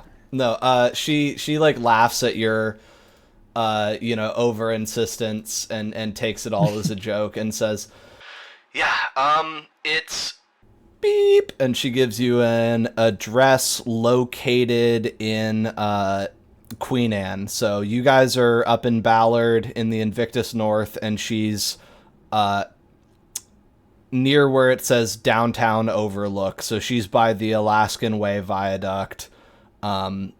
She's like 10 blocks up from the Space Needle, close to the Carthian Invictus border, right where it says Queen Anne Hill, on the Carthian side of that border. And then she gives you an address and an apartment number, and it sounds like she's in like a walk up. Yeah. A walk Okay. up in Queen Anne, yeah. Yeah, no, I'll come by tomorrow and we can have a little party. Damn, I'm really debating on whether or not I want to try and bring Laszlo along. I feel like Laszlo needs to come, but he might Also, that's a bad freak her idea. the fuck out. Yeah. Yeah, unless you're planning on ghouling You should her, bring he is Jean-Baptiste. gonna have to make Oh, yeah. disquiet Hey, checks. Jean-Baptiste. I'll have Chuck come with me. I'll just be like, yeah, Yeah, this is my I'll, boyfriend. Look, bring my friend along. my roommate. okay, yeah. So do you want to say you're bringing? Well, you'll just say you're bringing someone, and whoever it ends up being. I'll just say, yeah, I'll bring my Yes. friend along, introduce you guys. She says, "Oh, great. Well, hey, no hungry singles, okay? I'm not in the market right now, but it can be festive. I'll pop down. There's a nice little liquor store to block away. This place is not going to be great for keeping me off the sauce, but I'll get some bottles. It'll be fun." Sounds like a great time. Okay. Well, I don't know. Should we say 7? Little late dinner? Yeah, 7 sounds perfect. I can drive up to your place. Do you want me to bring anything? Oh, just I think she would say you and your boyfriend. And then Oh, come on, Susan. yeah, well, no, just Not bring this yourself. Don't bring any papers to grade or anything, okay, Professor? It's okay. I'll bring okay. my I'll bring my guitar. Oh, would you not? And then no, I think she says no. Okay, whatever you want to do. I'll see you then. It'll be fun. All right. See you then, sis. Bye. Bye. Okay. So I forgot about that fucked up nonsense. I Yeah. honestly forgot about it too. gotta keep. I personally blame Had some the other fucked up Carthians. nonsense. Why It's- not? I'm thinking it's the crown, just being weird. Or is it Spencer? Could also be fucking Lord not. That Abacus. shit's so weird. Or you know what, guys? Maybe it's just the Strix. Well, whoever it is impersonated you and moved her into her apartment. So they're like, He's Yeah, a really that is- nice guy. Really nice impersonator. he's a better brother than you are. Yeah, my doppelganger is great. I love this. It's just Lord Yeah. Abacus living out his fantasy of being a good brother. Yeah, being a All good he ever Dent type wanted. character. At what point Don't is we all Dent imagine that? Dent? At what Dent's point been are you evil from the evil Dent? beginning. Yeah. I think just for fun, you remember that time you killed a woman. And then do you explain to Laszlo like, "Hey Laszlo, I just had a fucked Okay. up phone call." Oh, absolutely. I would explain it. I would probably ask Jean-Baptiste for advice about it, honestly. Yeah, I guess you can be home now. If you think you're done at the church, I liked that scene. Yeah, that was pretty much it. Okay. I think I would advise you that you have like super awesome prestidigitation mind powers that you can use. Yes, that's the plan, but it just seems like it could be something really sinister. I mean, you don't think somebody's gonna try and like hold her for ransom or something against me? I'm not rich or I don't anything. think they would do anything so pedestrian. It would most likely be worse. And why me? Wait, what? Tom says, well, hey, man, at this Worse point, how? it sounds like they just moved her in somewhere nice and close to you. That's kind of nice. You can keep an eye on her one way It's or kind another, of nice, I guess. but there has to be some kind of motivation, right? I mean, Kindred Yeah, don't what if, just do like, things for no reason. Professor Roth just comes up to you and is like, yeah, I did you a favor, bro. I just moved her in. I thought you'd want me to. Somebody just But trying to help he's you also out. like, yeah, he's like dressed up more like me, and he's like slowly trying to take over my life. No, he's trying to let you take over his life. This has got to be something. Anyway. That's true, actually. So that said, tomorrow is, and we're coming to a close here, but just to sort of establish where we're gonna go from here, I'll go ahead and flip the date just for the sake of it. Magni, they offer you to stay the night. Do you want to? Yeah, I think I will. Okay. I think some point early in the night, they would, Masha and a black woman that you've never met, that was referred to as Celine, who Jean-Baptiste has met, would walk in with two dudes sort of heavily doped up and drunk as fuck, and basically just lay them on the floor and be like, go nuts, kids. And that they're just going to sort of mass feed on these two and get a couple vitae out of it. Do you want to feed? If it seems like they want me to, then I will. Like, They if would they're- accept either way. Obviously, you're pretty full on blood. If I'm gonna stand out if I don't, then I will. Is Okay. kind of what I like. Technically, everyone else will be feeding, so yes, you would. So then I will, yeah. Okay. You can just take like one vitae. Like, it doesn't have to be a big deal. Yeah. Okay. Which I'll drain the entire thing. yeah, I'll just eat them all. Laszlo, are you gonna sleep with the freezer? Are you gonna do your trick? I think so. Okay, I'm taking everybody's That's down. his You famous get trick. your refund, Magni, basically. So I just left you where you were for the night.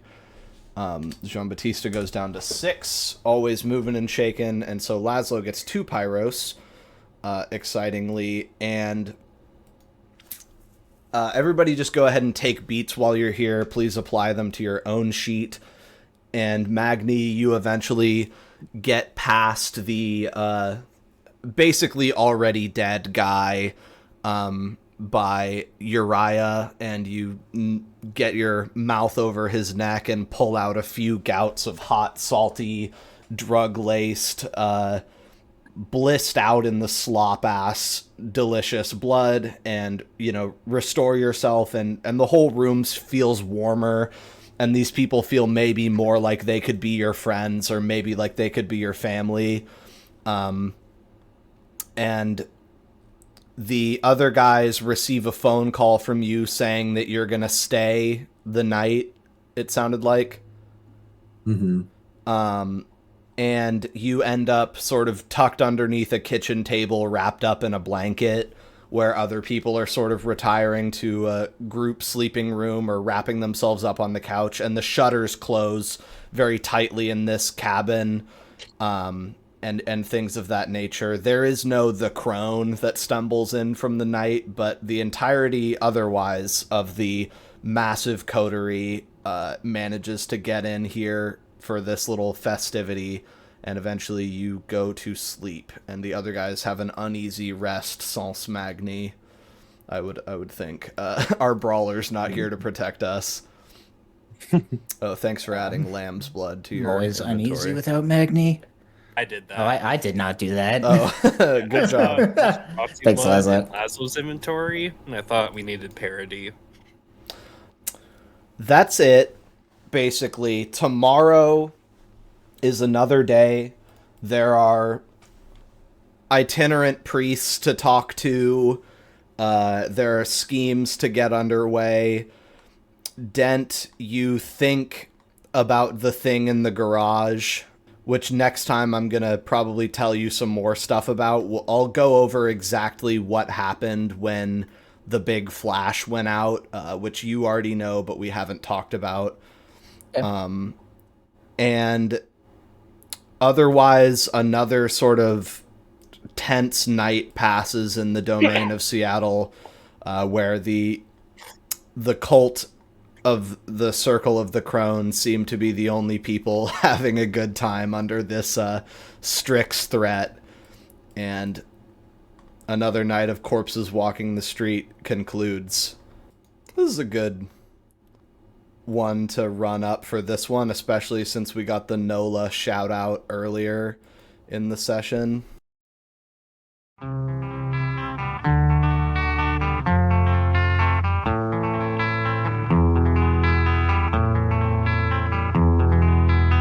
is a house in New Orleans they call the rising sun, and it's been the ruin of many a poor boy. In God, I know I'm one.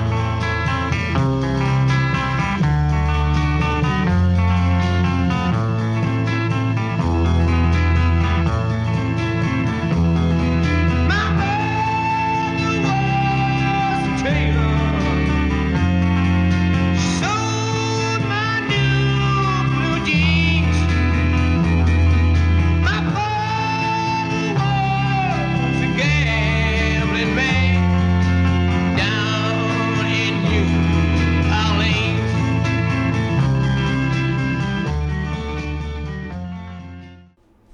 At the top of this one, Nick has a bad microphone, and it'll be fine. It'll just be just fine. And last time we switched the day, so we're waking up on Saturday, the 9th of December, 1967, in the final days of the title being accurate, Emerald City 67.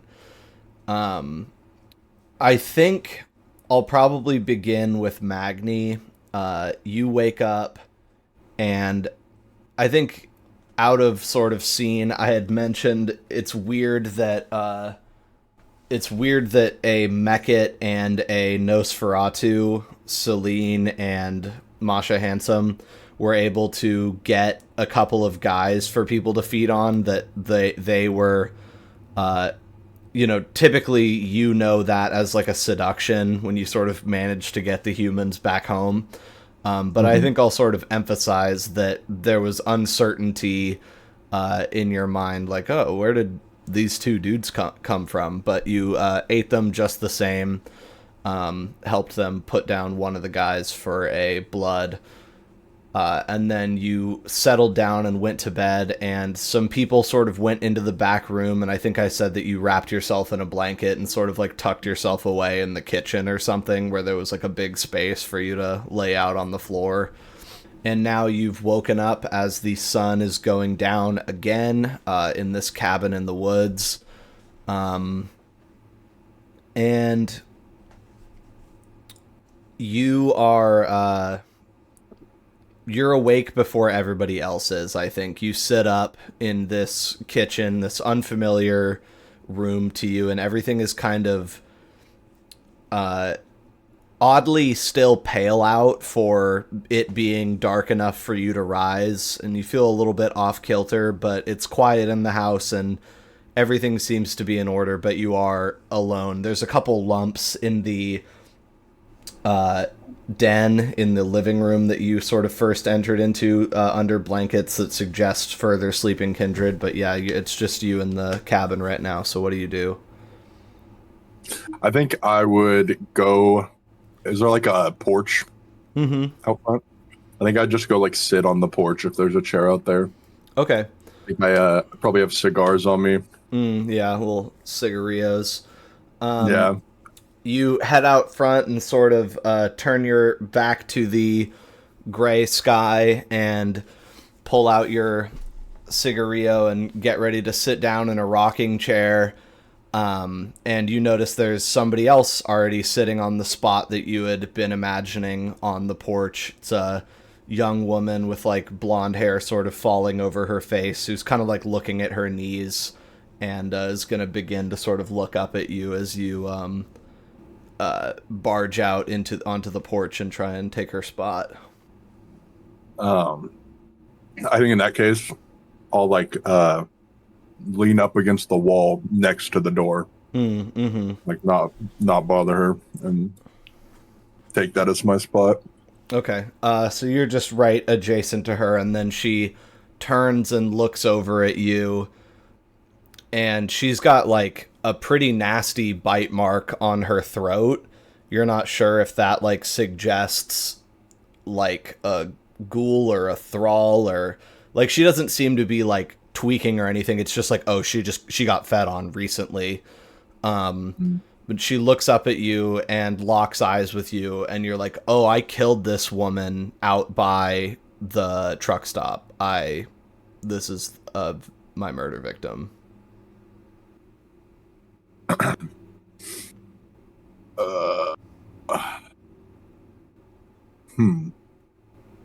Holy fuck. I think first thing I would grab the cross of red cedar, like out of my coat pocket, and I think I'd be like, I'm gonna be like, do I know you? Or I know you from somewhere. That's what I'm gonna say.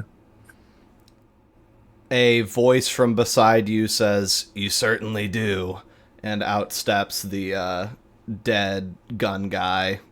Slash through the throat, that whole business. Yeah. He's just like walked around the edge of the wraparound porch and is standing next to you now, just looking at you. Is that the guy that the Strix possessed first? Yeah, that one. Yeah. Magni, hey, buddy, relax. You're scaring everybody. Wake up. And the blanket is disentangled from your face, which is sweating blood onto it, and you sort of kick the sheet off of you, and that wasn't quite gravelly enough, but Virgil is looking over you, and Uriah has his gun drawn and pointed at you sort of lackadaisically, and puts it down and he still holds it up and he says, You good, partner? Yeah. Bad dream. I know the type. Here, come on up, cowboy. And he prefers a clawed hand to lift you up. I'll take it. Okay.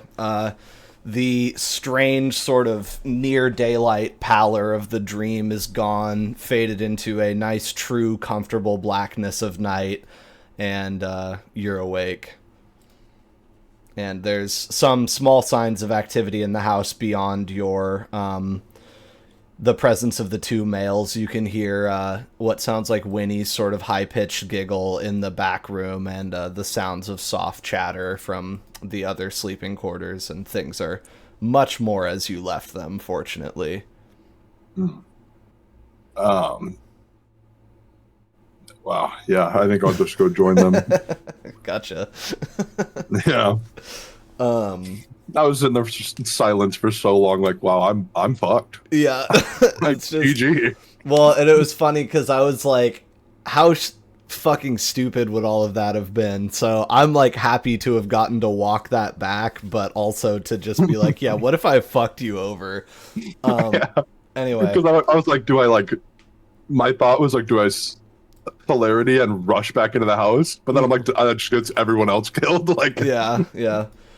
Okay, so you want to join the the other people? Yeah. Okay.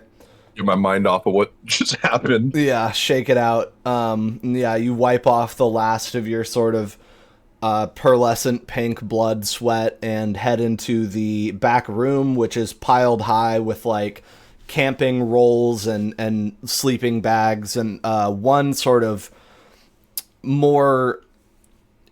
It's less plush than Jean-Baptiste's coffin, certainly. It's like fairly austere as far as caskets go, but is clearly like special made vampire casket in the corner that Neve, who I believe I described as having red hair, I think, a sort of reddish brown, is sitting up cross-legged in and talking to her sisters, as it were, Cassandra not Cassandra, Masha and Winnie.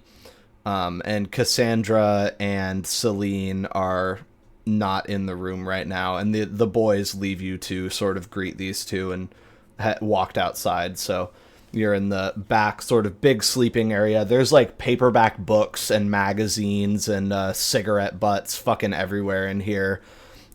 Just sprawled around. There's a edition of Playboy next to your foot as you step into the room that you remember distinctly from the boxing gym. It was one of the ones under the sink in the bathroom that you would occasionally see when you went to go get another roll of toilet paper or jerk off to it.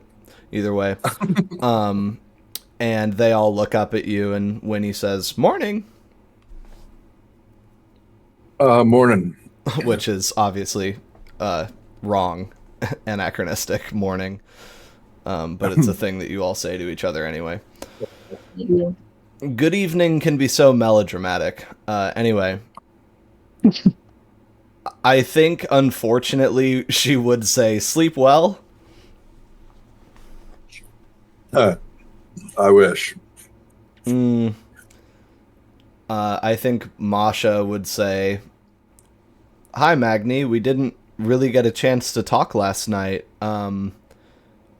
Is it looking like, Virgil told you everything, right? Is it looking like it's gonna work out for you, the project?"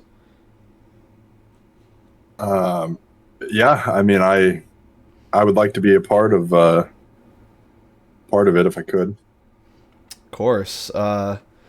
Really, it's up to you when you think you want to set out. As far as, just setting the rough calendar, and I think Neve would pick up there. These three sort of seem to have a Three Faces of Eve, Three Sisters routine going. They like to hang out and talk for each other. And Neve says, well, it could be today, it could be tomorrow, it could be next week.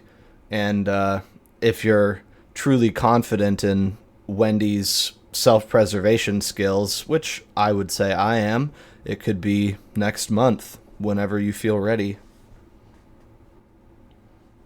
I think as soon as possible would be my preference. Is there any thing that... Is this something where as soon as possible means tomorrow you must go home and collect your affairs and prepare? If you'd like, you could bring a companion along with you from your retinue, mortal, Ooh, me. kindred, whatever. You?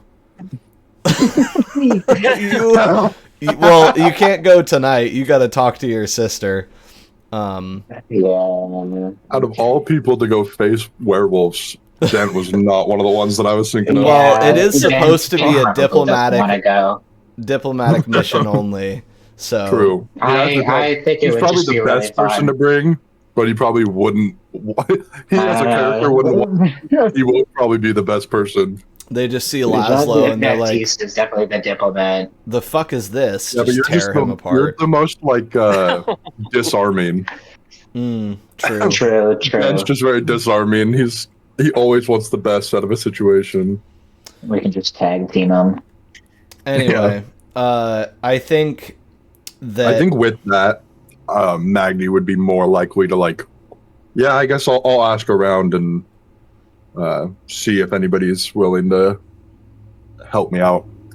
Yeah, I think Neve would sort of sagely say, indeed, no use rushing in. She's waited 3 weeks. I'm sure she can wait another night or two. No sweat. Yeah. I think Masha pulls out a crumpled up pack of Marlboros and lights one for herself, and then sort of looks up at you and sees your hand is kind of like trembling a little bit and says, want one? Sure. Okay. She hands one over and then stands up off of the floor and says, I was just gonna go feed the kine if you wanted to accompany, and then after that, we all have our own sort of separate things to be attending to today, but, you know, you're welcome to do as you please. We wish to extend any hospitality possible to you. And she smiles her sort of, remember, she's the one with the upside down face, where all of the features are in the right place, but they're flipped. So her like big sort of grin extends down as a very odd, like grimacing frown on her face, but it's still kind of endearing since she's got a lot of light in her upside down eyes. Yeah. I think I'd be like, yeah, I think I'll come with you. I think after that, I should probably go see if I can recruit anyone to the cause. Sounds great. And then I think the other two will look up at you. Winnie gives a big smile, and as you're about to get out the door, Neve says, "One moment, Magni, I actually have a little gift for you." Oh. She says, "I hope it's not too forward, but this is no simple gift of Vitae, what I would be offering. And she like holds her palm upright, sort of cupped, and then in her hand, sort of independent of any visible injury, it just sort of starts to I guess sweat, but sort of produce blood until there's a little well of blood in her hand. And it's kind of like shimmery. It's like the light is catching it very aggressively. It's less the sort of typical black red of Vitae and more a really vibrant, like almost white red, glowing red. And she says, I've a small blessing of power I could bestow upon you if you so desired. I mean, yeah, if you don't mind. Okay, you're down. Yeah. All right. Then she says, well, I hope you will not consider it I guess it would be phrased as altogether too presumptuous to beg you to drink it from my palm here. And she sort of stands up in her coffin and reaches her hand out to you for you to drink from it. Okay. All right. And Neve tips her hand, and you chug a point of Vitae out of it. You get a point. You get a beat. And you soothe your persistent addiction to Vitae. As soon as you saw it pooling in her hand, it's like, it's over, I'm drinking that. And then you also are going to get a basically status effect, which is this lasts until you exhaust every point of Vitae in your body. Basically, it would be available to use, and it's a single use you can add 2 dice to any roll. Oh, So just a little like buff that you can kind of call on, that she was able to imbue her blood with for you. And I'm going to call that Neve's Blessing. I can't believe Magni has just continued to get Vitae. People really want to give it to him. That's the thing, bro. That's what you got to remember. he's been getting in with a lot of organizations, you know. They Yeah. love him. Being open is a good way to do it. And also, like, this is the cult, so it's kind of their thing to welcome with open arms, you know? It's also funny. I've had like 7 different occasions where I've gotten blood bonds with people. Yeah. You I've been literally... bonding.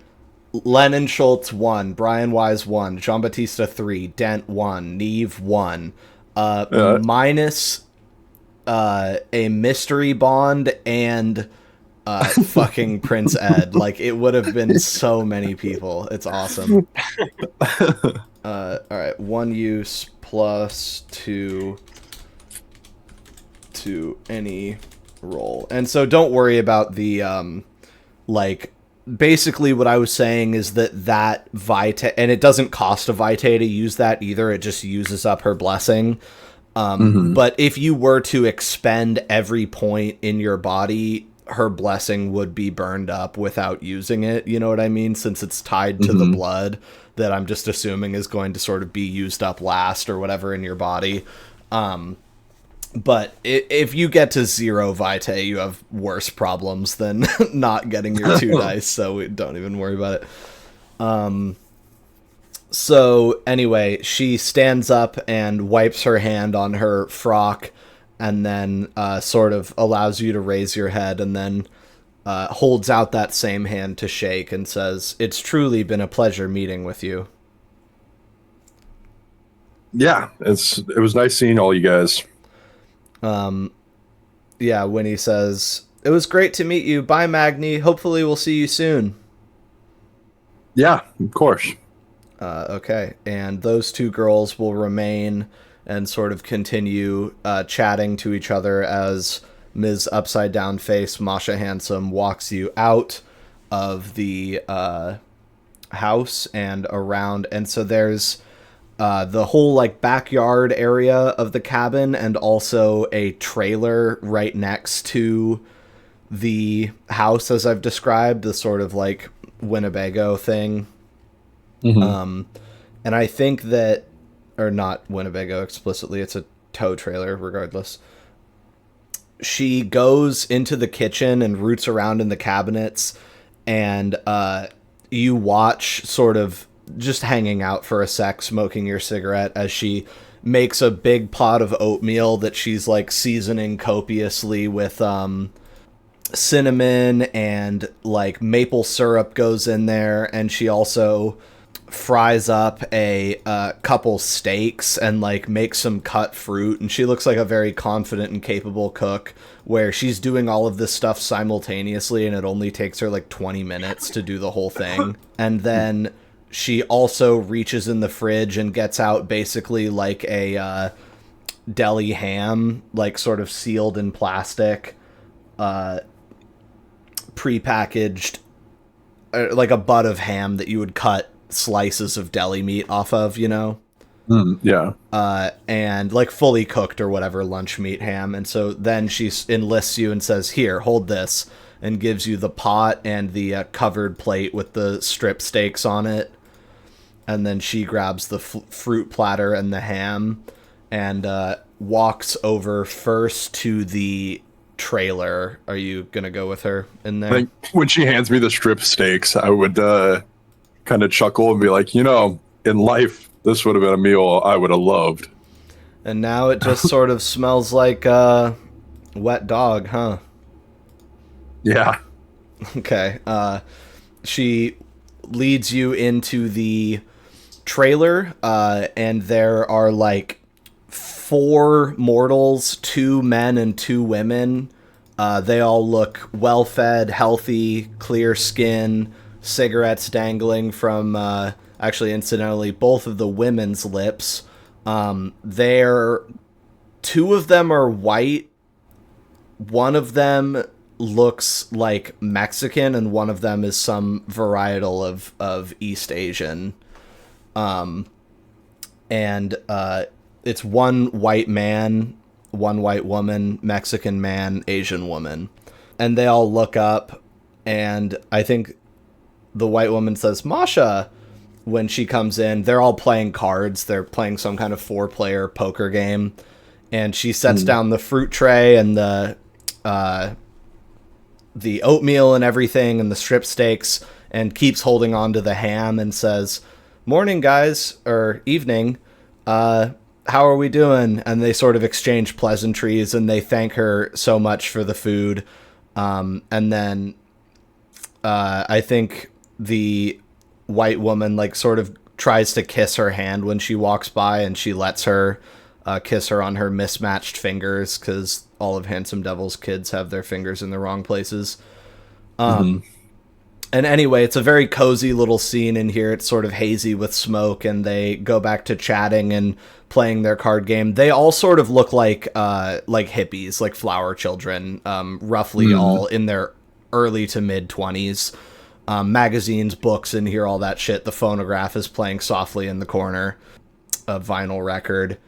And then she sort of introduces you. She just says, guys, this is Magni. And they all like chorus like, hello, and look really happy to see you. And then They call just wave. she doesn't bother to go by name. And then she is going to like basically say, okay, well, maybe we'll see you guys later. Thanks. And closes it up behind them. They're all human, obviously. And then she walks straight across the sort of muddy backyard to what looks like a well that was dug out wider, making a sort of 25-foot pit into the earth, covered with like crisscrossed metal grate laid across it on like a sort of lip that has been dug out around the big giant ass pit. And I think first she actually has to drag a section of rug. There's a rug over it, off of it. And then you look down there and there's 4 adult men at the bottom of the pit, and they look up at the moonlight, and none of them even can muster the energy to scream or yell. And it's like 2 black dudes and 2 white dudes all looking up at you in sort of like filthy, muddy clothes, staring up at you through the grate. And I think she says, morning, boys. You got a pocket knife? Do I? Probably. Then yeah. You give her your pen knife, and she cuts the ham's plastic off of it, and she says, would you lift that grate for me, please? Yeah. And you can see there's like a bundle of rope nearby, next to it, and then she lifts up you lift up the grate, and then she just chucks the ham down into the mud pit, and it splats in the mud, and the 4 dudes just sort of fall upon it and start like pulling hunks out of it and eating it. And then she covers the grate when you set it back down, and then says, I'll have to water them, but I'll do it later. Okay. And you're starting to put together the dots of that's where those sort of muddy, delirious guys came from last night, probably.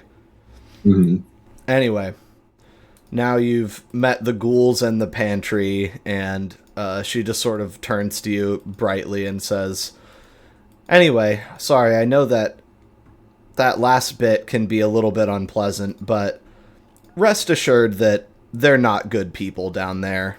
We try and do our best to make sure of it. Yeah, I assumed as much. Yeah, I mean, some people don't consider, well, yeah, it is what it is. I might have set him up for carjacking, but carjacking's still not nice. Yeah. And then we'll leave off there as you sort of are going to end up moseying your way back into town to meet with other people. Yeah. Okay.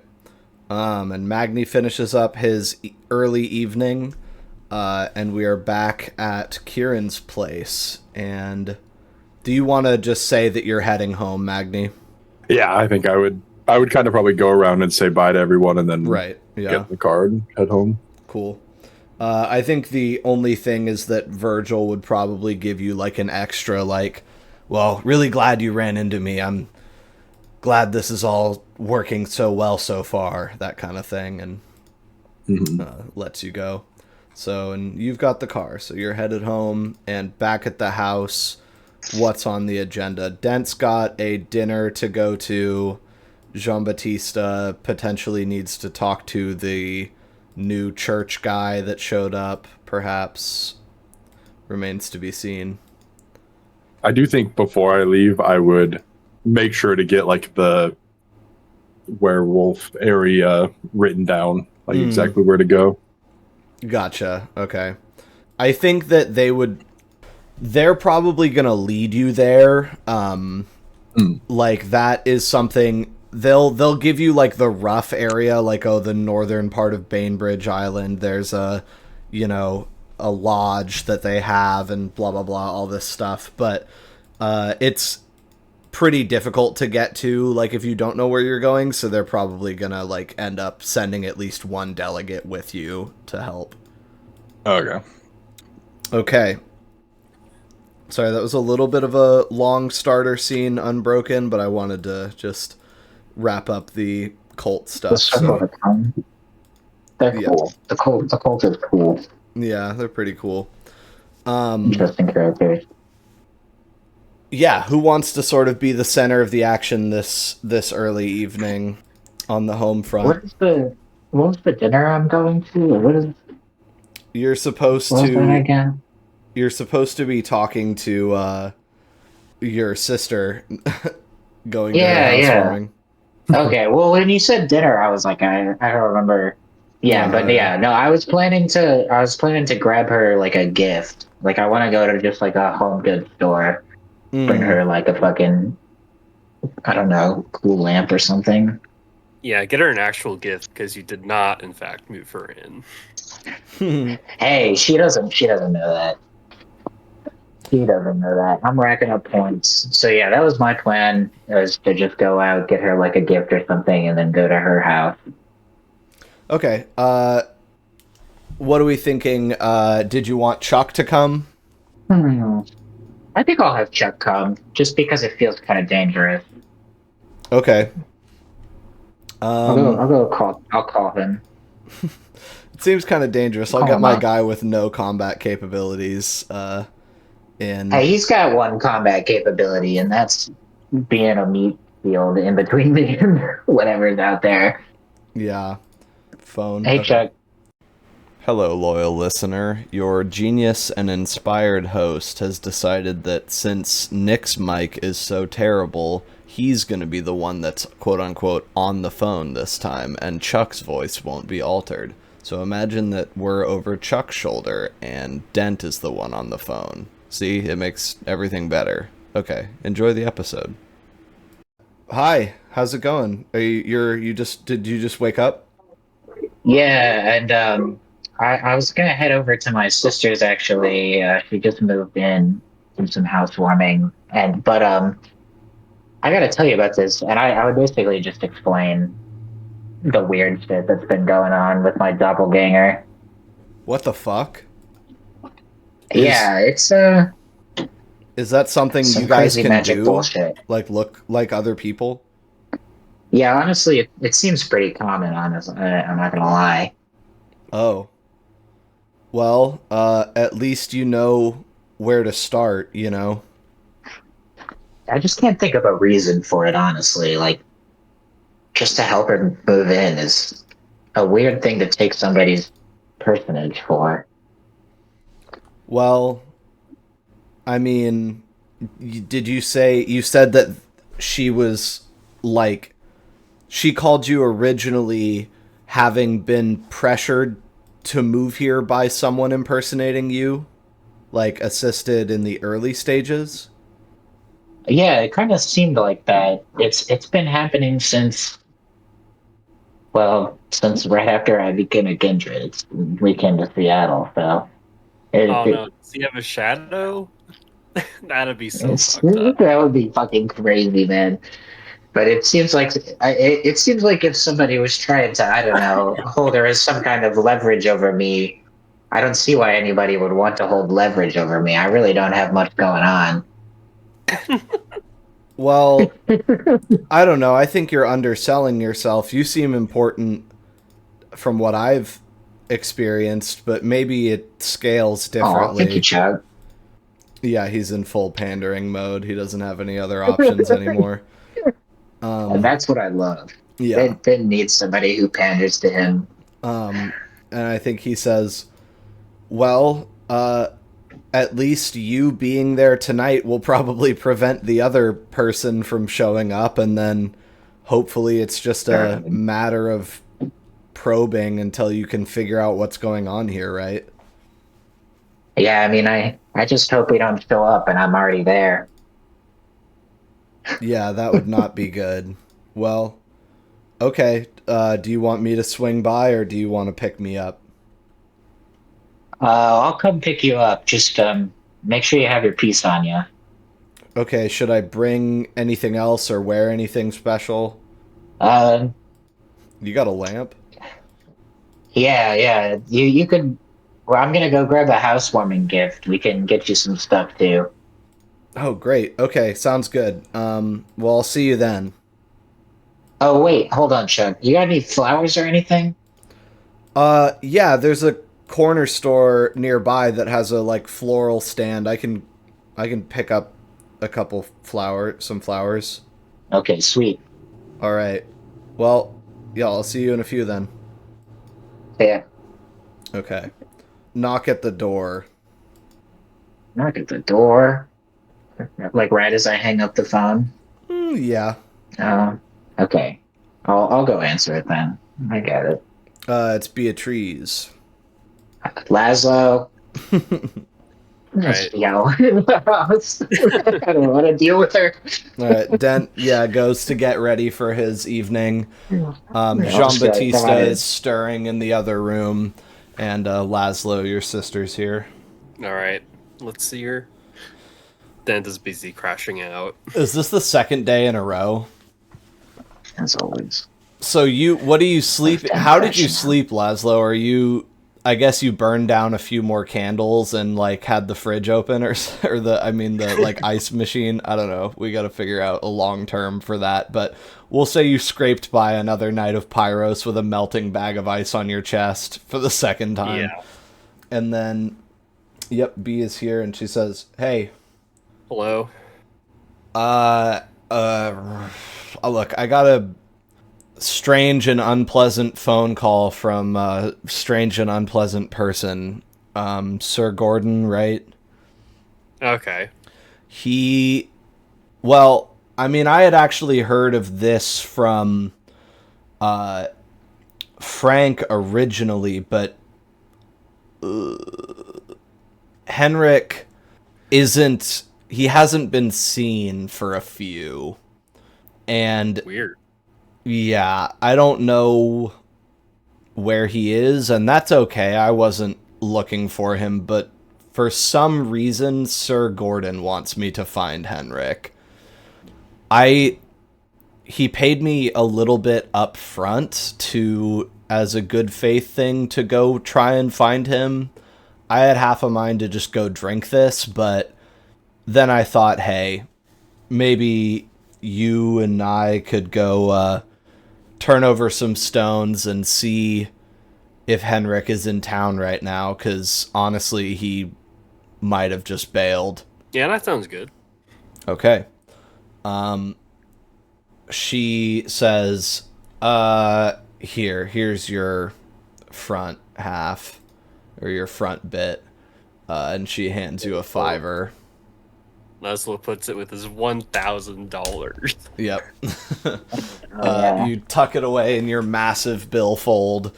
Laszlo's the type to carry $10,000 in cash on him everywhere he goes. He's iron. He can handle getting mugged. Yeah, he's wanting it. He wants it. Okay. And with that in mind, she says, well, do you have anything else that you need to be a part of here today, or are you okay to head out? That should be good. Okay.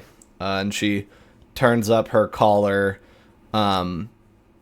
It's funny that Dent just immediately left, because I haven't emphasized this since the beginning of the game, but when you see B, you do still feel a very strong inclination to drink her blood. That's a classic thing that I sort of way-sided, but yeah, I think of that as a Dent response Right. to the feeling. Like, yeah, you're like, that's why I don't want to deal with her. yeah, exactly. I want this girl too much. I want her blood. All right, bye. Laszlo. So, she says, I think she would remark on that since we're on the subject. She says, good that Dent has cooled off. I hate dealing with Mekket, but he seems to have he's got an uncommon amount of self-control. I'll say that much. Mm-hmm. All right, well, no baby nod today, but off we go. And she'll let you out the front door, and you shut it behind you and head over to her vehicle. I think we'll just sort of generally say, and I know that obviously she would be helping, like, she knows stuff about Henrik too, but just for the sake of your involvement, where do you think, or what do you think you want to sort of do to look for him initially as a first step? I feel like I don't know anything about him that's helpful, because we've only met at like social gatherings or her bringing him along to take me on a mission. Mm-hmm. True. Let's see. I think it's almost a conversation you guys are having. She'll say, all right, tell me everything you know about our brother. He was turned at an early age, I believe, Yep, 18. and he kind of just did whatever he wanted.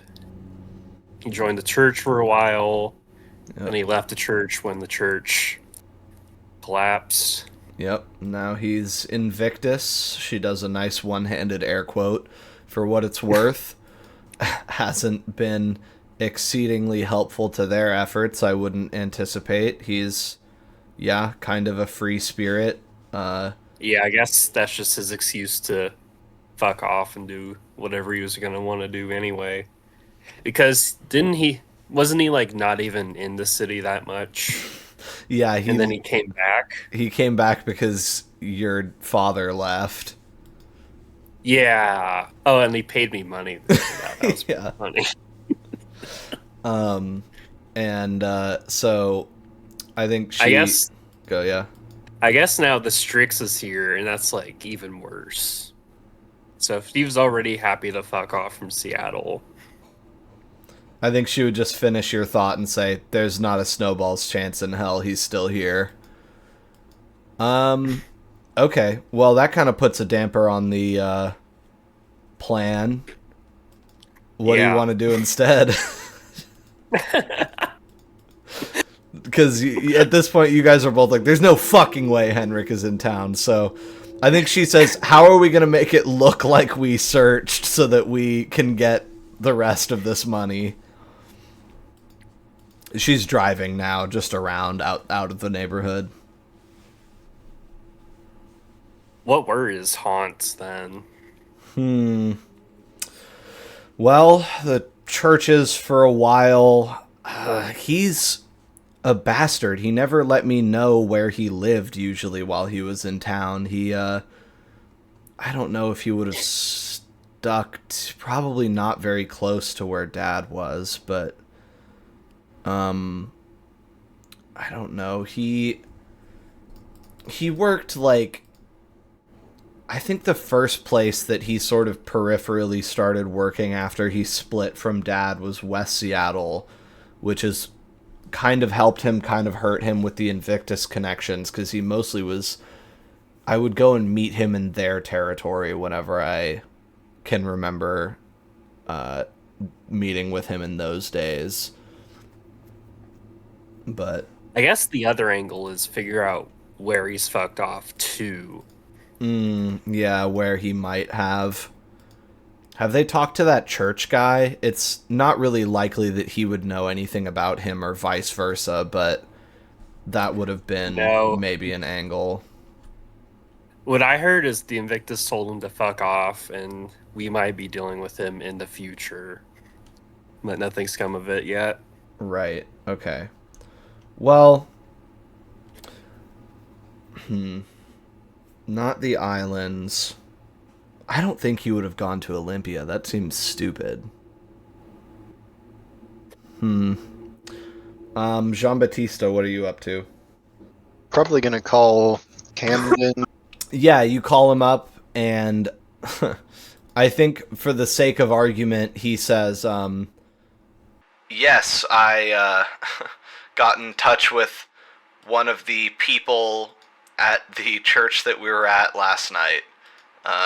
Took the number out of one of the directories before we left, so got a I got a Father Harkey ready to talk to you at any given time. Yes, I think I would like to speak with him now. Can you take me there? Of course, just give me a little bit of time to gas up and get over there. And you are picked up as Dent readies himself to go lamp shopping. What kind of lamp are you going to buy, by the way? Lava? Lava. No. Dent probably knows his sister well enough to pick one out that she would like. Probably something kind of like foreign looking, like a paper lamp or something like that. Something Korean, perhaps, for you. Well, I'd be, yeah. Okay, cool. Wow, that was originally called the Psychedelic Astro Lamp. Was it? Yeah, you get her a, like, ornamental paper lantern with a bulb to be sort of wired with a thin, almost invisible wire encased in clear plastic so that it can be, like, run along the ceiling so that the lamp can kind of pop out of anywhere like it's floating. It comes with a little hook to hang it, you know? Oh, yeah. So it's a nice put-it-anywhere paper lamp that you get bundled up and put in a bag. What's your blood at? Oh, good. We're all doing good on It's blood. pretty okay. Except for Been Jean-Baptiste, topped who's off for a while. doing mid. It- Happens. And then you end up driving over to meet up with your ghoul. So we got 2 ghouls on deck, and Tom lives the dream, bro. He just hangs out at home doing absolutely fuck all. He really does. It's awesome. We just like forget about. He was so essential before. But now he's just like, yeah, just like do your thing. Now he's just our passive income. Yeah. That's how you get passive income. That's what ghouls are all Ghoul or about. drug dealer. Mm-hmm. So 2 of you are out with your ghouls. And yeah, I've managed to get 4 scenes going. Fuck my life. We're all split up. Okay. Listen, if you want to deprioritize me because of my shitty mic, I'll survive. Well, the thing is that you've got the most interesting scene. But look, Yeah. it's Oh, do I? well, it's cool. I like it. All right, Jean-Baptiste, you haven't gotten to do much yet today, so it's your turn. You get picked up by Mr. Cameron Banshire, who comes and drives by. Your guys' house is like Grand Central Station, all these fucking ghouls, and mostly ghouls traipsing through it at any given time. And Dottie watching from across the street like, God, they're busy. yeah, exactly. Fucking chill out! And you hear a little beep from the driveway to let you know that he's here, even though you heard the rumble approaching down the block. And he's looking over at you wearing the same clothes he did yesterday, because he put them on in the middle of the night to come see you and then just sort of took them off and put them back on again. Jean Baptiste doesn't even take off his clothes. Yeah, certainly not. And he lets you in, and you guys swiftly head over to the same exact church that you were at last night, trying not to, Cameron at least is trying not to look towards the window in the bathroom that he knows is broken as he sort of drives and parks and heads up the steps. And there's a older white man with glasses and mostly bald head, a little bit of hair, on the back side of it. Although for him being older and being bald, his hair is still a pretty reasonable shade of chestnut with a little bit of gray in it. And he smiles warmly at you as you come up the steps and says, nice to see you both. How's it going? You're the man I spoke to on the phone then? And Cameron says, yes, that's me. And so this would be Mr. Jean Baptiste, is that right? Yes, Jean Baptiste, and you must be Father Harkey? The very same. What, my, greetings to you, sir. And he extends a hand out of his robes, which he sort of had, crossed. He's a Catholic priest. Yeah, I'll shake his hand, and I think Jean Baptiste is very glad that the Catholic tradition seems to be more or less the same. Yeah, he's got, pretty recognizable drip, I'll say. There's not really anything that you're like, oh, this is totally insanely strange, except that he's, ludicrously clean, obviously, as mortals tend to be nowadays. But no, you've seen the type. And he accepts your handshake, and it doesn't burn you, fortunately, as a creature of the night. And he says, shall we talk inside? Yes, that would be delightful. And I'll follow him in. Have you attended any service here before? No, I haven't been able to. I've been very busy since I got to the city. This is the only free time I've had. Do they give Mass on Saturdays? Many Catholic churches offer a Saturday vigil Mass in the evening, typically starting at 4 p.m., which fulfills the Sunday obligation. We'll say they're not doing it tonight, but they have a monthly anticipatory Mass that you could probably attend on Saturdays, but it just doesn't happen to be going on this evening. There's a guy vacuuming the carpet as you come in, and you sort of step over his cord, and he says, excuse me, we were doing a few repairs today. There was going to be a prayer group here, but some joker decided to knock in the back bathroom window last night, so we took the opportunity to do a little spring cleaning. Oh, how terrible. Here, would you like to accompany to my office, or would you feel more comfortable in the main hall here? I would like to be out in the hall. Are you gentlemen related in some way? Yes, he is my cousin.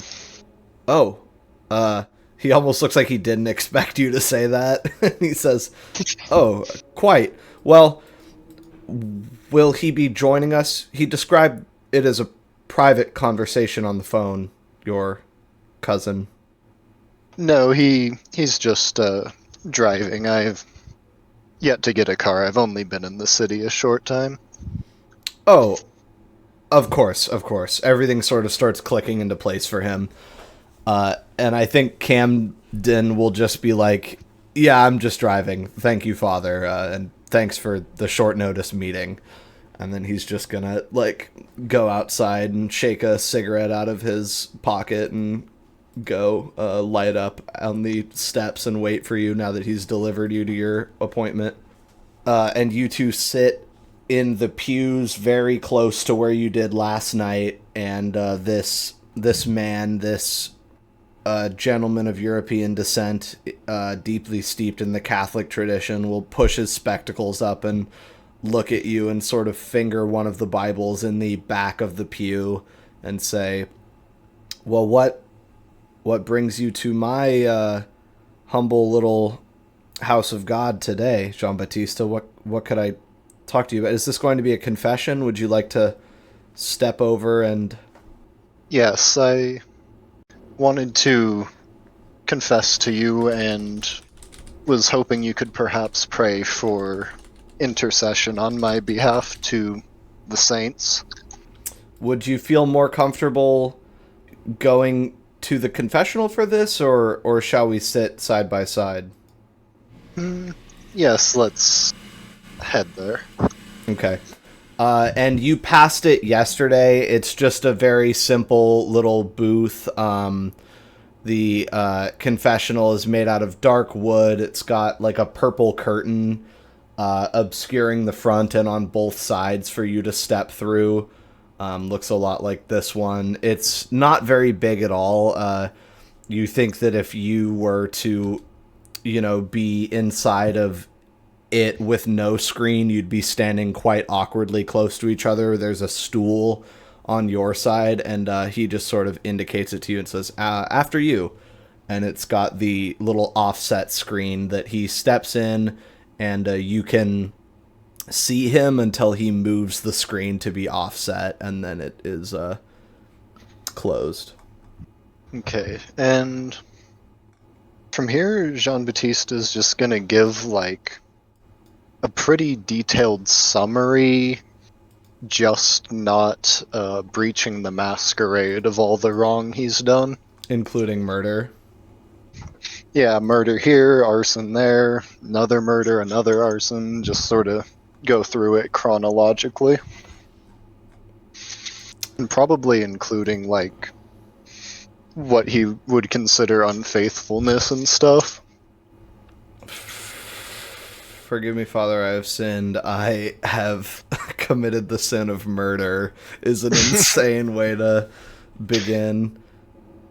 I think he is silent for the entire time, but his silence gets more leaden and heavy and aggressive, almost feeling towards the end of it. How many murders are you confessing to?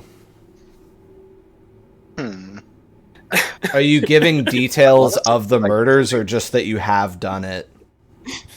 I think he'll give, like, the basics of them all. Oh, a woman scoffed at me, so I followed her home, burned down her house, killed her, etc. Like, if basically he's telling How do you this guy describe something of a besides murder? that he's a vampire. How do you describe, like, the murder of feeding convenience, a la the homeless guy? I found it convenient to dispatch him. Like, what? That's I a mean, good a robbery isn't far from the truth. maybe for those he just won't elaborate very much. He'll just sort of And almost I make it sound killed like him. he did it incidentally. Yeah. Just killed a homeless man. It's fucking... this is you. I think he... Yeah, this poor priest was not ready for all this, I'm sure. I think he's going to slide the grate to be... because that GIF there, it's like a solid... On some things, it's a solid panel, but in others, it's like that little frame thing, except it's double layered, and if it's, like, not perfectly flush, it blocks it. And so he slides it fully open and looks at you, and he says, Young man, are you pulling my leg? Are you having fun with me? Do you understand? I must say, this is a holy and sacred institution. And I read about that murder, that arson in the paper. I don't find this funny, to be frank with you. I assure you I am entirely serious.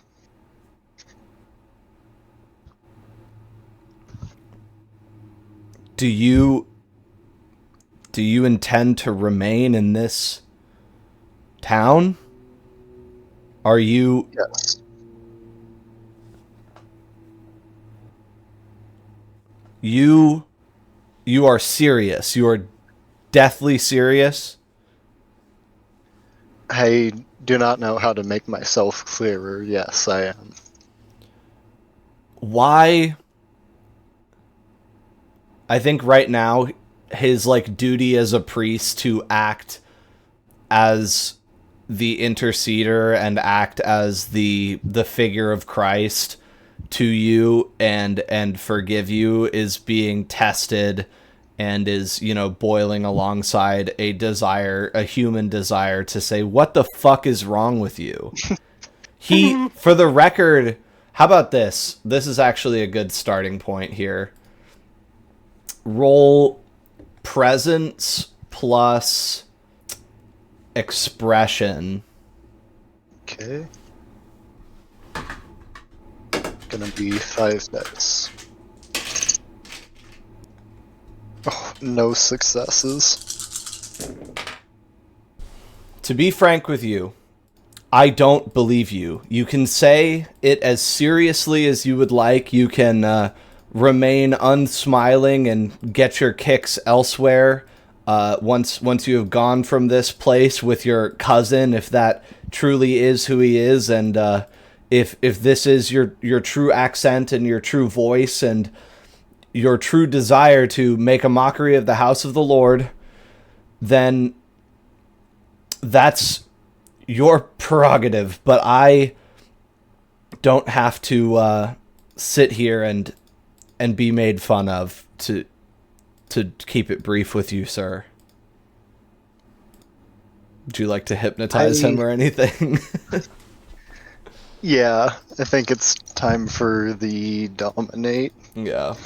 He rolled, composure plus empathy and succeeded against you with a success, so he doesn't believe you. He succeeded at getting bad information.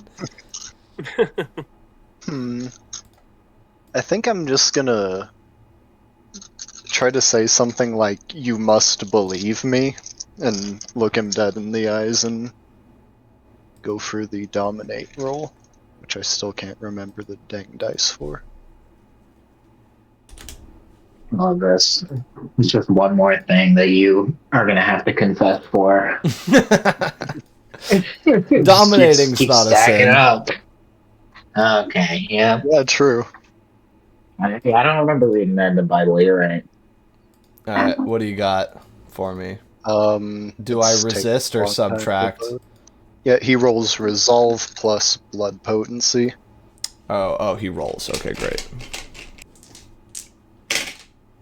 I got 2 successes. Okay, he says, "Get out!" And he slides it flush again and steps out of the box. Oh, would you like a dramatic failure? Yeah, sure. Let's have this confession go especially wrong. Okay. Instead of saying "get out," I'm trying to think of how I push this for you. He could connect that we might have broken in. Oh, Yeah, You- these guys are messing with my church. You make a good point. I he think broke the rule of don't give the DM ideas. what he's going to say is, instead of "get out," he's going to say, "I'm prepared to act in my absolutive duties if you would sit with me afterwards while I call the police. Call them for what exactly? Your confession to the various crimes you've put forward. Why would you do such a thing? I thought this was an independent place, not. The nature of your crimes being so reprehensible to me that I find it a moral obligation to invite terrestrial authorities into the picture. For you see, the young woman in the papers was my niece, Andrea. At first, you had convinced me that you were a prankster, and now you're beginning to convince me you may be something else entirely, Jean-Baptiste. Would you like absolution or to be gone from this place? I suppose I shall leave. Okay. Do you open up the curtain and head out? Yeah.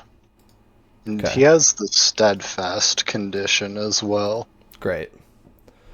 And then as you're walking out, the guy vacuuming sort of looks up at you, and Father Harkey says, Zach, grab him! And then this dude is going to step out in front of you and try and put hands on you.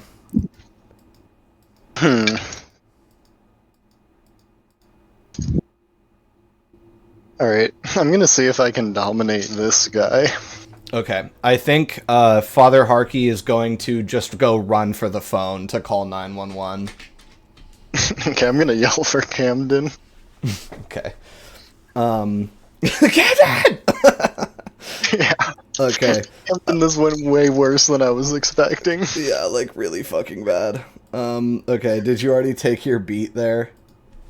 Yes. Okay, that actually rolls over into an XP. Alright, let's have that roll happen. And this guy, I think I'll just hit him with a stop right there. Okay. Versus his resolve. Okay, 1, 2, 3, 4, 5, 6 successes. You got me that On the time. rerolls. That guy got a bonus dice for his boss yelling to stop that guy like it was a big deal, but not quite enough. He's just a janitor. He wasn't ready for all of this, and then you sort of hit him with the remustered, like, I gotta fucking get out of here. Stop right there. And he is going to freeze, and you can walk past him. Instead of that, I'm going to command him to grab Father Harkey. Oh. Okay. So that one goes through with those 3 words, right? Is that how that works? Yeah, he has the mesmerized condition now. Okay. That doesn't constitute a breaking point. So, It just Uno takes reverse. some additional actions, so Father Harkey gets a turn, I think. Okay. His turn will be spent calling 911 and telling them that you sort of hear through the door as you follow Zach, the tall, white, sort of pot-bellied custodian guy, towards the back. You hear him saying, yes, there's some guy in the church, this church so-and-so on so-and-so street, and he's trying to confess 2 murders, and it's possible he did it, but otherwise one way or another, I need him removed from my property. I need him detained. You need to talk to this guy. He said his name's Jean-Baptiste, and that's the turn that he gets off. And Our turn's only like 3 seconds. Well, he has to walk across the room, so regardless, it's, he's gonna manage that. He's 3 seconds ahead of us. Well, and you also had to take your full turn to get the guy going and everything. So, anyway, plus it's based on a dramatic failure, so Yeah. I think I'm going to say that he had enough confidence in his buddy to do the job right, that he didn't lock the door to his office or anything. And so Zach just like busts in the room and robotically walks towards Father Harkey and then is going to grab him by the shoulders. Do you like try to issue a further command? I think let me give them a little strength battle real quick. I gotta look at the steadfast condition real quick.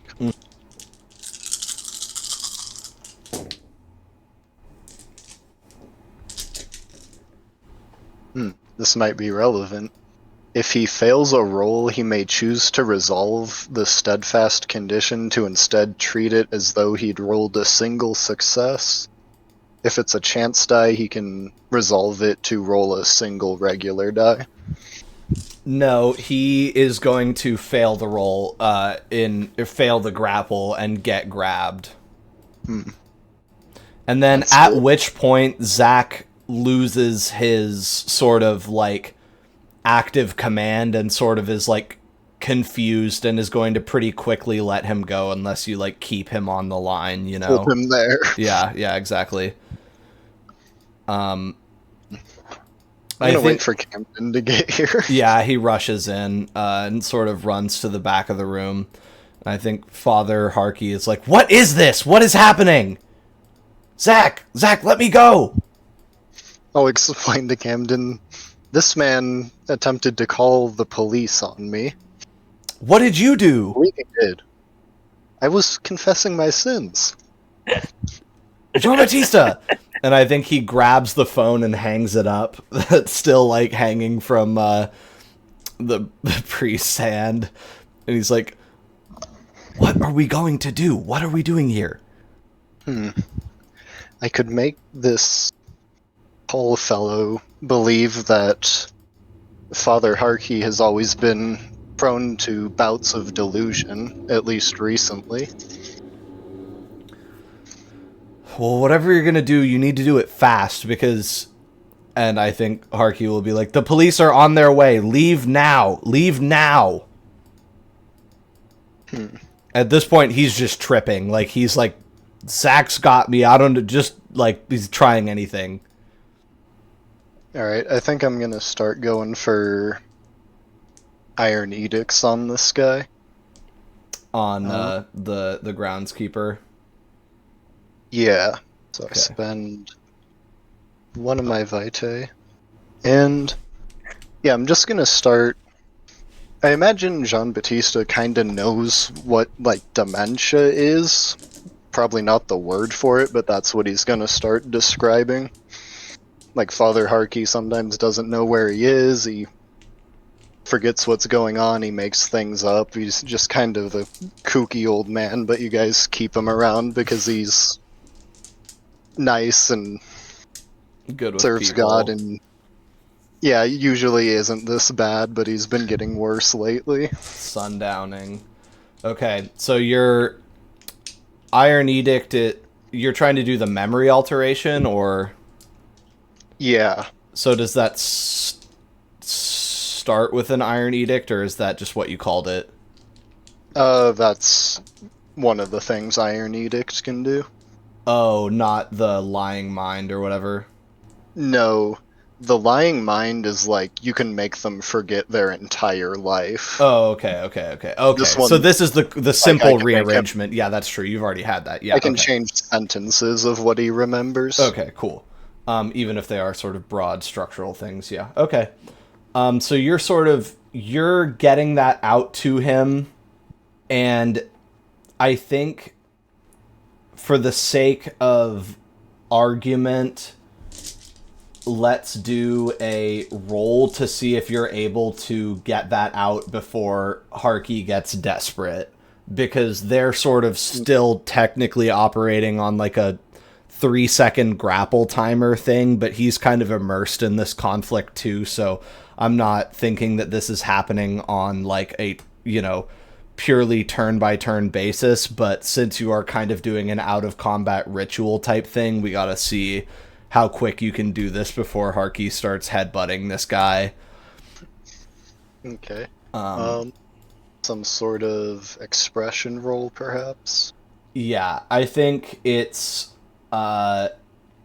going to be expression plus manipulation. What's that total? 5. Okay, -1 for the length and complexity of what you're attempting to do, which isn't massive but not insignificant. And then Harky's gonna roll against you.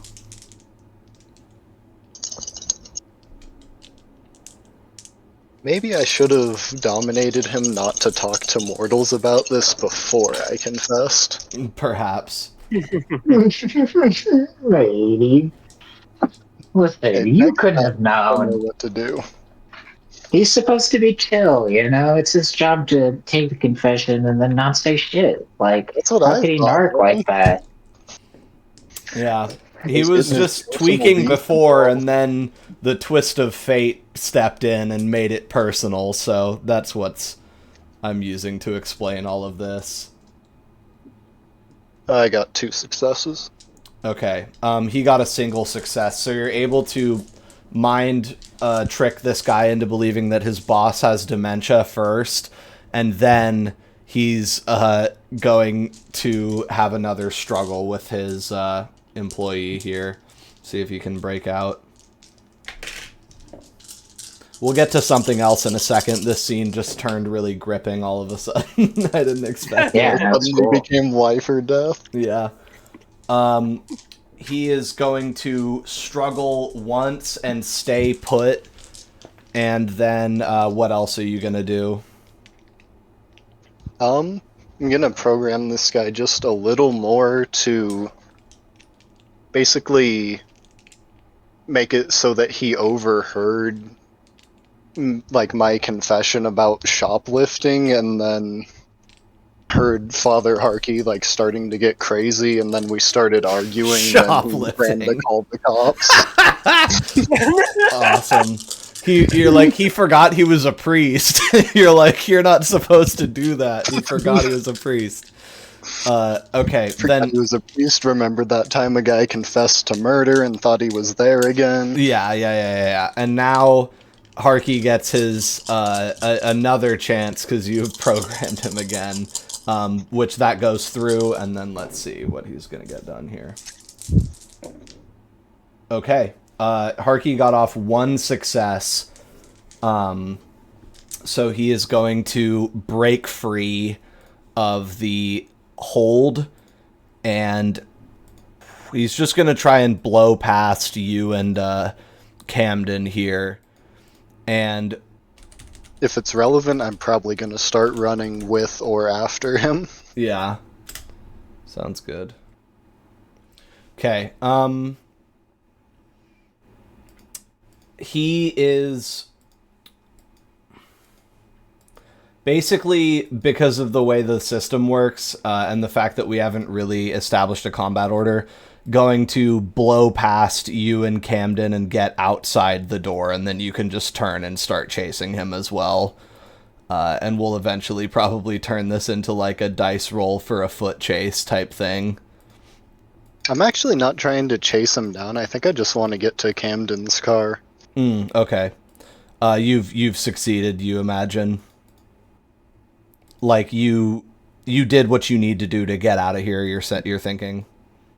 Yeah, Okay, cool. actually want to get to a payphone as soon as possible. Okay, cool. So then I think Camden like turns like he's going to jump on the father. Are you going to tell him to just come to the car? Yeah, I'm just gonna say get to the car. Okay. So Zach is sort of standing there bemused as his boss and these two dudes like run out of the church together. Different direction. Yeah, exactly. And I think Harky is going to just run down the street to the left, like, just fuck this, I'm gone. And you're just gonna go hop in your car and peel out. And that's a satisfactory resolution to the end of that scene for me. Yeah. I am trying to get to a payphone ASAP. But Okay, known, and it'll be just probably 2 blocks over, no problem. So, Mentally deranged boss gets chased out by 2 guys. yeah, The exactly. good thing is him running down the street makes him look more like a lunatic. Yeah, yeah. He's probably cooked on the I don't have dementia front, but that, it all remains to be seen.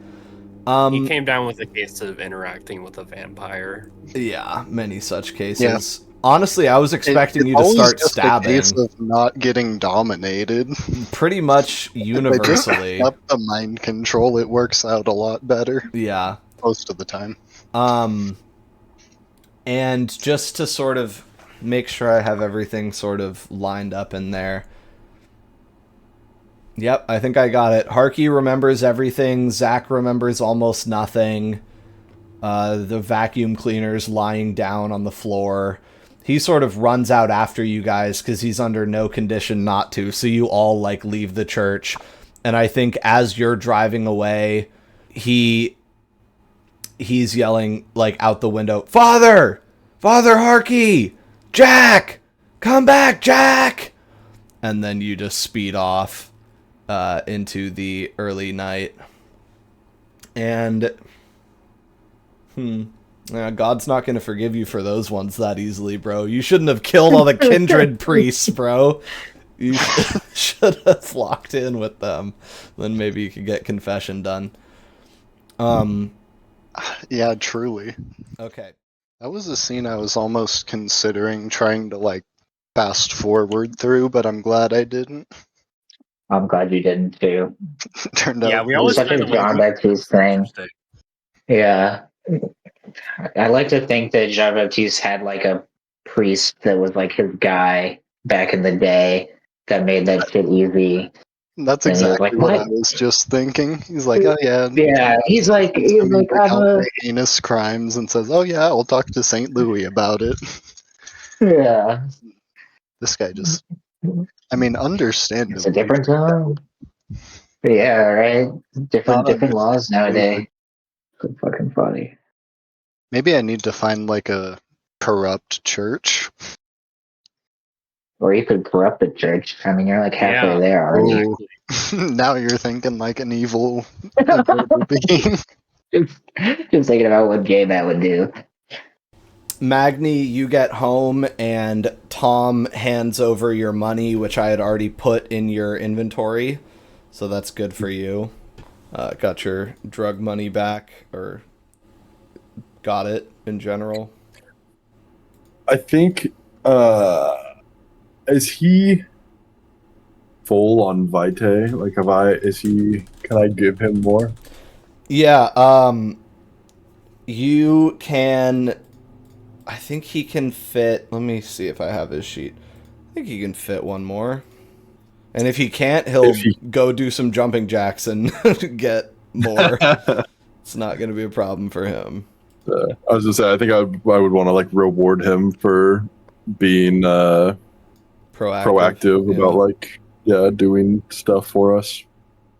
I don't think I have his Vitae down, but I'm almost 100% certain he had 2 points and hasn't spent any, so he can take one more, Mr. Tom Brady. Okay. So you're just like, well, you get blood for that. Yeah, I think I'd be like, nice. I don't know what the word I'm thinking of is, but Work. yeah, good job being proactive. Yeah, nice work. Yeah, yeah. I think I'd be like, nice job being proactive. Here's a reward. Okay, and how do you feed it to him? What part of your body is getting poked? My dick. I think I'd probably like poke my own wrist with Mhm. like a tooth, and then hand him my wrist. Okay. Noted. I think he sort of wordlessly just like is magnetized to the sight and scent of your blood, almost like a mini vampire, almost like a diluted version of what you are. And he sidles right up and then pulls and pulls, and then you're like, okay, that's enough. And I think he even like isn't trying to take more because he doesn't really have like the capacity to sort of metabolize it, and he can feel that. Oh, I forgot to mention that Neve's blood kicked like a mule with its balls wrapped in duct tape.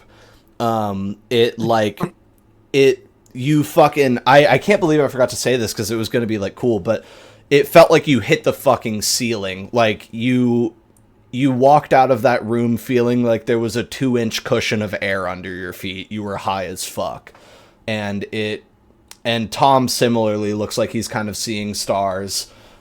And I think all he's gonna really manage to say is, thank you. I'll be sure to do it again soon.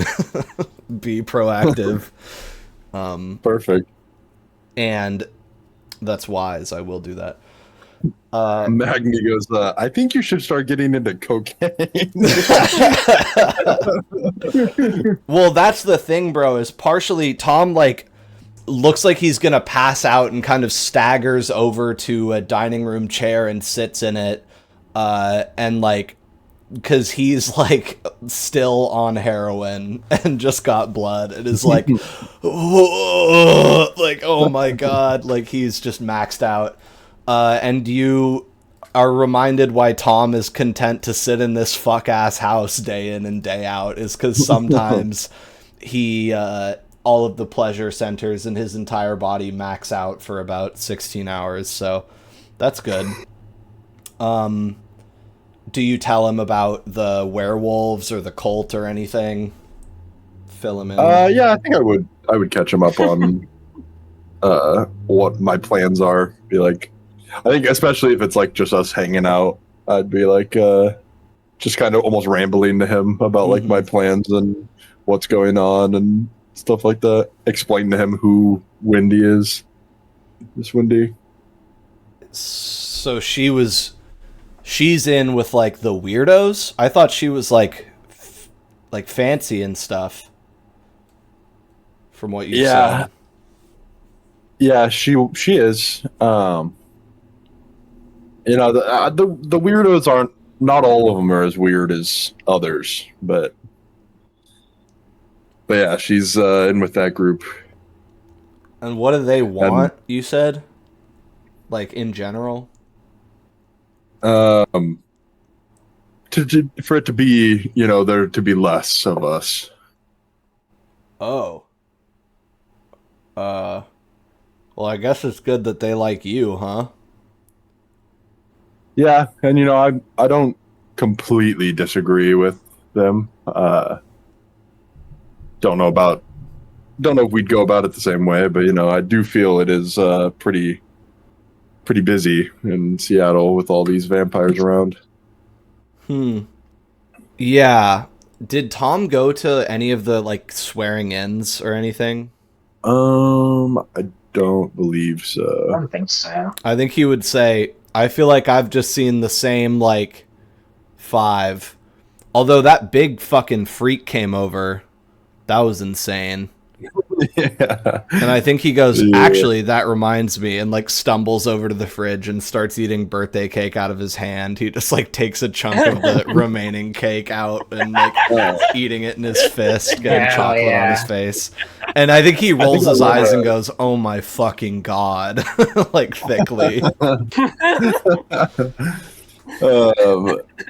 think I'd be like, yeah, the handsome devil. He's a pretty good guy. And then I would also my Magni would be like, you know, I should bring Tom around next time an event happens. Right, yeah. Like, You're looking at this dude like eating cake out of his hand. You're like, you know what? He needs to talk to more vampires. That'll be good for him. And I I think, think I'm looking at him ravage the cake and be like, he is too separated from humans. He needs to, he's got to needs to get lock more in. involved with the vampires. Yeah. And I think he will sort of quietly mumble through the cake like, these are the days that I'm glad that you didn't kill me.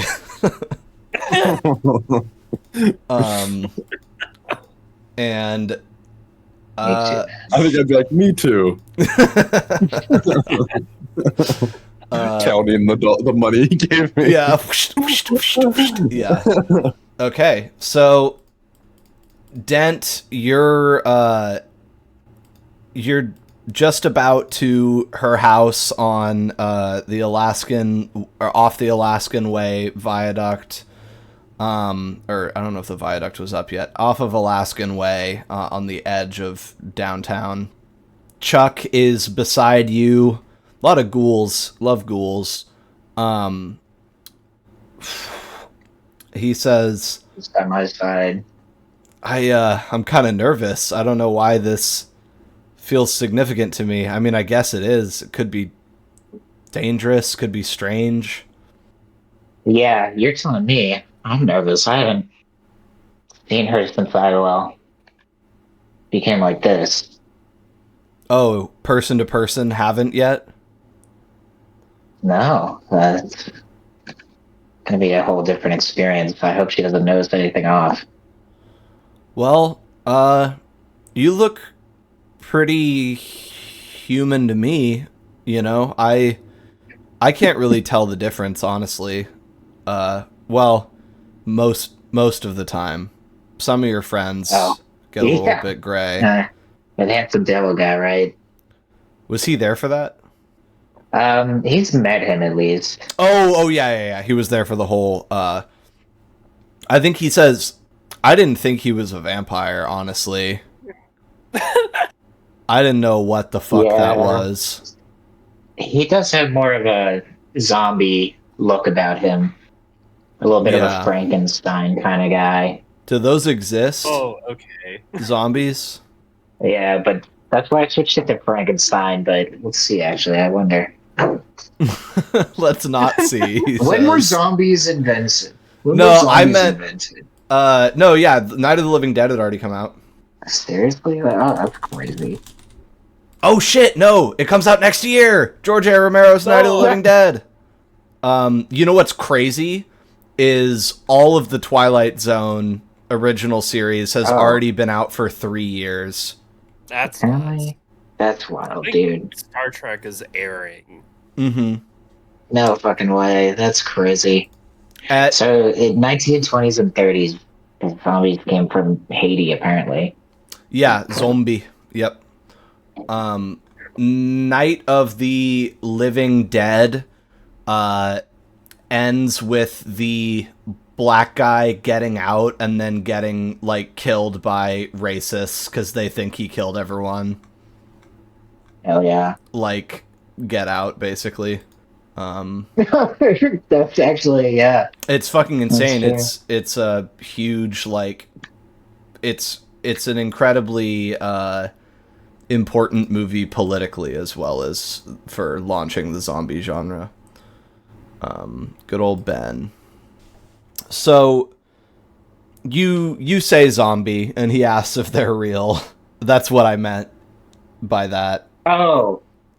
I mean, I guess I'm kind of like a zombie, but no, I don't think they're real. Yeah, I guess you weren't there when they were fighting the larva. A larva? Wait, which one was that? You were playing Reiko. The like shitty vampires that what's his face made Constantine to help him. Those are almost zombies. Those are pretty much zombies. You know, you're not wrong. Yeah. Anyway, Dan wants to remain a little skeptical, even though he's seen so much fucking crazy bullshit. yeah, it's He's holding on. a zombie as you understand it. Even if you had been there, you still wouldn't know a already dead person to come back to life in that way. You know, Eat brains. yeah. It's really close, the larvae thing, but they're made out of living people, and then revenants are like zombies where they come back after life, except they have some amount of self-possession, a la original Danny Snow. Anyway, you, before you know it, probably before you want to know it, you are there, and just outside of the apartment building that she has a walk up in. It's just a classic big square brick on the bottom, and the rest is all sort of stucco masonry stuff up the way. It's got little it's a nice facade, little crenellations up on the top, and gutter and sort of fancy like upper part of the square decked out facade. And you're there. You park. This is the address. You begrudgingly have to admit that if you were in charge of picking where to live, this would have been a decent candidate. Like, you're like, yeah, I might have sent her here. It's pretty nice. Yeah. Yeah, I guess we'll get out and go. All right, you've got your find the fake Chinese lamp, and he's got his armful of, we'll say, tulips, and a bottle of wine. Anything else you want to have grabbed? Good thinking, Doug. Yeah. A barf bag, just in case. No, yeah, that should be it. Okay. Let's see. Do you go and there's a buzzer. You can Yeah. get yourself buzzed in. Okay. You select the one that is her apartment, and Susan's voice comes through, and she says, "Hello." Hello. You think you could let us up? Oh, yes, I'll be right down. Okay. And it Thank doesn't you. seem to have like an automatic door unlocker thing. It's just a call box. And then through the window in the wooden door to that opens into the apartment, it's double doors. You see her coming down the stairs, your sister. How long do you think it's been? Probably like not that long, you know. I think Dent visits his sister, so probably only like a year. Okay. Still, I feel like there's got to be some intensity to seeing her on the other side of this whole thing, you know? Oh, well, it's been a lifetime for Dent. Yeah, totally.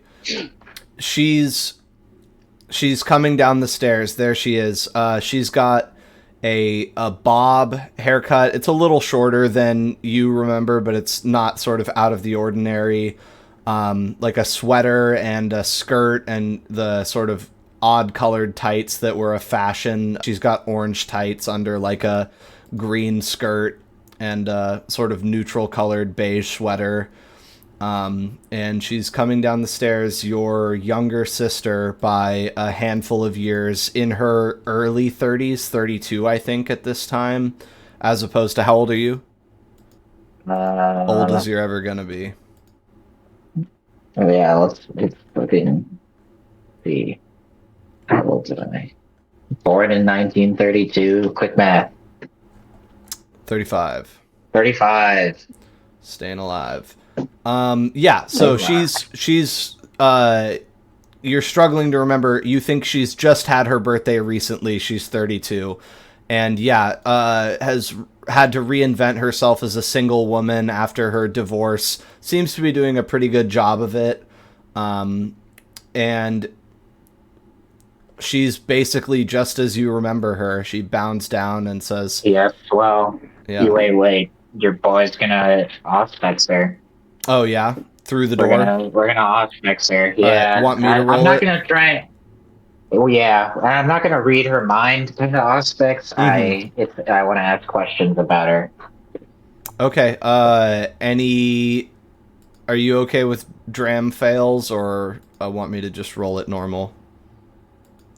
You know what? Let's do a dram fail. All right. If it's a fail. What you got, number wise?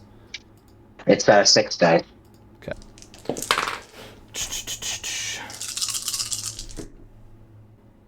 Three questions, please. Who is the last kindred that she has interacted with? You. Oh, Uh, I'm the only kindred she's ever interacted with. Well, the Uh. impression that you pull off of her psychically is the last kindred she talked to sounded, acted, and behaved just like you. All right.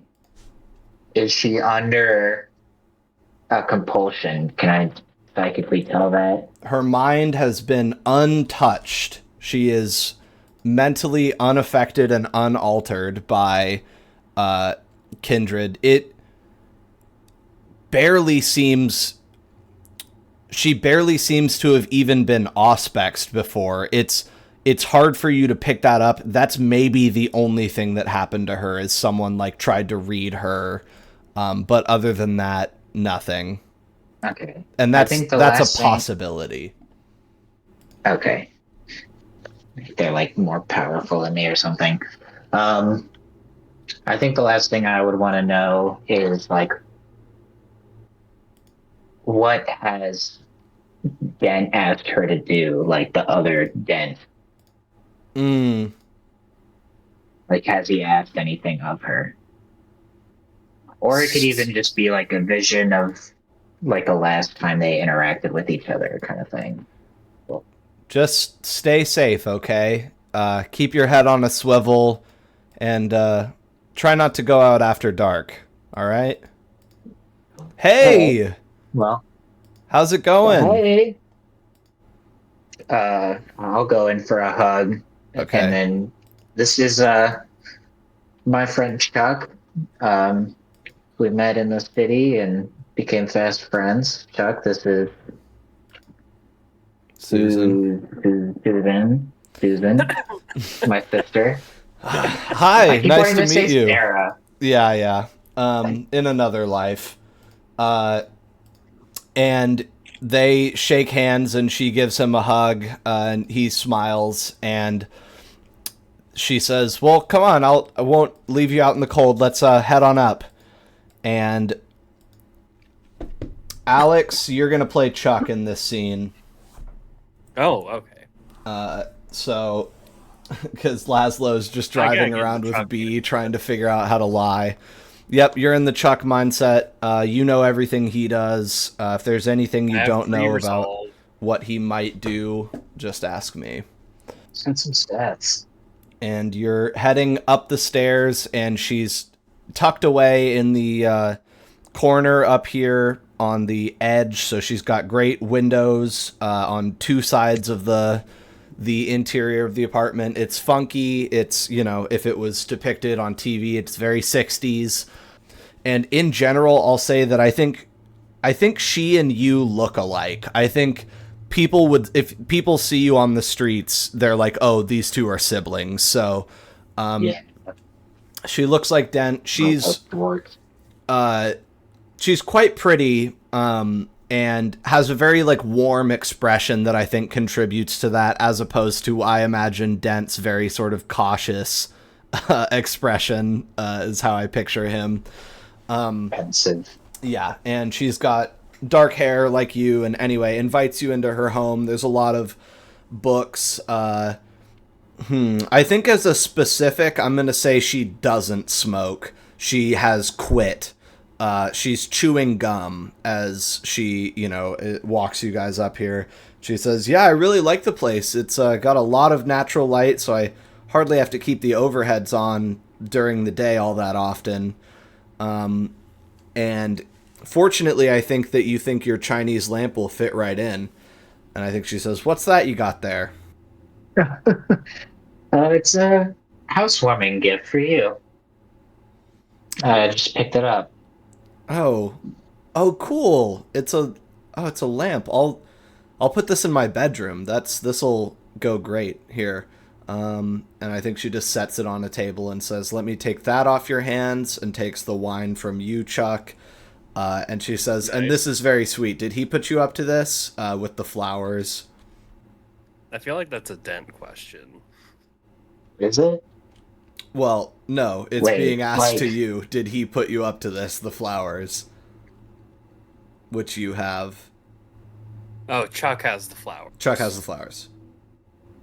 Okay, did Dent put him up to this? Well, would Chuck tell the truth about it is the real question. Because I Oh, I don't definitely know. did put him up to it. I did put him up to it. I was like, Chuck, please grab some flowers. He is resolute. He is. He's a bro. He's kind of addicted to my blood, so he kind of does whatever. He kind of does whatever gets him more of that. It's weird having to act a normal character. What would a regular guy say to that question? Completely. The answer is a regular guy would say, Normal, you know, and then she takes them out of your hands and finds a vase for them. Yeah, It's no big deal. that's sort of what I was thinking, but I couldn't figure out how to word it. Yeah. Oftentimes in normal interactions, things just sort of come out that don't mean anything anyway, so she wasn't really Yeah, looking for a that's fair. fucking answer. And yeah, she manages to put that up, and they look really nice on her table. And she's got a record playing just real softly in the back, something jazzy. And she says, "Well, I wish I could say that we're waiting on more guests, but this is it. So have a seat. Just finished up the pasta. Made some spaghetti, and I got a really nice loaf of garlic bread, and this wine looks great, so we'll just dig in." Oh, sounds amazing. Okay. Is that a blush of life from ye- you? Yeah, that's gonna be a blush of life. And Yeah, you go down to 7 vitae. okay, thank you. Not bad. My thinking is, it's like when she's not looking, I'll steal food off of Dent's plate. Oh, homie! That's a What a good bro. idea. Okay, so before too long, she sets out a big heaping plate of spaghetti for both of these hungry lads, and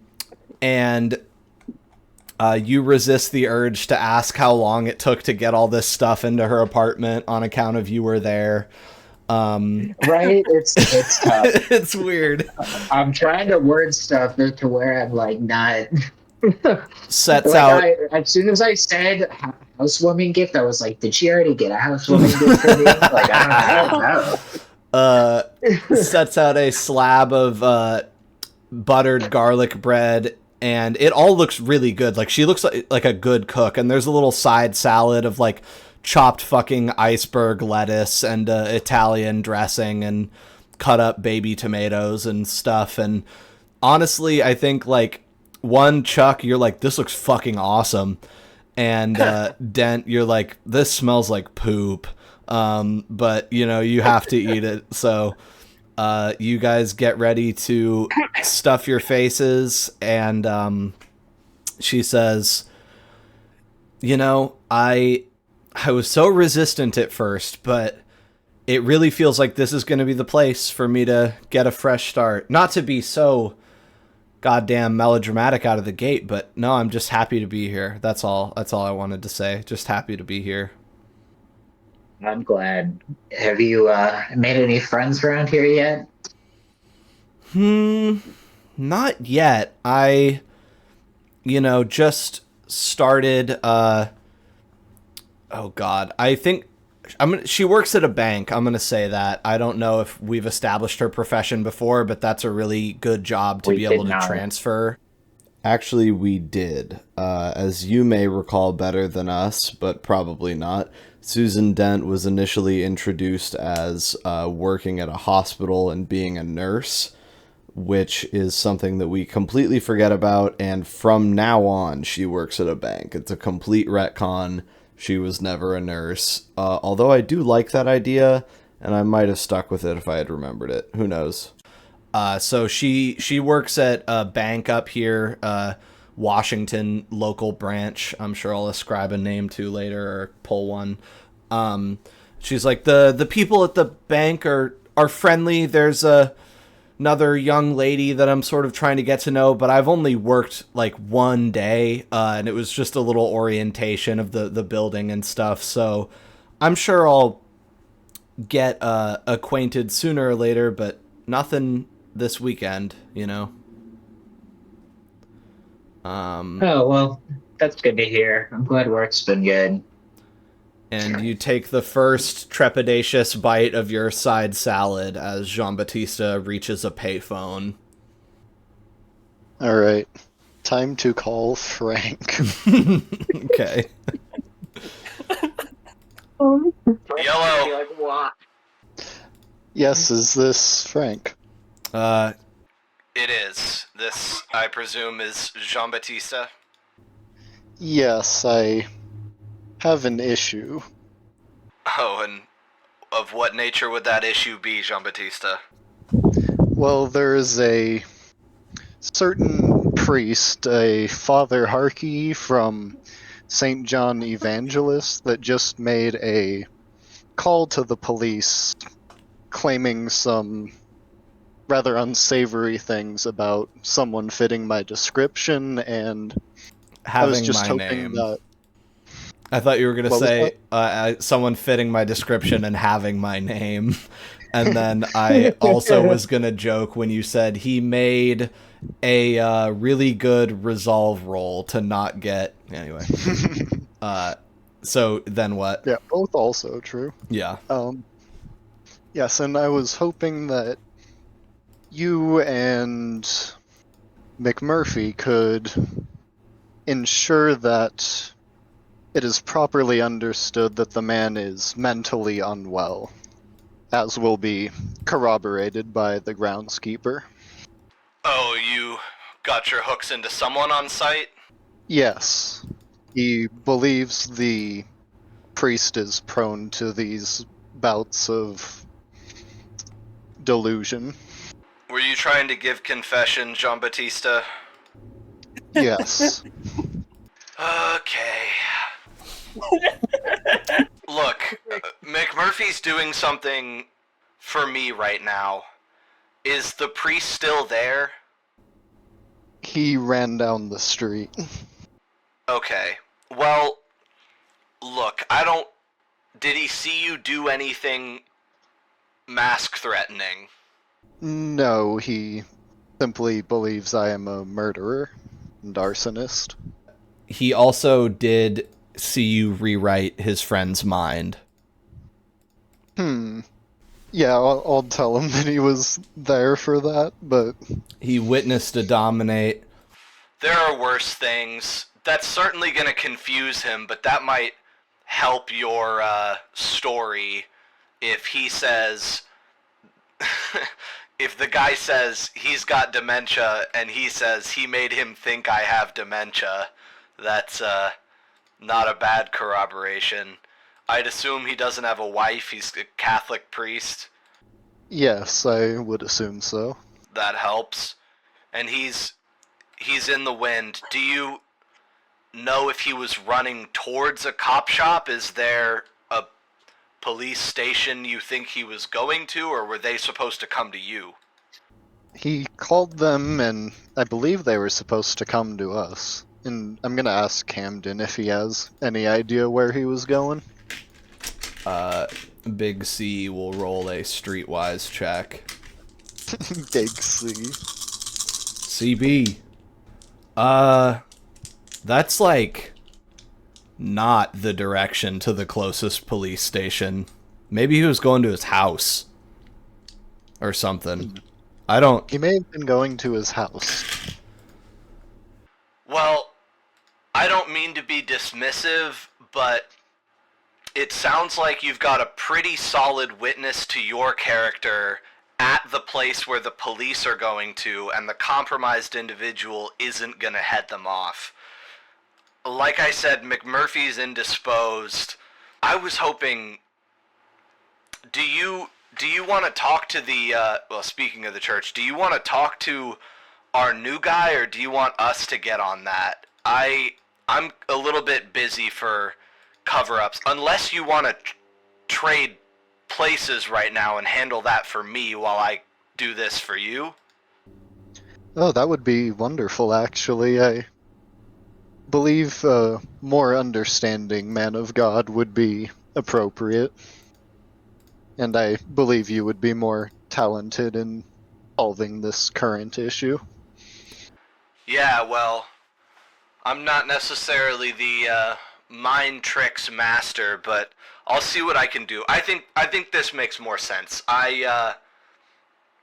This'll work. You go to the Sorrento Hotel tonight and meet up with our guy. Bring backup. I'll be there in an hour and a half. I'll put Adrian over there too. He'll be my eyes and ears. That'll be good. And he's sort of talking himself through this and like convincing himself that he can afford to do this for you just for posterity. And he says, just consider it a favor. I'll be over to, you said St. whose? St. John Evangelist. Naturally. I'll be there waiting for the cops. We'll see. I'll play a concerned friend or something. Great. Okay. Better luck next time. Listen, I know we're a little scant on church people now, but just be careful with that confession shit, okay? Come on. Yes, I have already... I already have plans for the next time, so this will not happen. But hey, listen, I gotta say, I hope you don't find it patronizing if I say I'm proud of you that this call wasn't to report an arson, okay? I'm glad that you've cooled down on that, and if this is the worst it gets, I can put this to bed easy, Jean-Baptiste. This'll be fine. Well, thank you very much, Mr. Frank. I'm very glad I called you. Alright. Evening. And he hangs up. Alright. I'll head back to Camden. I think he would immediately notice that J-Bat's in a much better mood. He's like, alright, I got someone else dealing with my crap. He says, maybe I could send away for a mail order course and get myself ordained. Perhaps. Okay, you hop in the didn't car. understand any of those words. mail order, maybe it's a 2 words he knows. Anyway, Going to have to Doesn't get understand Frank the a concept, gift. that's for sure. yeah, might have to get Sort Frank of a gift. fancy lighter, perhaps. Okie doke. So let's. How do we want to end this? Do you want to go home and maybe recruit Magni to talk to this guy? That was who I was hoping to take with me. Magni, are you down? Yeah. Okay. I think I'll be like, I'll do this for you if you help me with my thing. Alright. We're at home. What would that thing be? Little werewolf. No, I know. rest. I'm saying, what is... I'm assuming Jean-Baptiste is like, and what is that? Oh Yeah, yeah, and how do you yeah, I think I'd be like, yeah, I'll go help you with that, but you gotta come help me with, honestly, something similar. We got to head up to an island where my sire is, and she is, I guess you could say, trapped there. And I think that's all I would say, unless you talk for more. In what manner? She went on a diplomatic mission, I guess you could say, with the people over on the island, or the things over on the island. What things? What people? What island?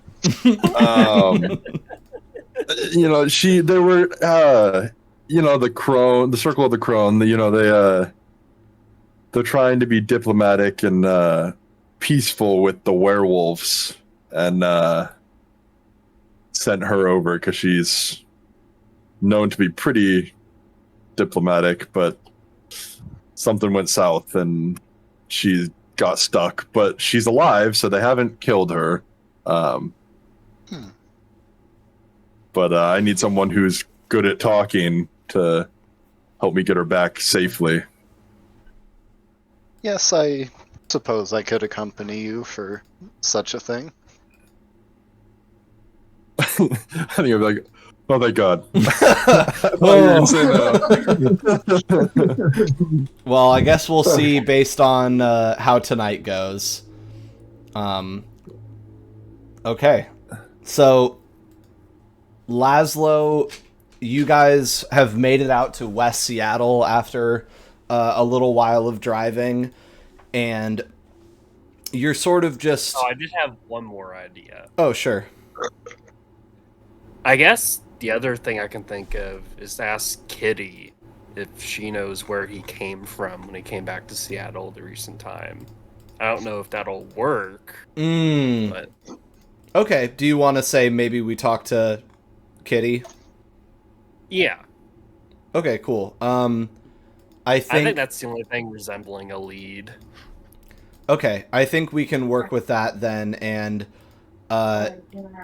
you guys will say through a payphone set up to meet with her at a church. I think would probably be the most fitting. She was in the neighborhood of Capitol Hill. She's by the original church as featured in the thumbnail where that one confrontation went down. And for the sake of argument, I think she was hanging out there and she attended a service and then has gone outside, and you guys will pull up and meet her out by the decorative boulders on the front lawn of St. Mark's Episcopal Cathedral. Yep. And so outside of the blocky facade of St. Mark's, you see the unmistakable, beautiful form of Miss Kitty in her sweater and skirt waiting on you guys. And you'll talk to her and figure out exactly what she knows soon. Just wanted to plug in, see what we were going to do with your scene. Let's go back to Dent and then end with Jean-Baptiste and Mag. I guess with Dent, the other thing is he can ask questions through Chuck. Because Yeah. Chuck wasn't there. You can prime him for that, yeah. So we'll say that That's a you good have idea. established First. a list of little questions that Chuck can ask for you if you need him to. We'll just shorthand it by saying you show a number of fingers on the table and he asks one of like up to 5 questions that you have pre-programmed Okay. into him. Okay. Yeah, how's dinner going? You've choked down a few mouthfuls of the pasta, and then Chuck reaches over and devours half of your garlic bread while she goes and gets the wine glasses. Yeah. Chuck's getting a little chunky as he scarfed down all my food for me. He's already heavy. He's already fat. So, oh, dude. Okay, I have to do a brief fucking aside to talk about the.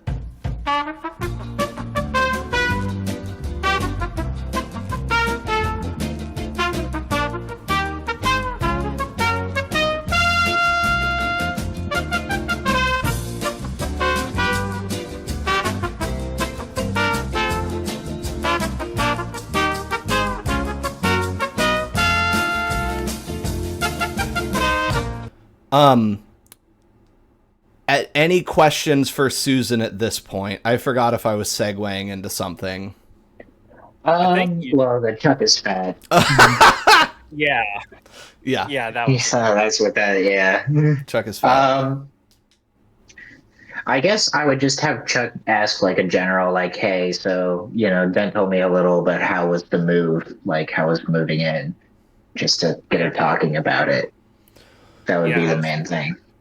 Oh, it was great, you know. It's funny you call him Dent. Did you guys meet in like a work context or? You could say that. Okay. That was clean. It was clean because it wasn't even like euphemistically true. It's just a lie. Yeah. Just instant too. I feel like it is true because Dent's job is to. It's not. His job is he teaches at college at UW. He has a job. Anyway, Oh man, job is to suck fucking blood. yeah. Besides the point. She says, yeah, well, no, Harry was really helpful in getting everything up here. Only took us all day, or all evening, actually, because you had to come after work. So, no, we worked into the small hours of the night, but it all pretty much went fine. Yeah, nothing out of the ordinary. You managed to get everything up those stairs Yeah. without dropping anything, huh? Yeah, I sure did. I sorry, I managed to turn into such a night owl. I can't even remember it. I came after like sundown, and this is when we started, right? Fucking don't say owl around me, bro. Don't be running that. You said I came after sundown, word. right? You said. Yeah, I was like trying to prod here. She says, yeah. I mean, I only managed to get about a quarter of the way through by myself, and it wasn't any easier doing it in the dark. But at least the stairwells got lights. Yeah. Yeah, sorry about that. But anyway, I guess we'll just have some small talk. Yeah, I think she eventually goes, Chuck, are you married? I don't see a ring. How are the Oh, dating no. prospects in the city? This is like a super. I'm gay. Run it. You have bonus dots for being closeted, so That is true. Yeah, I guess something about it being tough around in Seattle okay. hasn't gotten any. That's general enough that there's no lie detected. You say it can be hard to meet people in the city, something like that, right? Yeah. Well, at least it seems to be easy enough to make friends, she says, sort of looking at you two. I wonder when they coined the term Seattle Freeze. Oh, wonder. You just gotta have someone break into your house while you drug you for multiple days. Yeah. We met in a bathtub, incidentally. In a bathtub incident. In a And bathtub don't forget showing incident. horrors beyond comprehension. You can't leave that out. Ugh. Yeah. So none of that is actually said, so instead she says, not that I'm, super in the market for anything serious right now. I don't know if Harry told you, but I was divorced only, like, last year, so I don't know, just curious how things are up here. Well, if you're ever looking to get out, the area around the college is always pretty active, around the weekends. All the students love to go out Oh, after that's their classes exactly are what I over. need, a little fuzz-faced 19-year-old hippie. That's exactly what I'm in the market for, Harry, thanks. I hope you're There's not pretty getting into trouble distracting with professors. college students. Oh, me? I would never. They're far too immature for my taste. Mature. I think she looks at Chuck and says, "Yeah, he's never had the balls to fuck students. That's for sure. Never had the stones, my brother." And she, Hey, oh, you could if you wanted. listen. Look down at fucking my little fupa. I don't know, man. Slick back my hair. She says, My like ratty brown hair, my fucking deathly pale skin. Although I'm blushed. "Oh, you could statutorily rape anyone you wanted, big brother. I promise." That's what she says, and she like finishes her wine. And Listen, digs in. you know as well as I do. My one true love is me and a good book. And she, I think, looks at Chuck and says, "That's so pathetic. I don't even have the heart to reply to it. Do you?" I think Chuck oh, is just astounded at this line of conversation. yeah. Sorry, Chuck.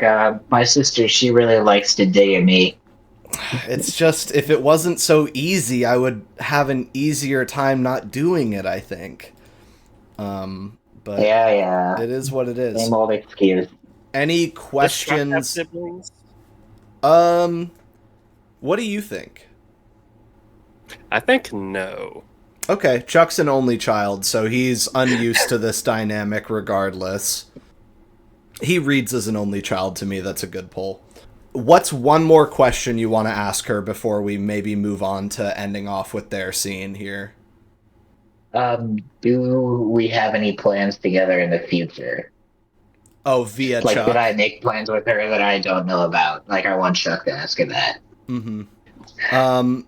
No, he just said, give me a call when you're all settled in and we'll do something. So you gave me your number, you know, and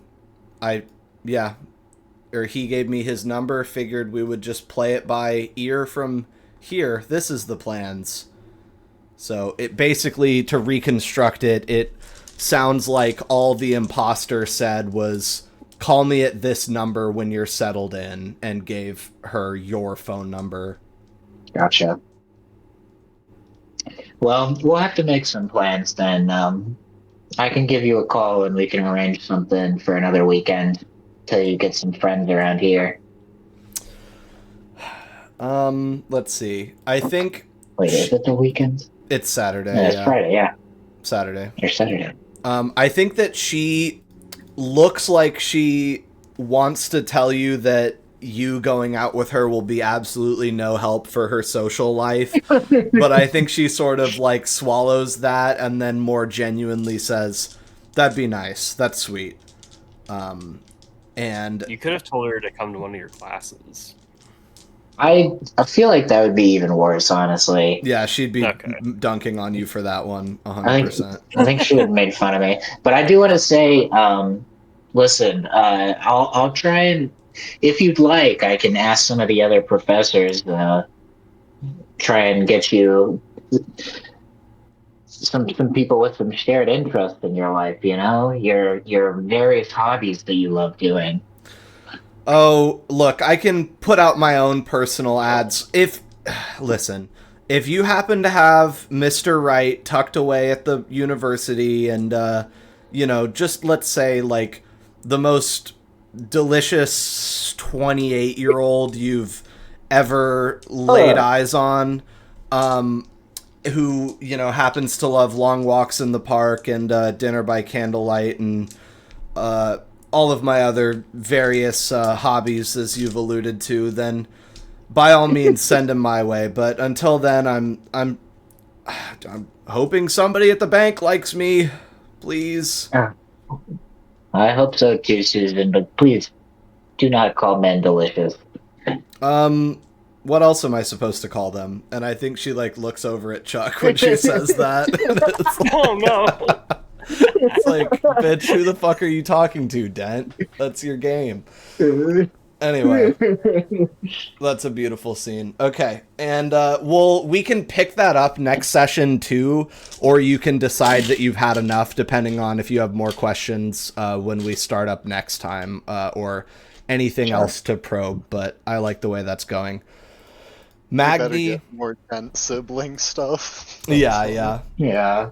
Oh, by the way, we'll just add it in. You get a willpower out of this first face-to-face interaction with your touchstone in a while. So this is a big moment for Dent to sort of, recenter himself and actually interact with his touchstone. Then. And then next session, I also have to say for Dent that I want to do a one of your like hypnotherapy sessions with Kyan at the cafe tonight. Oh, yeah, effectively after this is another thing. So that'll happen. We'll do that, and then Jean-Baptiste and Magni. Lots of fast forward of driving. Are you taking Chuck or Camden or anybody? Or not Chuck? Excuse me, Tom. I'll take Goddamn Camden along. white boy brigade. Gonna say, I might offer. I'm gonna offer to Tom if he wants to come, but if he's still like strung out, then probably not. I think he says, "Where are you going, Sorrento? You can drop me off over there. I'll go for a beer or something. Keep my ear to the ground." Okay. So he's not going to come with you, but he'll take the ride in Camden's vehicle. So you guys make it to the Sorrento. Tom goes and sort of stumbles off towards the bar. And if anyone presses him, he's got Vigor on his side, so it's all good. And you guys park and head into the lobby with Camden in tow. And before too long, your eye catches Adrian, Mr. Sontag, in the corner in sort of nice, basic evening wear, just like a work suit, like a lawyer might wear. And he looks over at you and gives you a little wave, Jean-Baptiste, and sort of sidles up to you two, or you three, and says, evening, guys. Oh, hello, Adrian. It's good to see you again. Yeah, it's been a second. Here, put her there. Yeah, I'll shake his hand. No, he was... No, I'm kidding. Yeah.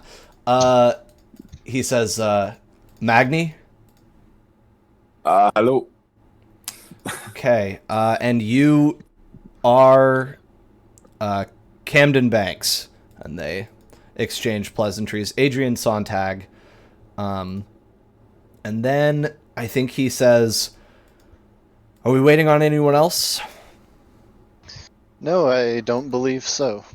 Okay, well, they've told me he's not been down from room 24 as far as anyone else can tell. They've had Spencer's ghoul across the street watching for since he came in here, and he doesn't seem to have left the hotel, so should be right where they left him, room 24. Oh, excellent. Let's go speak with him. Okay.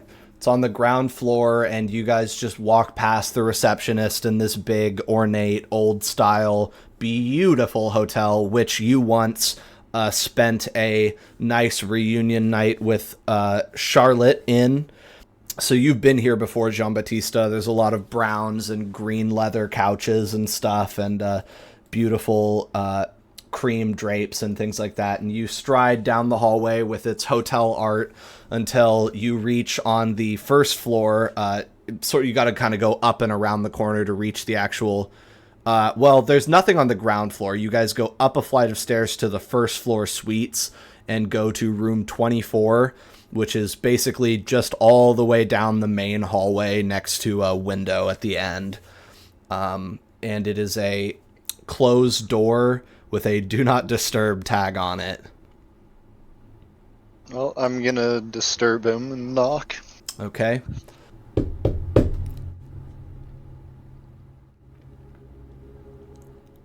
One moment. Just a moment. And then the door is opened, and there he is. And who you're looking at, it becomes apparent. Standing in the doorway, he sort of stands and steps back. Is a man with sort of short but bushy gray beard and long gray-white hair.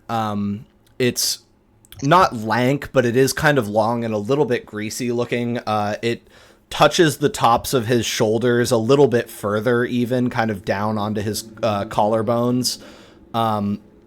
Although you can't see his collarbones because he's wearing like a gray shirt made out of kind of nice looking material and a pair of like slacks. He just has socks on, and then over his shirt he's wearing a white robe. It is hard to tell. It doesn't look like a priest's robe, but it also doesn't look exactly like a bathrobe. It's just a white robe. And he's kind of got it like pulled, tied mostly closed so that it's sort of shirt and pants and the robe over it all, but revealing both a bit. And he looks at you both. I think he's got a small sort of string, like holding his hair back, like a sort of primitive looking leather hair tie that's kind of pulled his gray hair up and out of his face. And he smiles, and you can see just the barest hint of fang caps where it's obvious, you know, from everything that he's a kindred. And he steps away from the door to look at the retinue of 4 men waiting him. He's white. He looks to have been turned in like maybe his early 60s, you would say. Skinny, but not frail. And he says, "How may I help you, gentlemen?" I'm gonna bow and say, "I'm pleased to make your acquaintance, sir. I am Jean-Baptiste. I am the duly appointed tax collector and census taker in this fine city." And then I'll sort of motion to the other guys. I think Adrian says, "Mr. Adrian Sontag, Esquire, at your service, also a ranking member of the Invictus." And then Camden will say, "Camden Banks, of no consequence," and sort of just raise a hand. I'll nod at him, like, good job. I'll just nod my head and go, Magni. Naturally. He will say, "Oh, please come in, please," and like open the way for you guys and step away from the door and sort of go and sit himself on a chair. I think he's like leaving the bed for you guys to sit on, basically, although there's a second chair that Jean-Baptiste could sit in. I'm gonna take whatever the worst spot is, probably. Well, that's the floor, and that seems a bit beyond you. Yeah, I'll go the worst spot that isn't the floor. Magni, do you want to stand? Yeah. Okay. Then you'll sit next to Camden on the bed, and Adrian Sontag Esquire will sit in the other chair. And you guys are in the hotel room. There's no television in here. It's a pretty simple, unadorned, but classy hotel room. And the man in the robe folds his hands on his lap and looks at you all attentively and says, "Oh, my manners. My name is," and this is something that took me a long time to decide whether I was going to go big or go home, and I'm going big. He says, because I think it's going to be iconic. He says, "My name is Saint Hilarious." And that he's named after a pope. There was a pope named Pope Hilarious, so it's Hell yeah. it's a thing. It's spelled I like think, this. Magni would let out breath, like trying to stifle a laugh. Then I think basically he explains, he says, "I'm glad you find it humorous. It is part of why I chose the name when I was given my sainthood. Pope Saint Hilarious, Bishop of Rome, I think, let's see, which one was he?" Magni no longer thinks it's funny, knowing that he chose it. Yeah. The 46th Pope and official Catholic saint. Proud to share a name with him, although our purposes differ somewhat. What brings you all to my bedside, as it were? We have been dispatched to speak with you about the ongoing crisis in our city and about the specifics of why you have joined us here. Of course. Well, shall I provide a bit of information? Yes, if you could. Well, I have had a long career with the Lenkea et Sanctum, and my current iteration, having lasted for the past couple hundred years, my appointment, much of which I have spent in torpor, admittedly, the sole focus of which is the monitoring and, if necessary, reconfinement of the Strix Obzu, which I understand is currently loose in your fair city. I do not know it by this name, but yes, it is. Does he bear the... can he not bear the touch of red cedar wood? I'll take out my little red cedar cross. Yes. He says, Away, put it away, put it away, put it away! I'll hide it. I must admit first, right off, as his hunter and his keeper, I also share all of his banes. To red cedar, to the holy symbols, and the like. And that's where we're going to leave it. Oh. I knew making it a cross was a good idea. Reach out, touch faith.